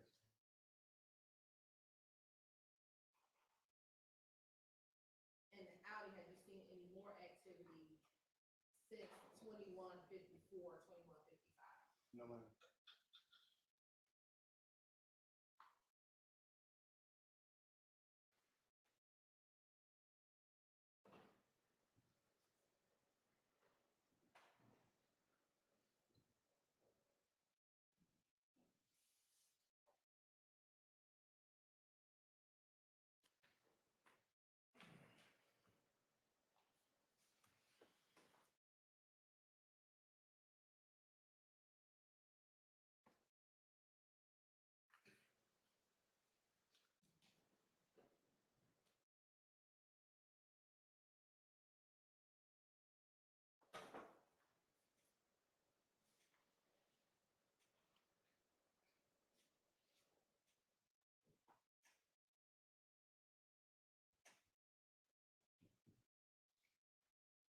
Mr. Drinks leaves, And what time is it now?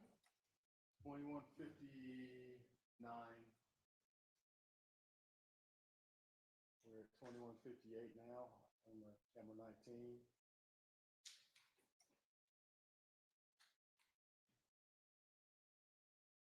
$21:59. There's Mr. Drinks exiting the store.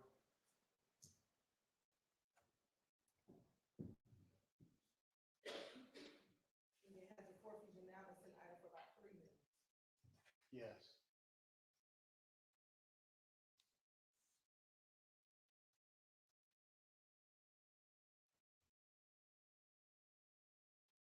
And from your observation, have multiple cars come and gone in the period of time of both the Audi and the Ford Fusion has been idle? Yes.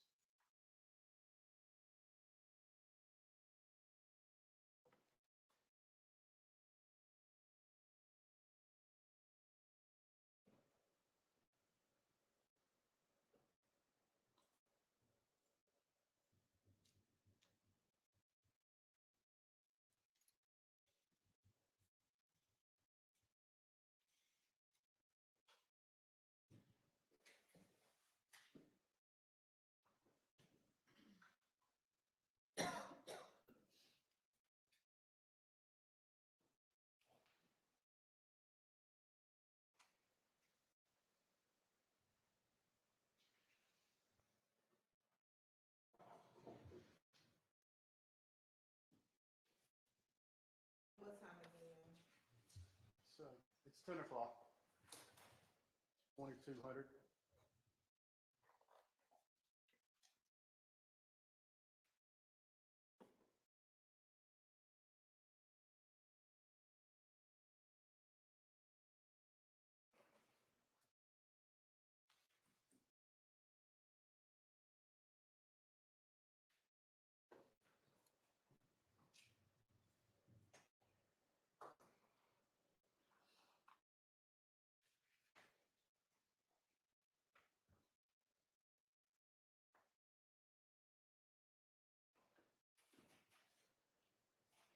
22:01 or 10:01 p.m.?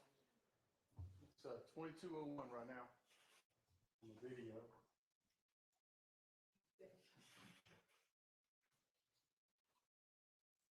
And does the red car pull off at approximately 10:01 p.m. in the video? Yes. And is it only then that the white Audi pulled off? That's correct. And has the white Audi been sitting idle for about at least 5 minutes prior to him pulling off? Yes. Then the Fusion as well. And that has been idle for about 5 minutes prior to him pulling off? Yes.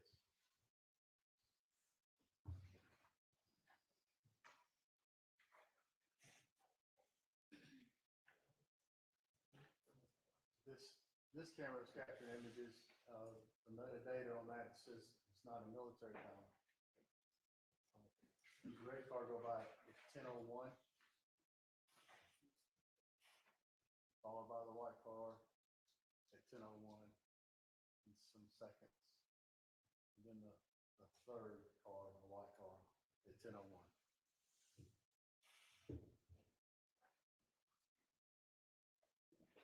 And then does it pick up with the FedEx images that we saw a few minutes ago? That's correct, yes. Now, did you, as you were watching the video, take still images of some of the certain portions of each of those videos? I did. I'm gonna show you State Exhibit 204 BV through 215 BV. And have you had the opportunity to look at these previously? And then 245 BV through 247 BV. Yes, I have. And were those very accurate pictures that you took from the surveillance videos that we just seen? Yes. You're on this time, the state would like to admit 245 BV through 247 BV, and then 204 BV through 215 BV. All right, those are admitted.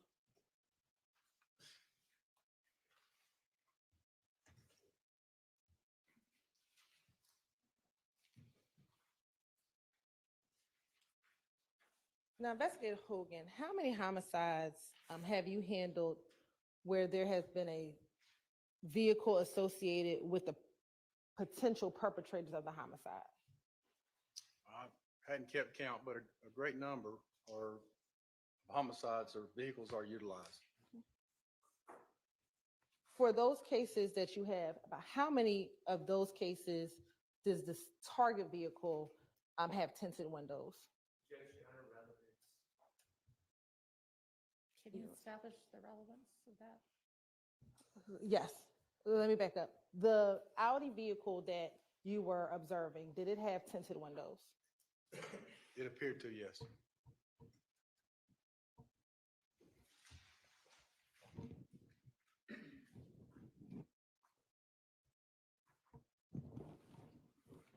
And in the cases that you've dealt with that have target cars or vehicles related to a homicide, is it uncommon for those target vehicles to have tinted windows? Seems sustained at this point.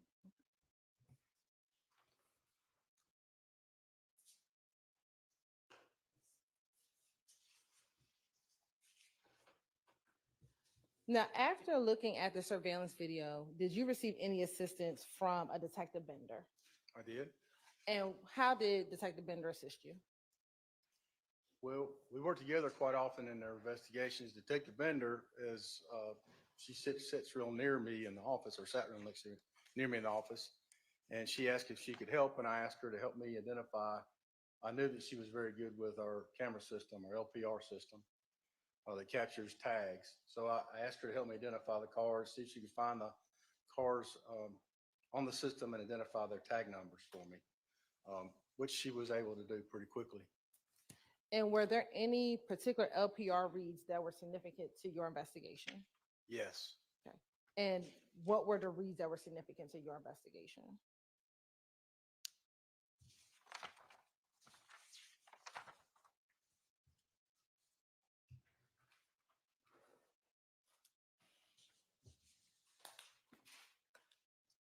So Detective Bender was able to find a white Audi that hit on a license plate reader at Windsor at Richardson Street, which is right around the corner at 9:49 p.m.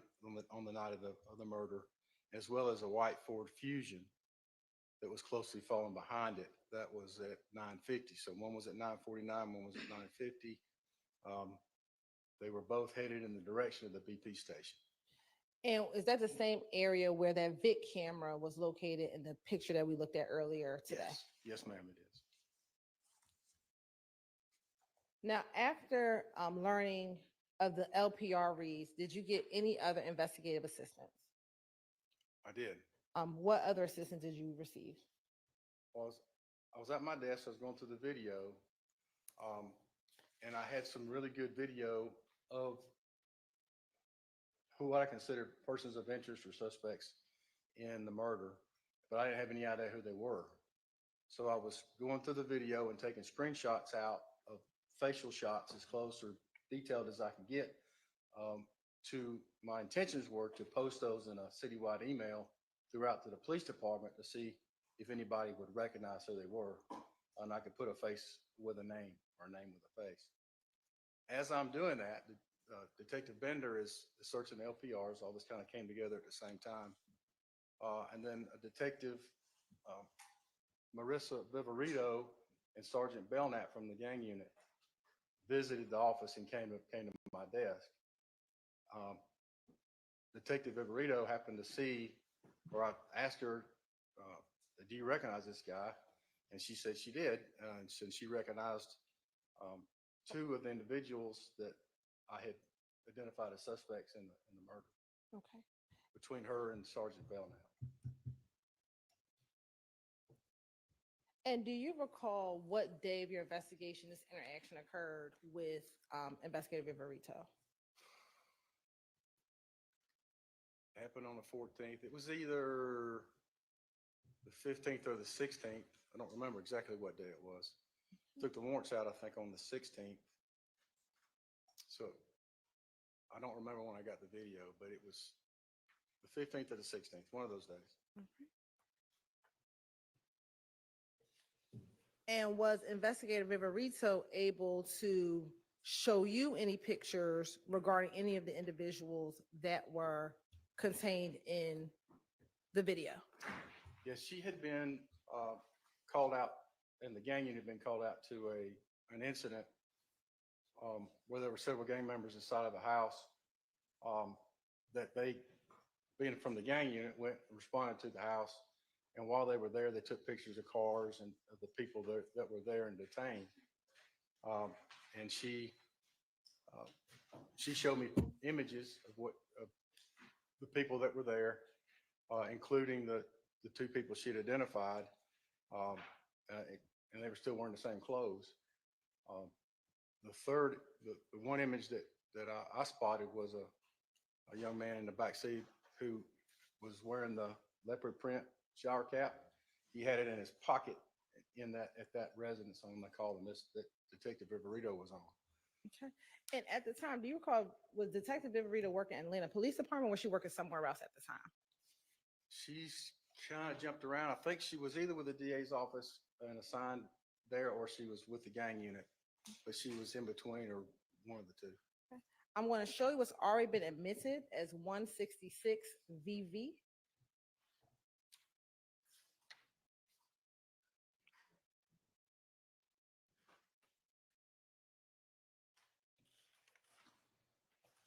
Okay. And does 166 VV, is that the image that she showed you when you saw her at APD headquarters? This is the image that Detective Viverito took on the call she was on after my murder. Again, the pink hat, the hoodie, the same hoodie, and you recognize the face. And I'm going to show you 167 VV. Was this another one of the pictures that she showed you while you were at APD? Yes. Okay. And were you able to get a name for the individual in 167 VV? Yes. And what was that person's name? Miles Farley. And then were you able to get a name for the picture, for the person who was in 166 VV? Yes. And what was that person's name? Shannon Bernard Jackson.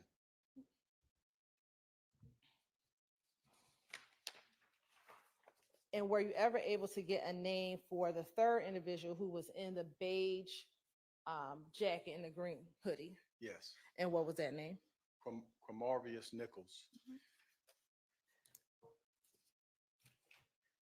Now, were you also shown pictures of any vehicles by Investigator Viverito?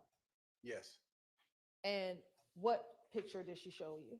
I remember seeing a picture of the Audi.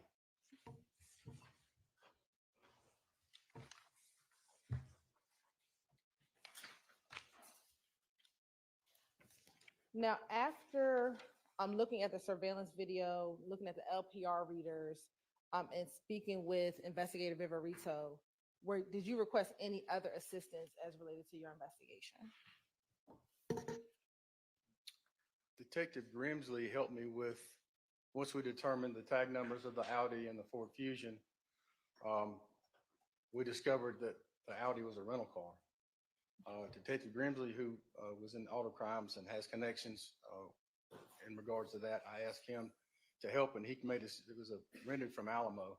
He contacted Alamo or put me in touch with a person from Alamo to give me the rental information for the Audi. And were they able to provide you that rental information? He did, yes. I'm going to show you what's been admitted as 186 VV. A. Tell me if you recognize 186 VVA. Yes. And how do you recognize 186 VVA? This is the information, or it's a copy of the information I received from the rental car company. And who was the renter of the vehicle? It's indicated here, it was Shannon Bernard Jackson. It was that the same person that you had identified from the two surveillance videos? That's correct, yes. Excuse me, from the surveillance video, from the picture. That's correct, yes. Did you ultimately take out warrants in this case? I did. And who did you take out arrest warrants for? For Cormavius Nichols, Shannon Jackson, and Miles Farley. And for what charges? For murder.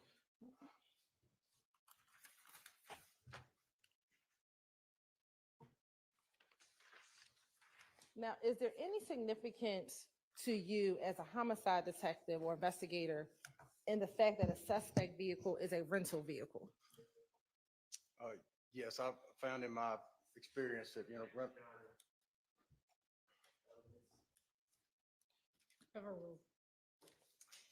been my experience that rental vehicles are quite often used when there's a crime going to be committed or they're planning on doing a crime. And what about, is there any significance of tents on vehicles as a homicide investigator? My experience that people at tent windows are trying to hide who's in the car, or prevent people from seeing inside the car to see who's in it. Court's indulgence for a moment.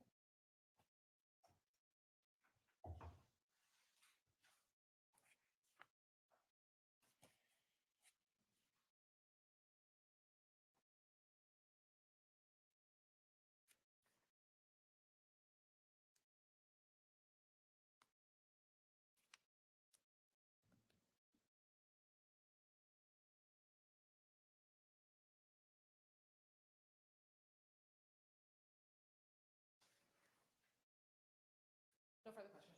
All right. I assume there's going to be a cross of this witness. Do y'all want to take a break before, or is it just going to be short? It's going to take us to the end. Okay. I mean, I figured it was going to take a little while. So let's take our afternoon break, and then we'll come back with the cross of this witness.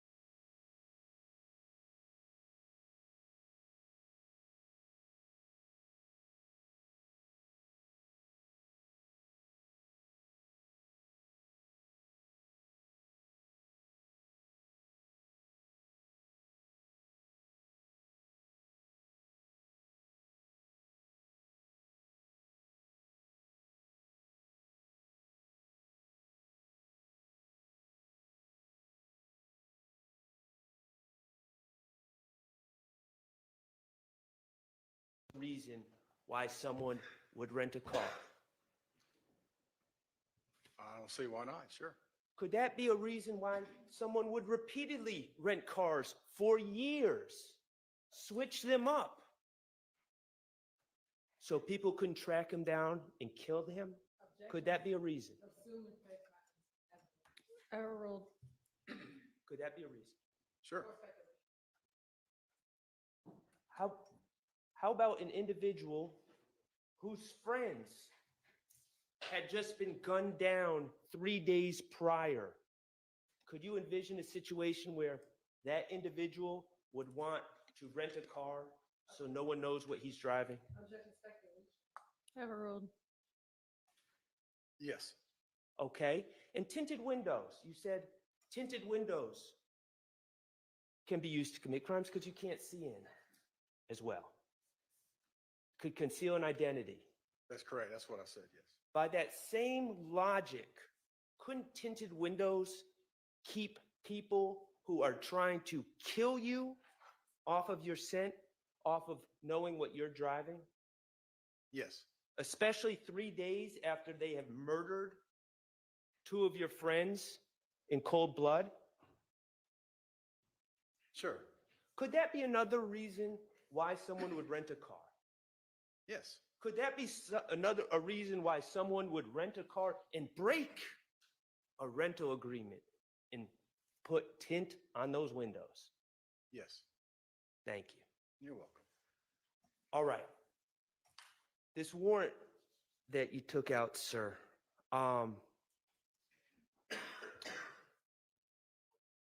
for the rest of Mr. Stillwell, you charged him with murder, the murder of Shymel Drinks, correct? That's correct. Okay. And you specifically charged him with the shooting of Shymel Drinks, correct? I'd have to look at the wording, but I think I used the word partaking. May I approach your Honor? You may.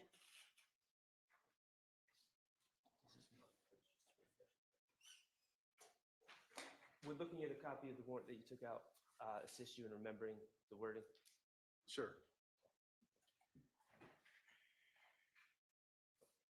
Grab the wrong one.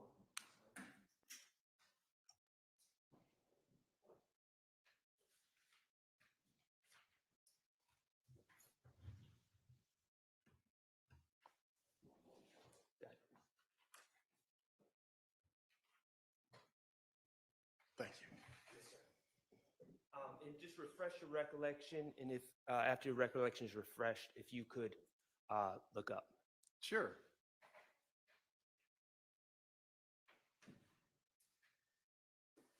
Yes. Okay, and in fairness, you did say participate. Yes. In the warrant, but you said by shooting Shymel Drinks. That's correct.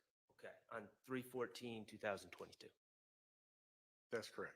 Okay, so specifically, your allegation in that warrant is that Mr. Stillwell was the shooter of Shymel Drinks, correct?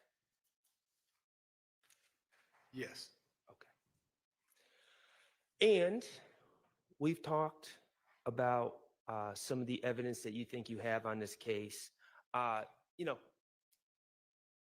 Let's just call it what it is. I know that we've been referring to the man in the pink hat, okay, or the man with the slime or die shirt.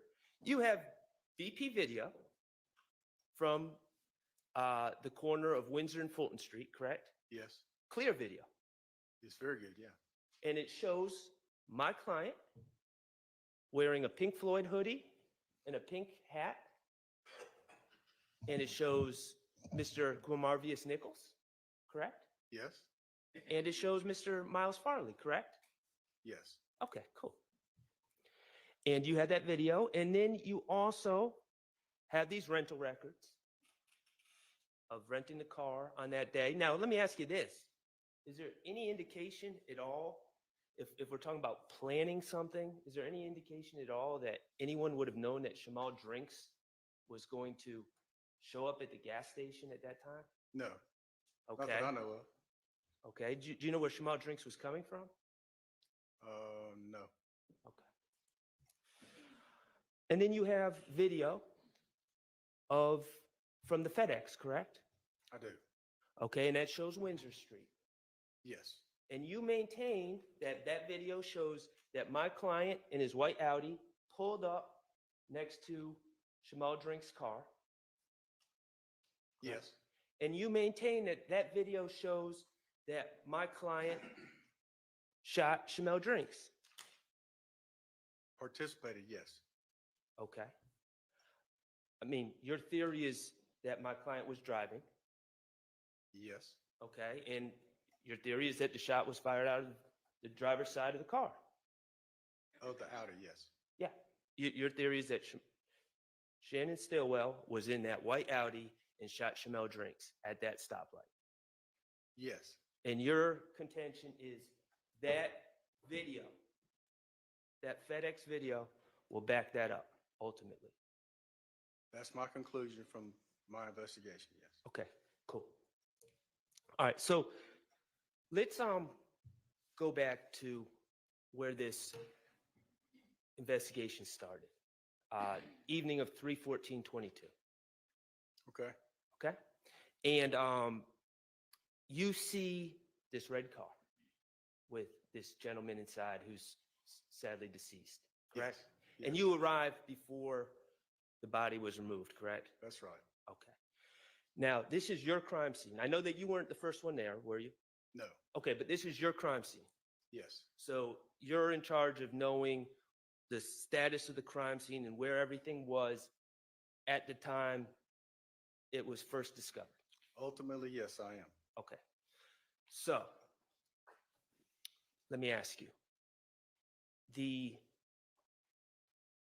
Nissan Versa, the red Nissan Versa, before anyone came to the assistance, before Mr. Cheeseborough showed up, was that car still on? When I was there, I don't remember it being running, no. No, I'm asking, since it's your crime scene, when the first people showed up, to your understanding, it's your investigation. I wasn't, Is he the lead detective? Okay, well, overruled on the speculation, and would your report contain all of that? it doesn't, if the car was on or not. I know the lights were on. As far as the car was running, the door was open when I got there. That's the next thing I'm going to ask you. Yeah. Okay, so you're not Sounds certain. like he doesn't know. So you're not certain. Okay, so the car was running. Or is Obviously, that what you're not certain of? Obviously, it was running when he pulled into the stoplight. When I got there, I don't recall if it was running. I know the lights were on, the doors open. I don't recall if the car was still running or not. When you got there, the When I lights got of the there, car were on and the door was open. The lights were on. Right, the lights of the car were on and the door is open. When we say the door, we're talking about the driver's side. That's correct. Front door. Okay. Now my question is, before you got there, before anyone got there, was that door open? That front driver's side door to the Versa? It's my understanding it stayed closed until the paramedics or EMTs opened the door to check on the victim. Okay. How about Mr. Drinks's feet? Were they on the brake? I believe they were, yes. How about the gas? Was 1 foot on the brake and 1 foot on the gas? I don't recall that. You don't know, or are you saying no, that's not true? I don't know. Okay. Fair enough. And when one of your first tasks was to determine the identity of this gentleman, correct? It's one of the first things, yes. Okay, and you weren't the only one there. There were other officers there, correct? Yes. And among those officers was representative from the gang unit, correct? Yes. Okay, Investigator Flores? May have been. I don't recall. Okay. Either way, even with the assistance of the gang unit on scene and all APD resources, no one recognized this gentleman, Mr. Drinks. He was not identified officially identified until we did the fingerprint scan. Right. Now it's about 1:06 a.m. that next morning, correct? It was while we were on scene. I don't know exactly what time it was. Okay, fair enough. Miss Hilton, if you could do me a favor, please, could you publish, I'm sorry, Mr. Body said he was going to help me. You're going to help me with something else. Thank you. 107 Victor. Thank you, Miss Knight.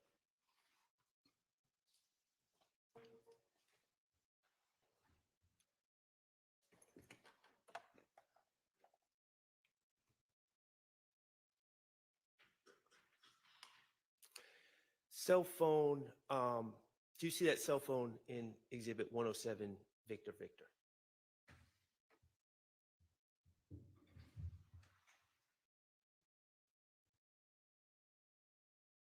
Is it the one in the pocket there? Is that what that is? Yes, I see it. Oh, it's on his arm. I believe it's plugged in. Do you see that cell phone? I do, yes. Okay. As an investigator of homicides, do you often collect cellular phones? Yes, And that's from victims and suspects, correct? yes, Okay, and reality is cell phones, if you're able to get into the cell phones and have authorization to get into cell phones, they have a wealth of information, correct? sometimes they do, yes. They can have call logs. They can have contacts, correct? Yes, They can potentially have tracking information, who you're in contact with. Places you've been. yes, You can learn a lot about a person from a cell phone, correct? yes, you can. You can learn who their friends are. Yes, You can learn who their enemies are, potentially. potentially, yes. Okay. In this case, as lead investigator, you are aware that actually 2 cell phones belonging to my client have been seized in this case, correct? I believe so, yes. And their contents have been extracted, correct? Yes. Okay. Now, Mr. Drinks, as lead investigator, did you ask the crime scene tech or crime scene tech Davis or any other individuals to seize or to collect Mr. Drinks's cell phone? Yes. Okay. And were you ever able to analyze the contents of Mr. Drinks' cell phone? I don't recall that, no. Okay. You don't recall ever seeing the contents? No. Okay. So as far as you recall, we don't know who is in Mr. Drinks' contacts? No. We don't know what he's been texting about leading up to this incident? No, I'm not aware of it. Okay. We don't know of anyone that he's had disagreements with or squabbles with or anything like that from his cell phone? I'm not aware of any of that, no. Okay, and you're not aware because not saying that none of that exists in his cell phone, but you just haven't seen the contents of his cell phone. That's correct. Okay. All right. I want to talk to you about these videos, if that's okay. Sure. And Mr. Abate, I'm going to ask you to just be on standby in case I need to publish anything. Thank you. Detective, we had the BP video. That's correct. Several different camera angles. That's correct. Okay. Including outside at the pumps, inside the store from different angles. That's correct. Okay. We had the King's Liquor video, Yes, the surveillance video. And then we had the FedEx video. that's correct. Okay. Let's talk about the BP video first. And I'm not going to replay all the videos.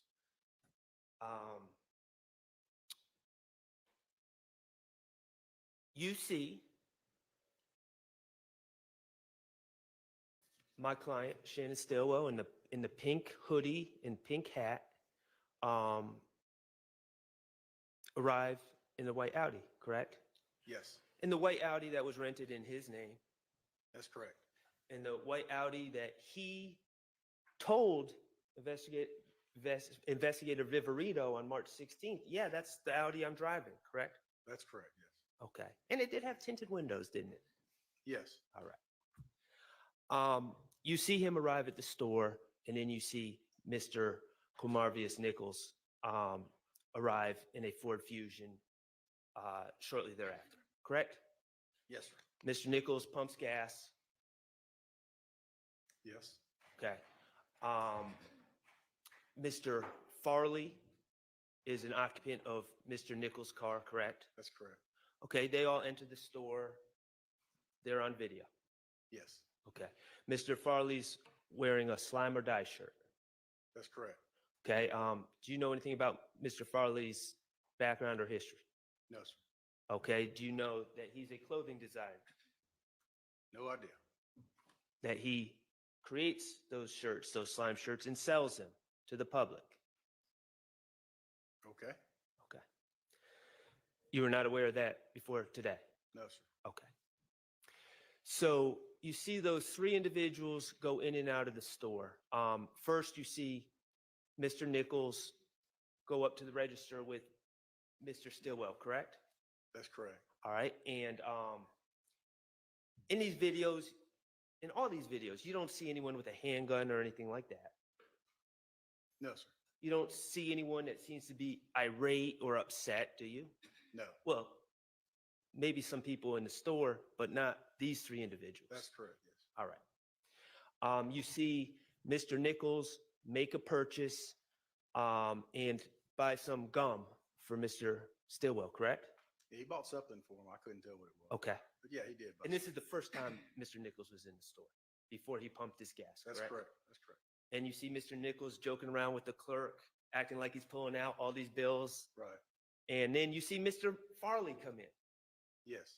And you see Mr. Stillwell turn around on Mr. Farley and act like a monster and kind of scare Right. Mr. Mhm. Farley. And Mr. Farley does this weird pirouette. Right. Yes. They're playing around.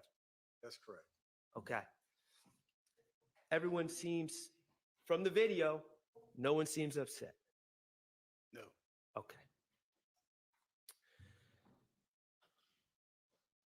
Later on, you see Mr. Nichols come back in the store to make another purchase, correct? Yes.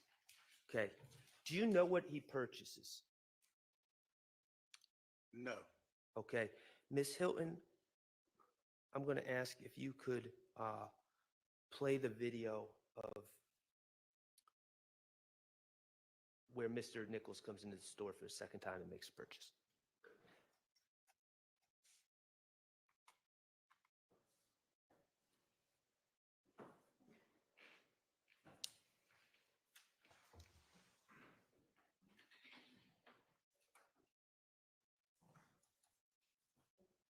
If you could play that. Are you able to see what he is purchasing?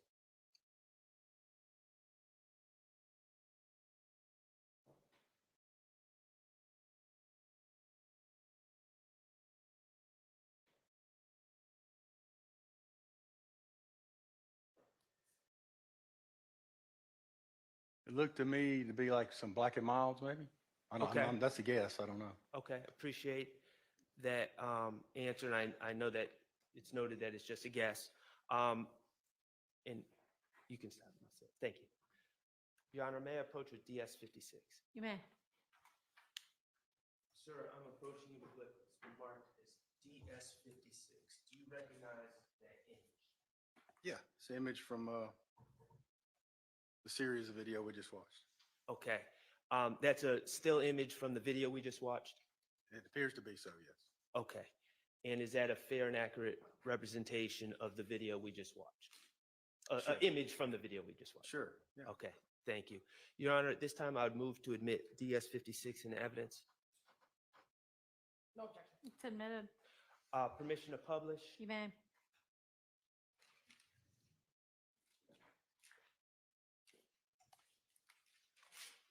Could those be backwoods blunts, Yes. okay? And do you know what backwoods are? So like a little cigar, isn't it? Something like that. Okay, is it also something from your experience that can be gutted and used to roll a marijuana blunt? Yes. Okay, how long, to your knowledge, if you know, have you ever seen anyone, we'll just say on video, through police, through detective work, have you ever seen anyone roll a marijuana blunt? I'm aware of how it's done. I've never witnessed it. Okay, it takes some time, correct?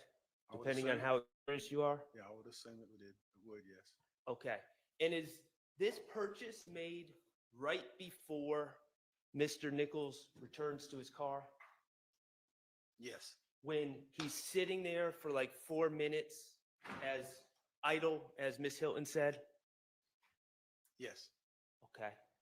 Do you know, yes or no, whether what was going on in that car with Mr. Nichols was Mr. Nichols was sitting there using those backwoods to roll himself a marijuana blunt?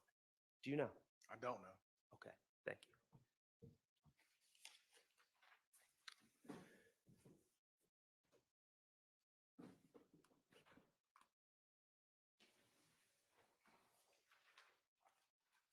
Okay, in the entire BP video, we see Shymel Drinks show up, correct?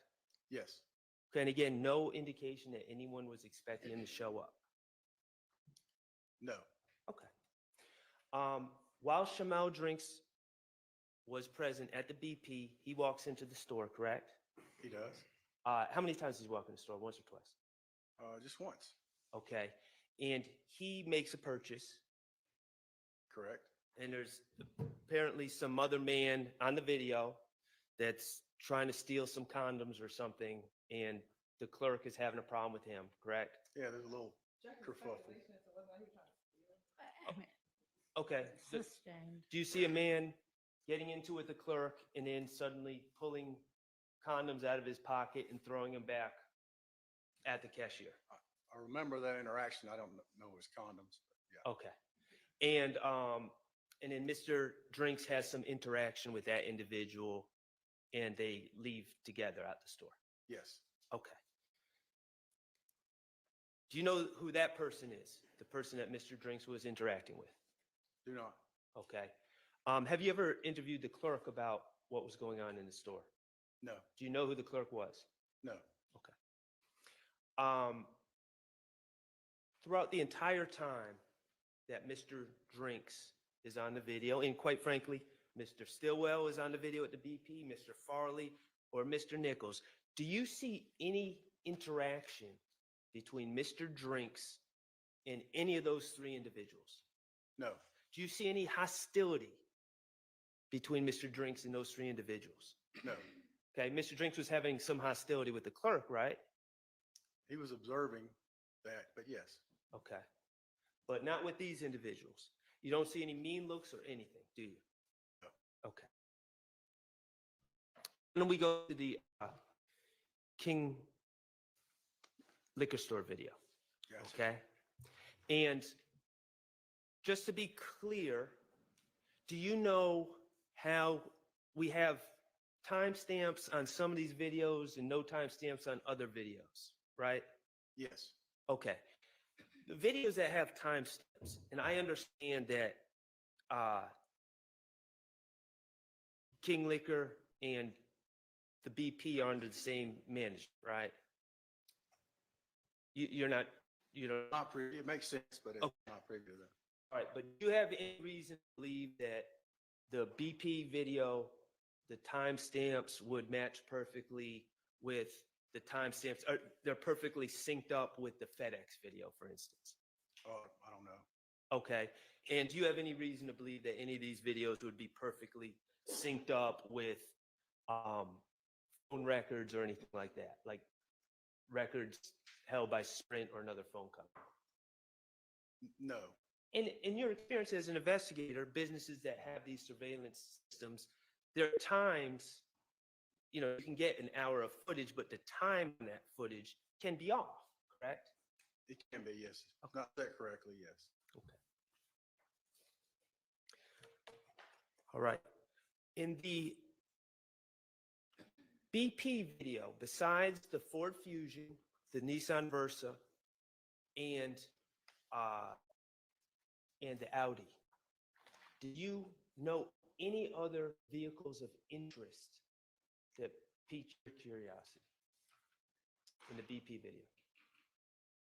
No. Okay. How about in the King's Liquor video when you see 3 cars driving up Windsor Street? Did you see any other cars that piqued your curiosity? No.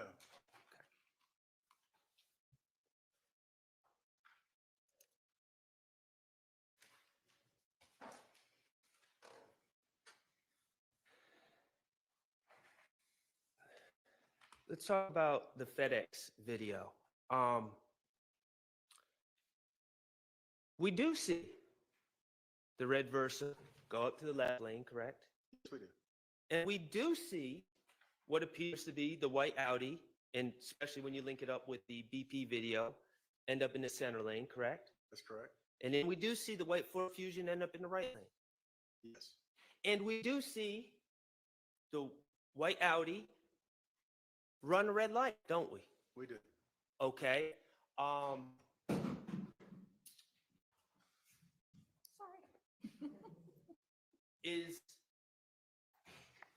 Do you know anything about the history of the attempts on Mr. Stillwell's life? I do not. Okay. You don't know that in 2015, a car gunned up behind him or sped up behind the car that he was in and riddled the back of that car with bullet holes?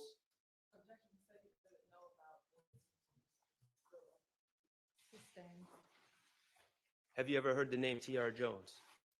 No. Anyways, you see Mr. Stillwell run that red light in the white Audi. I do, yes. And then you see Mr. Nichols in the Ford Fusion run the same red light. Yes. Okay, cool. In that video, we see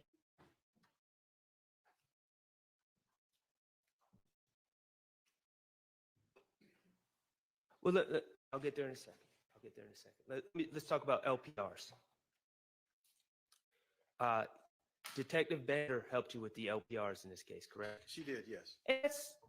You consider this an important part of police work because you're able to track the movements of specific cars. Yes. And you, at that time, felt that the white Audi was a suspect car, correct? I did. And you wanted to track its movements. Yes. And you thought the white Ford Fusion was a suspect car. I did. And you wanted to track its movements. I did. And Detective Bender was able to get you all the information about the movements of those cars, or I should say the movements, but different places in time and different times where the LPRs picked up those license plates throughout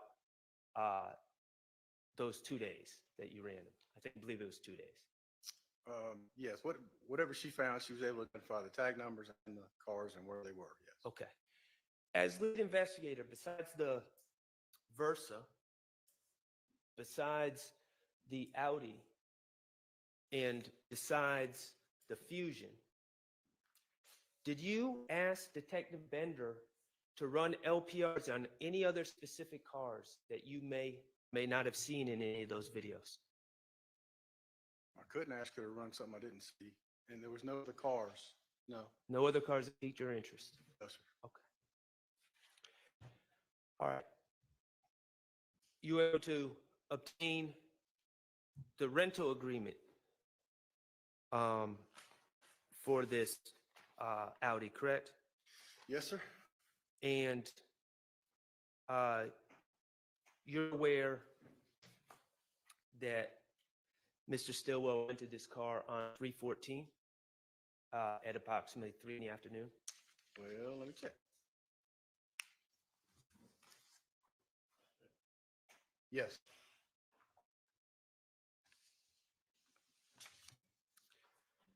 That's correct.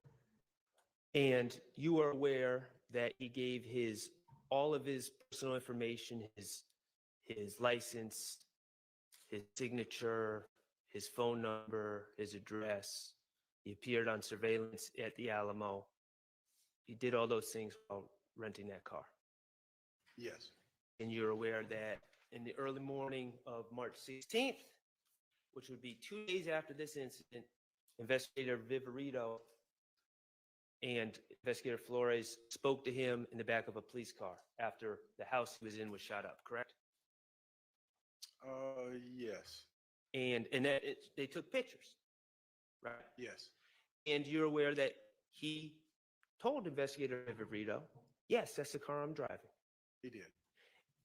And you're also aware from the Alamo records that later on March 16th, 2022, he actually called Alamo to extend his rental on that car until March 20th, correct? I wasn't aware of that. Could you look at your investigative summary, if you could?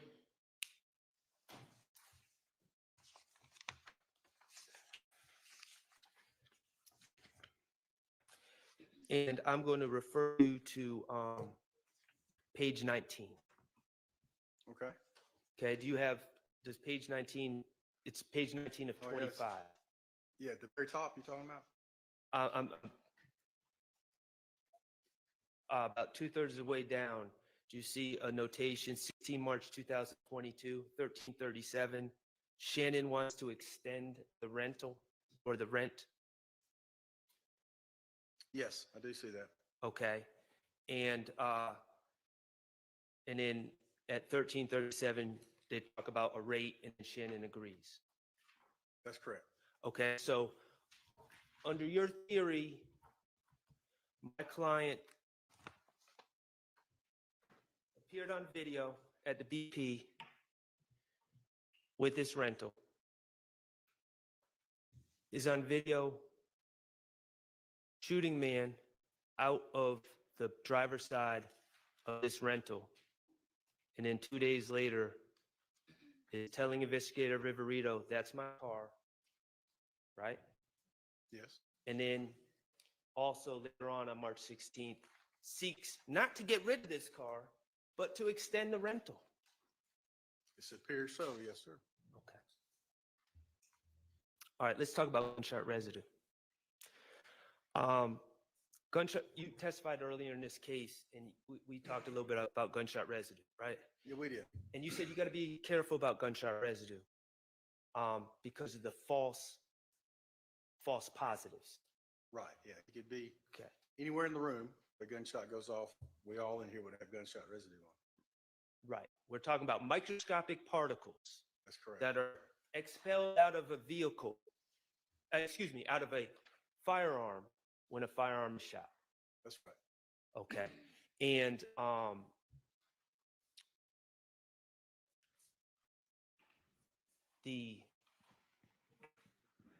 these particles are expelled in a way that you just said, if someone shot a gun in here, we could all have gunshot residue on us. That's correct. Okay. And that would be unfair if I shot a gun to say, well, you have gunshot residue on you, because that would be a false positive on you.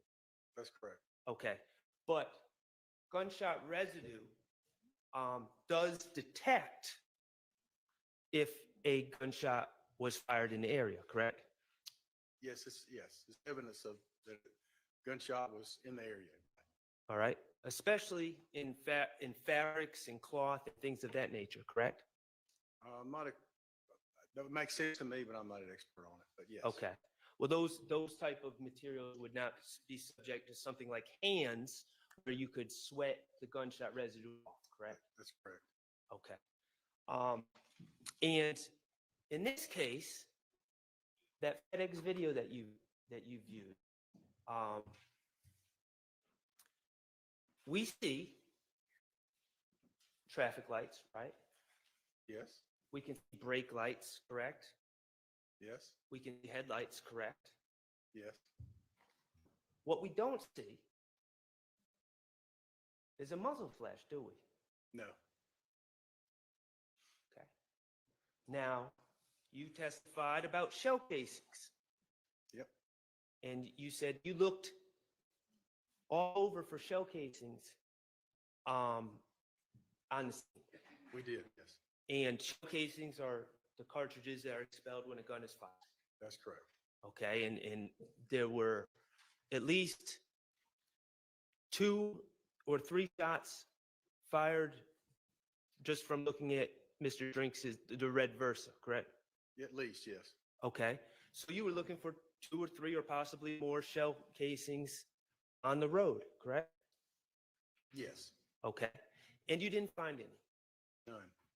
And your conclusion was, of course, maybe you missed them. That's always a possibility. But the other possibility, as you stated in direct, is the gun wasn't, the person who's shooting the gun didn't put the gun outside of the car where you would see the muzzle flash. The gun was actually inside the car when it was fired, correct? Yes. Okay, and certainly if the gun is inside the car, that would cause gunshot residue to be spread throughout the car. You assume so, yes, sir. Including the headliner, correct? Yes. Okay.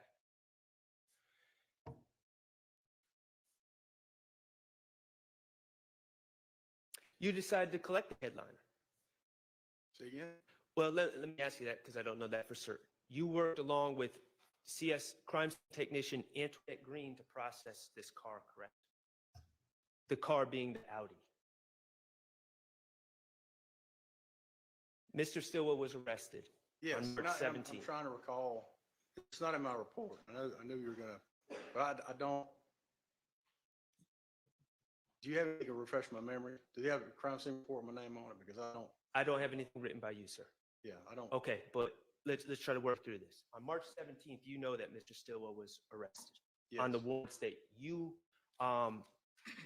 That you brought on March 16th. Yes. Okay, and he was arrested in Atlanta. He wasn't in another state or anything like that, correct? Correct. Okay. And when he was arrested, he was actually still in white Audi that he had extended the rental for, correct? Yes. Okay. And the Audi was collected as evidence, correct? Brought to police impound. That's procedure, yes. Okay. Are you not aware that crime scene technician Green, do you know who Antoinette Green is? Is she a crime scene technician with APD? Yes. Are you aware that she processed that car?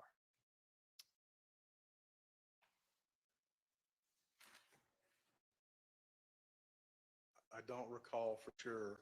I know I've done several cars with her before, but in this particular case, I don't recall being with her to process the car. Do you, This particular car. do you recall a headliner was collected in this case, correct? You do know that. I do not. You don't know that the headliner of the Audi was collected as evidence in this case and analyzed? It makes sense that it would be, but I don't. Okay. I don't recall that, no, sir. In your expertise as an investigator, a homicide investigator, a headliner would be a very appropriate piece of the car to collect to check for gunshot residue. Again, yes, sir. It makes sense. I'm sorry, I don't recall. And it should have gunshot residue in it if a gun is fired from within that car, correct? If it has not been cleaned, yes. Okay.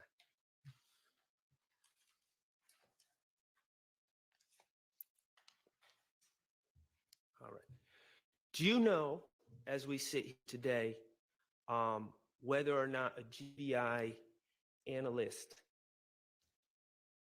tested that headliner for gunshot residue? Do not. You don't know what the results are either, do you? No, sir.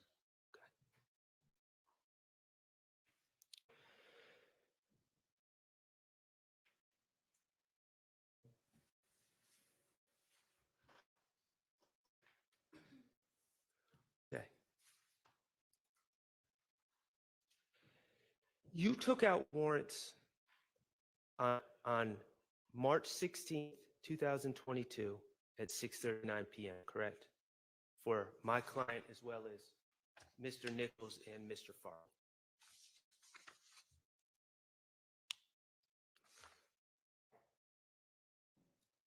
well, 6:40 PM, but yeah.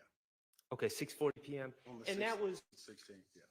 And that was right after, or shortly after you had that conversation with Investigator Viverito in police headquarters, where she identified people that were in the BP That's video. correct, yeah. Her, Okay. the Sergeant Belknap, yes. So once you had an identification from the BP, that's when you move forward with the arrest warrants against Mr. Stillwell. That's correct. Okay. All right. I want to talk to you about your analysis of the FedEx video. You have your report in front of you, correct? I do. At the time that you swore out these warrants against Mr. Stillwell, you had never even viewed that FedEx video, had you? I don't think I got that till afterwards. I did speak with a representative who described it to me and sent me some still shot. Okay. And I'm gonna go to page 14, going into 15 of your investigative report. Okay. On page 14, going to 15, you write, as of the writing of this report, and this report was written on 3/20/22, correct? Well, that's when I started it, but yeah. Okay, so you started this report 4 days after you you obtained the arrest warrants for Mr. Stillwell. That's correct. You started this report 4 days after that. Okay. Yes. And- This part, now I had notes and all that stuff, but Understood. And you say, as of the writing of this report, the actual video from FedEx has been requested via a subpoena, but has not been received. The above pictures were sent to me by FedEx corporate officer who told me that he had watched the video, which shows that the two white cars pulled up alongside the red Nissan, forming a straight line across the road. And then suddenly the two white cars sped away against the red light. The red car stays in place. That's verbatim from your report, correct? yes, sir. And your report is accurate to that fact. It is, yes. You, at the time of writing this report, and certainly at the time of bringing out warrants against my client, you had not watched that FedEx video. No, But you had spoken to someone at FedEx corporate that sent you some still pictures, correct? that's correct. And had told you what they felt they saw on that video, correct? That's correct. Okay.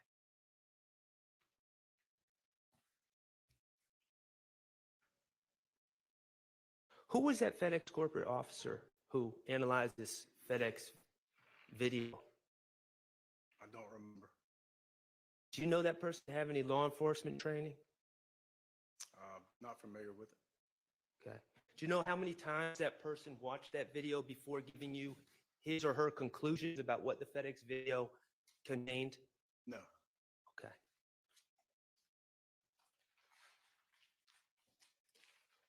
When did you finally receive the FedEx video? I don't recall exactly when I got it. Do you remember what month? No, I don't remember. Did you remember when you first watched that FedEx video? I've seen it several times, but I don't remember when I first saw it, no. Was it months after bringing out these arrest warrants on Mr. Stillwell? No, it wasn't months. It was a few days probably. But Well, I a would- few days would have been 4 days afterwards you started writing this report, and you didn't even have the FedEx video then. So could have been longer than a few days before you watched the video? It could have, yes, it could have been. Okay. And of course, you brought those warrants on March 16th, 2022, without any gunshot residue results from that white Audi. That's correct.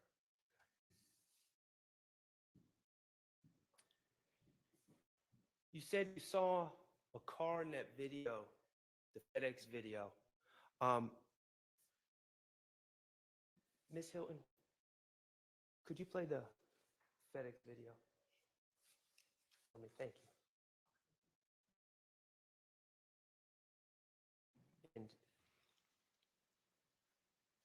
Can be 101:20. We can start.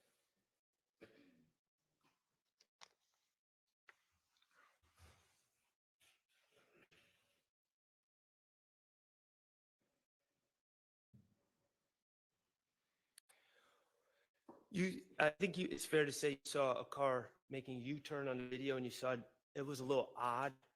Yes. It piqued your interest? Well, it just, yeah, it did. I wouldn't say piqued my interest. It just went with the situation, I guess. I think you said you thought on direct, you testified, you thought that the person driving that car may have heard or seen something, correct? Yes, I did. And the reason you say that is because that person driving that car abruptly made a U-turn. Yes. Okay.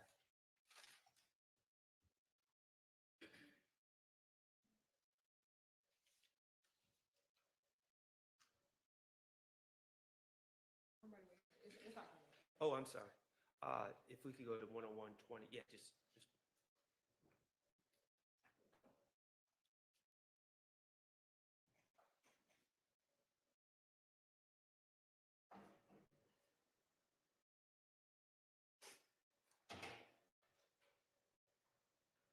That's that's red Versa pulling up, correct? Yes, sir. Okay, and that would be the white Audi, Yes. and that would be the white Fusion pulling up on the right lane, correct? That's correct.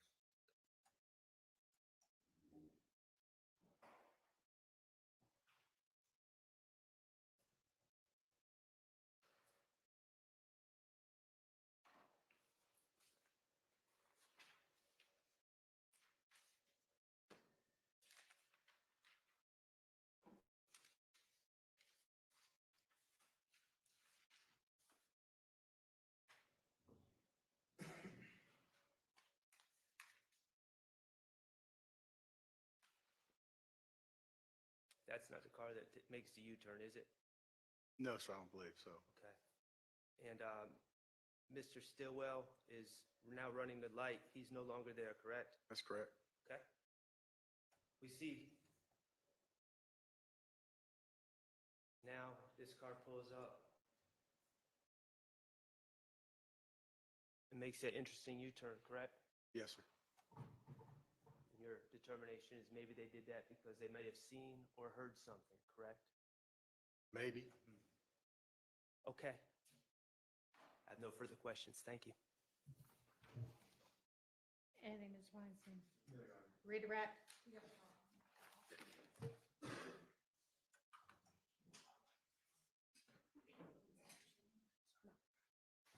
I actually want to start right here at the FedEx video. Was there anything in the video, once you actually watched it, that was inconsistent with what you were told by the FedEx person? No, ma'am. In the video we just watched, prior to Mr. Stillwell fleeing into the red light, was the white Fusion and the Audi stopped for a moment before fleeing into oncoming traffic? Yes.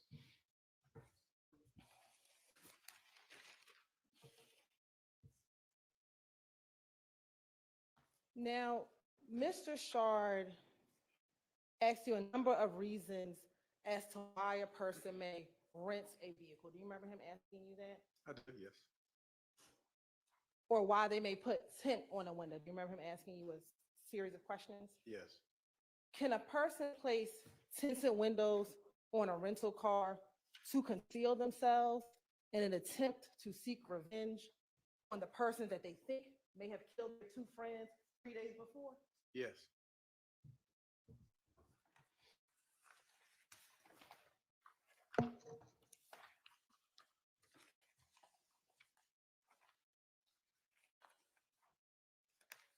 Mr. Shard asked you a series of questions about whether or not someone may be rolling a blunt in a car or things of that nature.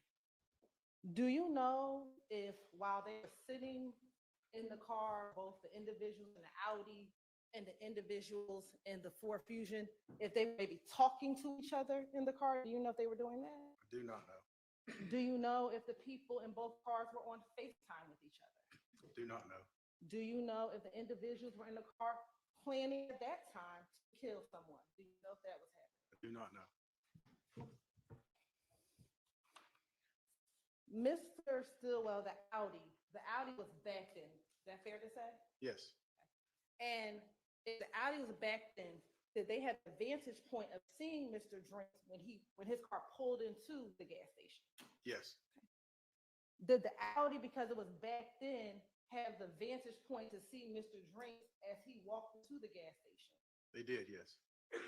Did the Audi, because of his vantage point, see when Mr. Drinks left the gas station and got back into his car? Yes, And was it the Audi that immediately pulled off once Mr. Drinks' car pulled off? yes, And then the fusion followed? that's correct. And that was the same vehicle in which Mr. Jackson, it appeared, was the driver. That's correct.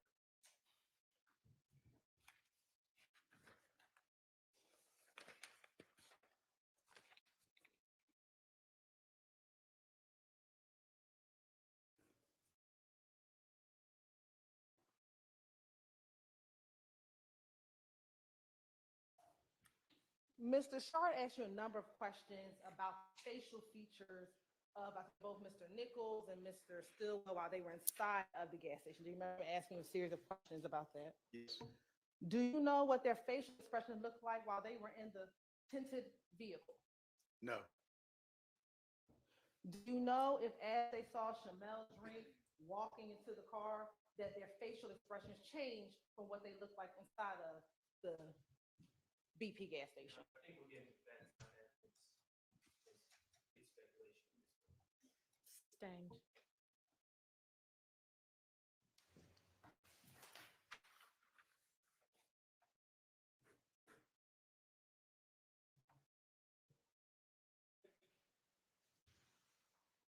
Now, I want to show you what's already been admitted as State's Exhibit 118 BV.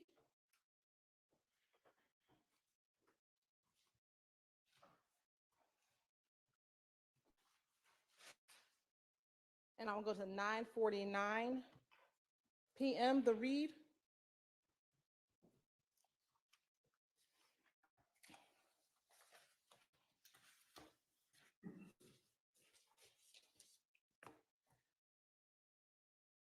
And does that read say Windsor Street and Richardson Avenue? it does, yes. And is that location that's not too far from the BP gas station? That's correct, yes.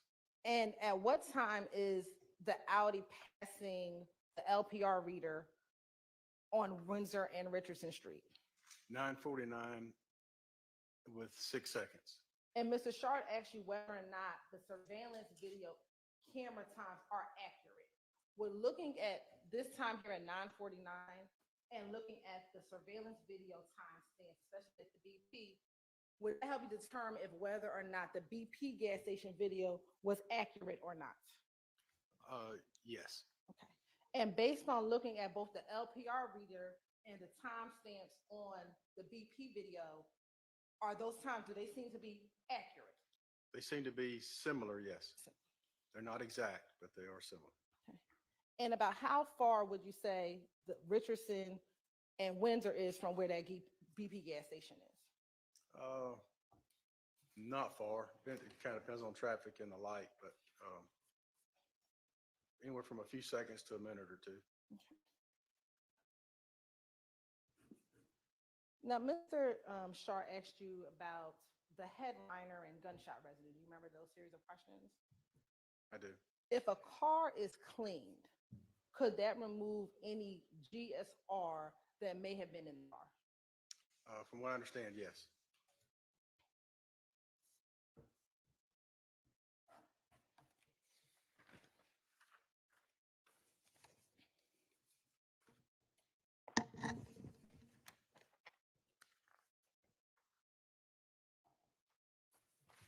Now, looking at the BP video and FedEx, did any other car besides the white Audi and the white Fusion that immediately followed the red Versa, was there any other car that immediately followed the red Versa out of the BP gas station? No, ma'am. were there any other cars that pulled up right next to the red Versa outside of the Audi and the BP and the Fusion? No, Was it after the Audi and the Fusion pulled up right next to the red Versa, and after they left, the red Versa just sat there for about 27 minutes? that's correct.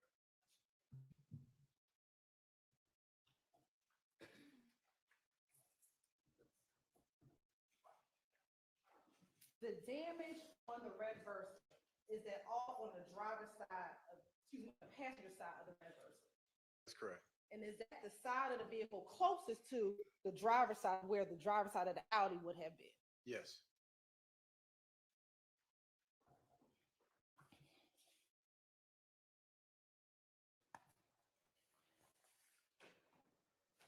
Now, Mr. Short asked you a number of questions. Why would someone keep the rental car, or why would they say that the car was their car with a car with a name? Do you remember some yes, questions similar to that? yes. At the time in which Investigator Rita was speaking to Mr. Jackson at the house that got shot up, had you and Investigator Rita talked about your investigation? No, Had you shown Investigator Vivarito your surveillance video by the time that she was, at the time that she was talking to Mr. Stillwell at that house? no,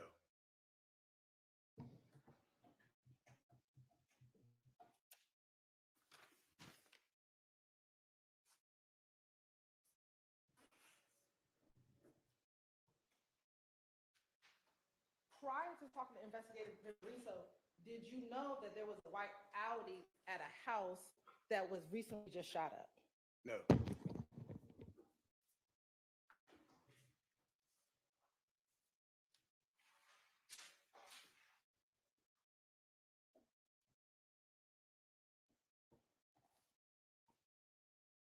Did you know that Mr. Stillwell was in a pink Floyd shirt prior to talking to Investigator Vivarito while she spoke with him at the house that got shot up? no, Did you know that Miles Farley was with him at the house that just got shot up in the same clothes prior to talking to Investigator Vivarito? no,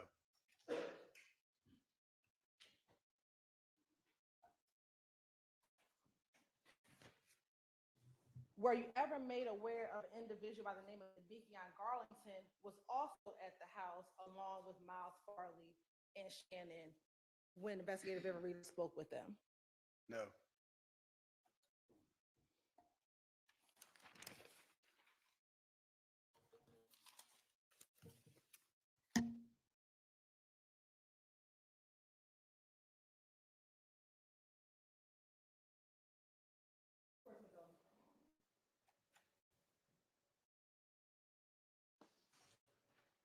The red Versa, did you ever learn that was a rental car or not?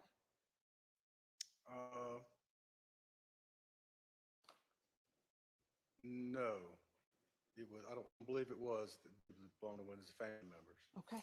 I believe it belonged to one of Mr. Drink's family members, the red car, I think, if I recall right. Did the Versa have any tinted windows? No,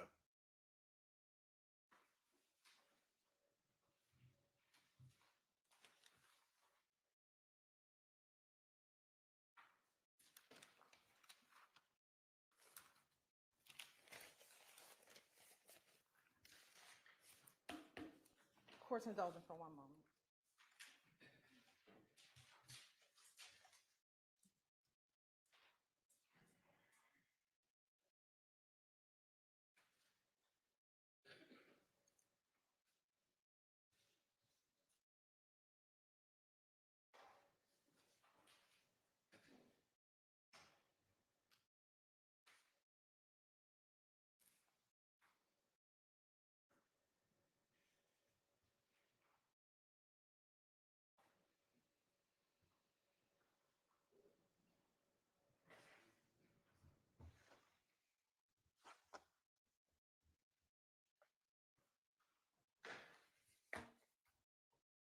Mr. Shard asked you about Mr. Stillwell's conversations with Investigator Viverito at the home. Do you remember him asking you about the conversation Mr. Stillwell had with Investigator Viverito when she met with him at the house? Yes.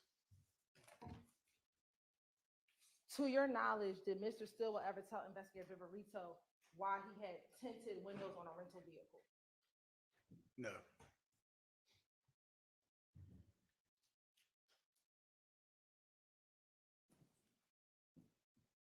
Did he ever tell Investigator Viverito why he put tints on the car within a few hours of renting the vehicle?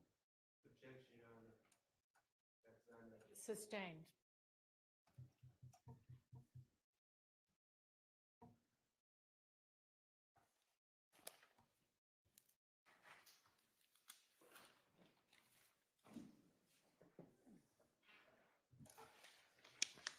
Mr. Shar asked you about seeing a muzzle flash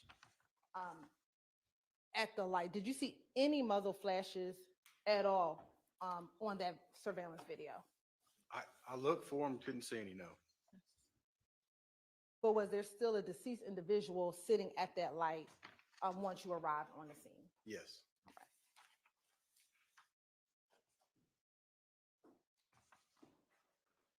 And do you have any knowledge if Mr. Stillwell told Investigator Viverito when he put those tints on? I do not. I have no further questions. Request? No. Okay. Thank you. Thank you. Thank you. All right, you're excused. I believe y'all got one more witness. He's gonna be long. What? We can start him, yes, he's gonna be long. How long? About an hour and a half. To an hour and a half? Wish y'all had kept a shorter witness. Okay, I guess we'll stop for the day. I mean, I don't know who the witness is. Detective Vampire. Who? Detective Vampire.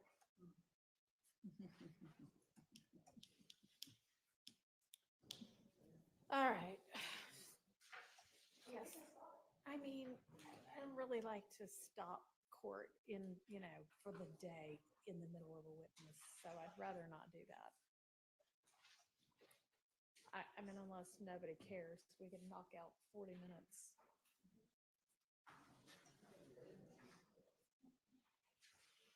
We can also approach if y'all want to discuss.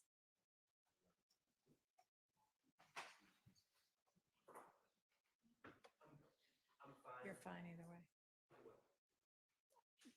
Whatever you think. Hmm? All right. We did do a number of those. All right, ladies and gentlemen, I'm going to excuse y'all and remember that y'all will not be back with us until Tuesday because Monday is Veterans Day. For any veterans, thank you. So I'll see y'all on Tuesday. In the meantime, do not look at any kind of accounts or read or listen to or in any way absorb any kind of accounts or information about this trial or anybody involved in it. Don't talk to anybody about the case. Don't let anybody talk to you about the case. And we'll see y'all on Tuesday. Hope you enjoy your little break for a few days.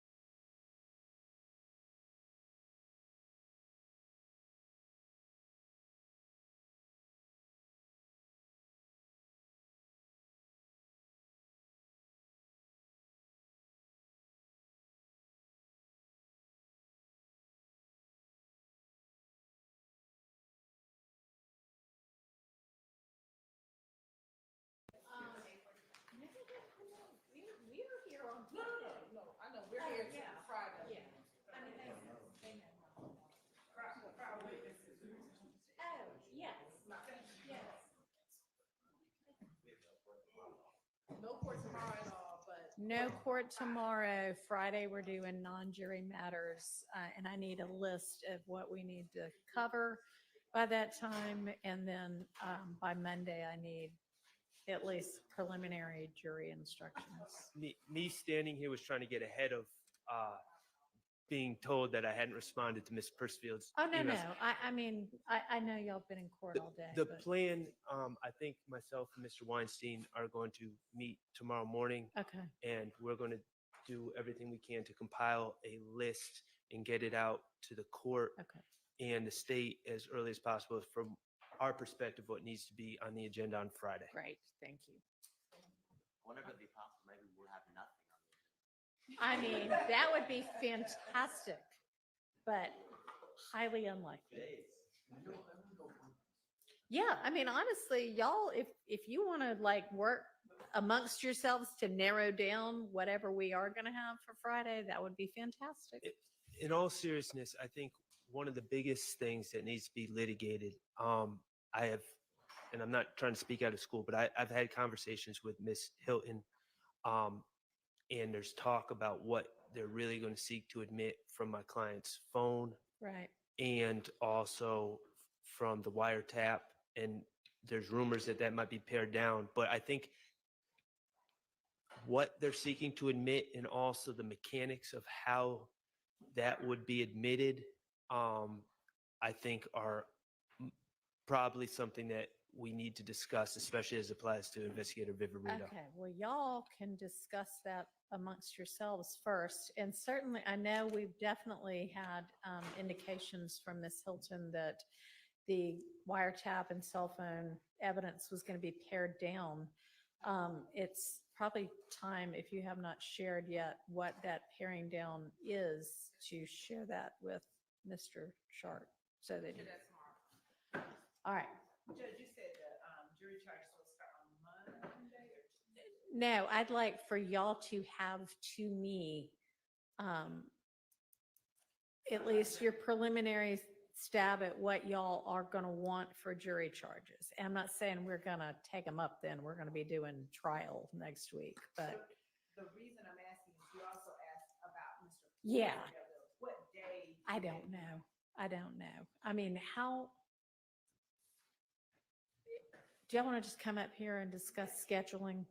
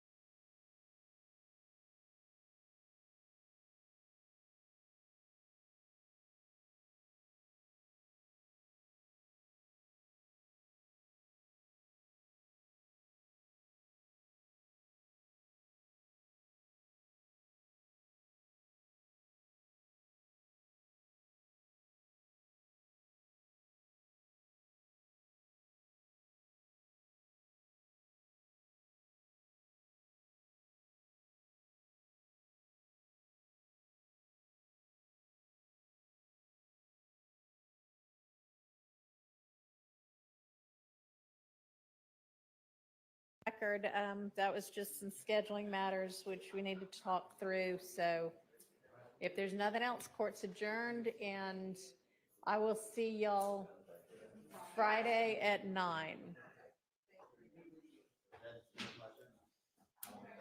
You won't?